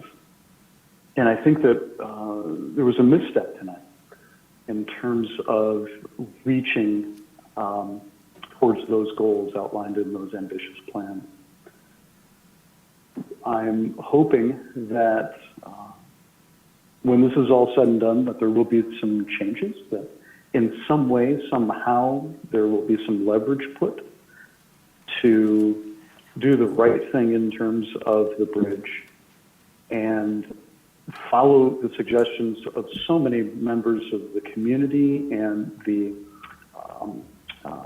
professionals who deal with urban planning and those who, quite frankly, have lost people, such as myself, to the violence that has come from a automobile-dominated culture.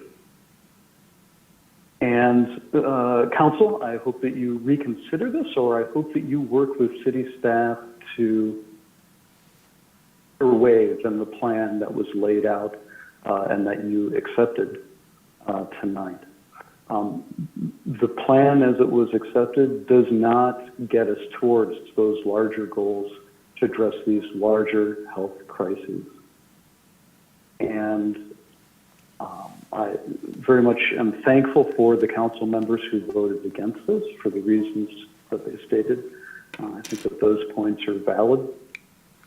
And I'm sure that there will be a lot of talk in the community in the coming weeks and coming months about this vote and about the impacts that it's going to have on our community. And I'm sure my voice will be just one of many people who are very critical of this. Thank you. Matt. Thank you. Caller with the phone number ending in 684, do you have a comment? Yes, hi, this is Eric Sturgis. I wanted to thank Councilmember Radina for his amendment to DC-1.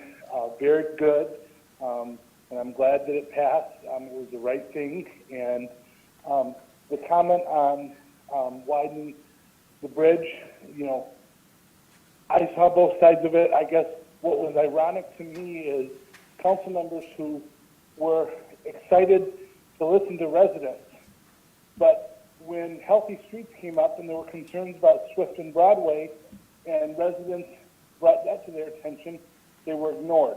So my point here is we're either going to listen to residents in all cases or just listen to residents when it benefits our narrative. And it seems to me that when it benefits our narrative, we tend to listen better. And I would also mention that, you know, one of the council members questioned Mr. Hutchinson and wanted him to give an answer on safety, and he did. And they were unhappy with that answer, so they were trying to find a way to get him to give the answer they wanted.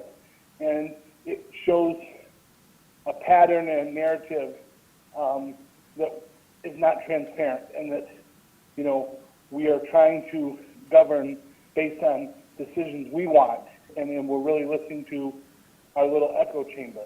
The third thing is, I understand there's a Citizens Academy. I think that's great. I just hope this year, if there are 30 members, last year 29 were white, and there was one person of color. Very concerning, because I know 3 people of color, one who ran for council, who was not included. I would hope that there'd be a little bit more diversity in it this year than there was last year. I brought that to the city's attention, and there were only 2 council members that seemed to care, and that was Councilmember Hayner and Griswold. So thank you for that. I hope that this time we see a more diverse body that is chosen for that. And I think last point, you know, I would like to make is that staff supported DC4. So this whole notion that going against staff in the past has just been outrageous, and Councilmember Ramwali and 30 others have been seconds. attacked.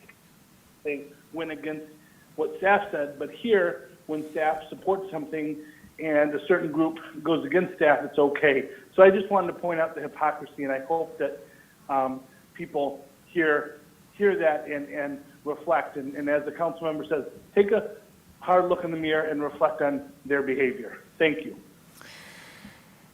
Thank you.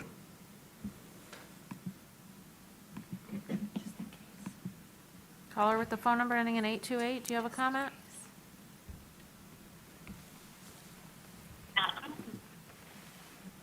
Hello, my name is Kathy Strecken. I live in Ward 1, and I would like to say that I am very happy that you voted about widening the bridge to the medical center. U of M is a major health center. People come from all over the state, the country, sometimes even outside of the country. It's also a large employer, and, you know, not everybody wants to live in Ann Arbor. Some people want to live somewhere else, and they'll need to drive to work.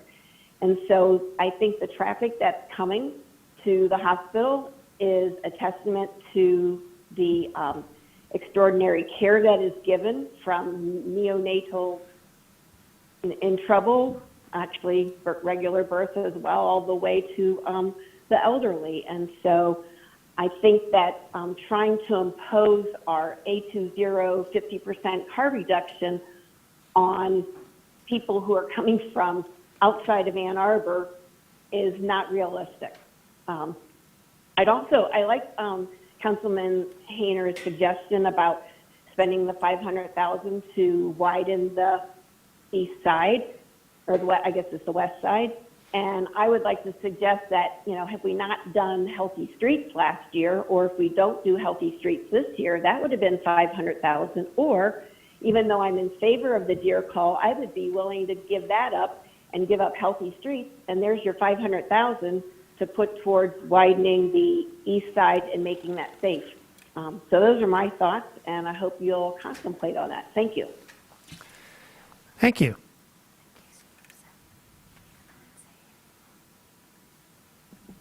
Mayor, I don't have any other callers on the line with their hands up.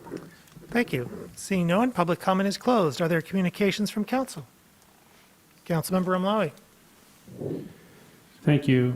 Tonight was another tough meeting, obviously, and members of the public weren't necessarily happy with all the outcomes that occurred. I think this is how, thoughtful consideration and deliberation occur. I'm concerned with a couple things. I think that now that we're in person, I believe we need a rehearsal on council rules. I don't think it's proper for members of the board, while discussing important matters, to be on personal devices. So I hope to get clarification on what that is and what's permissible and what's not permissible. I know we can excuse ourselves at times to go use the restroom, which another thing, we have a marathon session here, 4.5-hour meeting without a bathroom break, which is, I don't know. I think we deserve a little bit of a break. 4.5 hours is a long time without a break.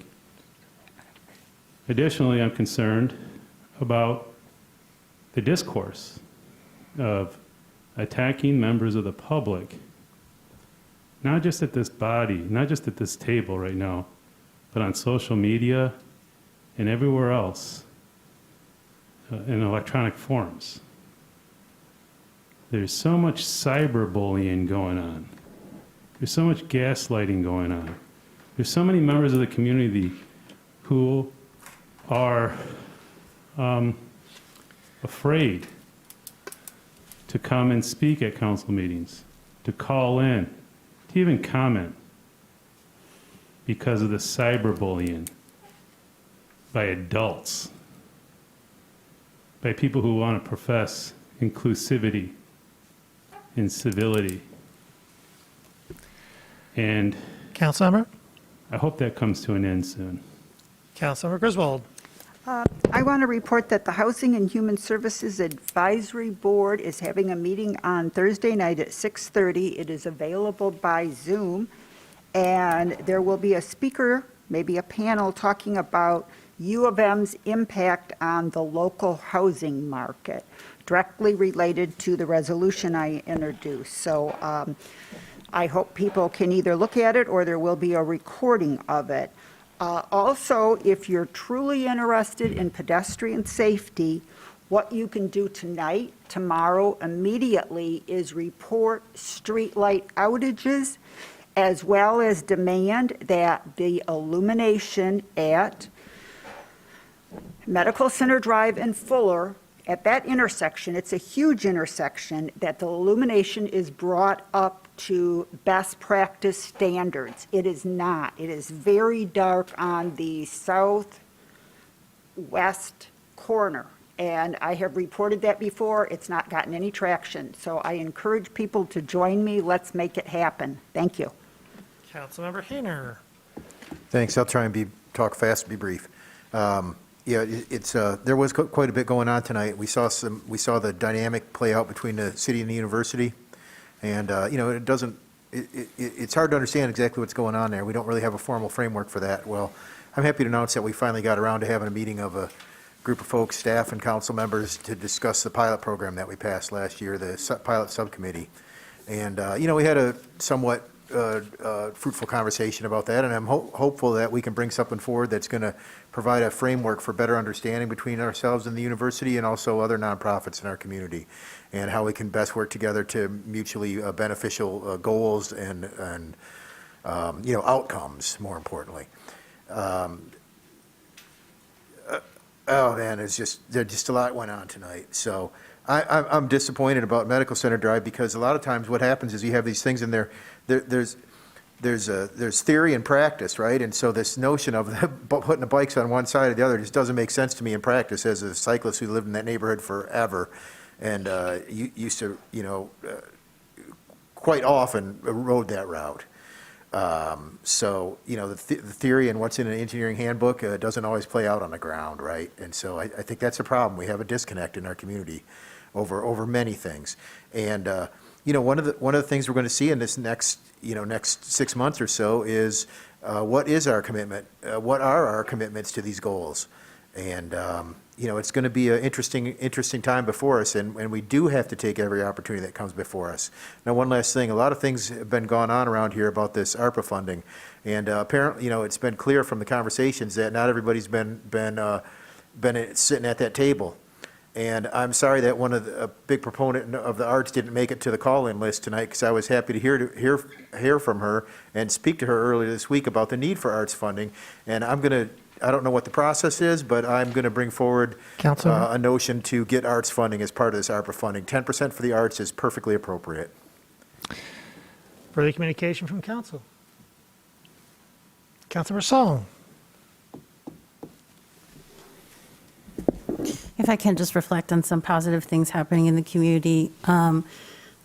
February 1st was Lunar New Year. The Asian American community is the largest racial group in town. There were celebrations all around the community, including in my home. And there was a celebration with a lion dance yesterday at Sweetwater's on Plymouth and Green. I think sometimes it's worth checking in with communities who are just trying hard to figure out the pandemic, figure out work, figure out kids, and really love the city and are working hard to make sure that everyone's taken care of.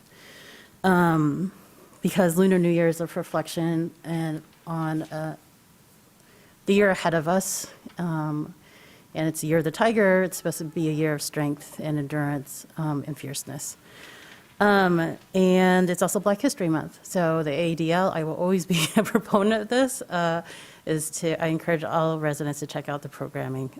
They do a really great job including in interviewing longtime African-American residents, and it's worth a look virtually, and if you can visit the branches too. Thanks. Further communication from council. Have a motion to adjourn, please. Moved by Councilmember Redina, second by Councilmember Romali. Discussion? All in favor? Opposed? We're adjourned.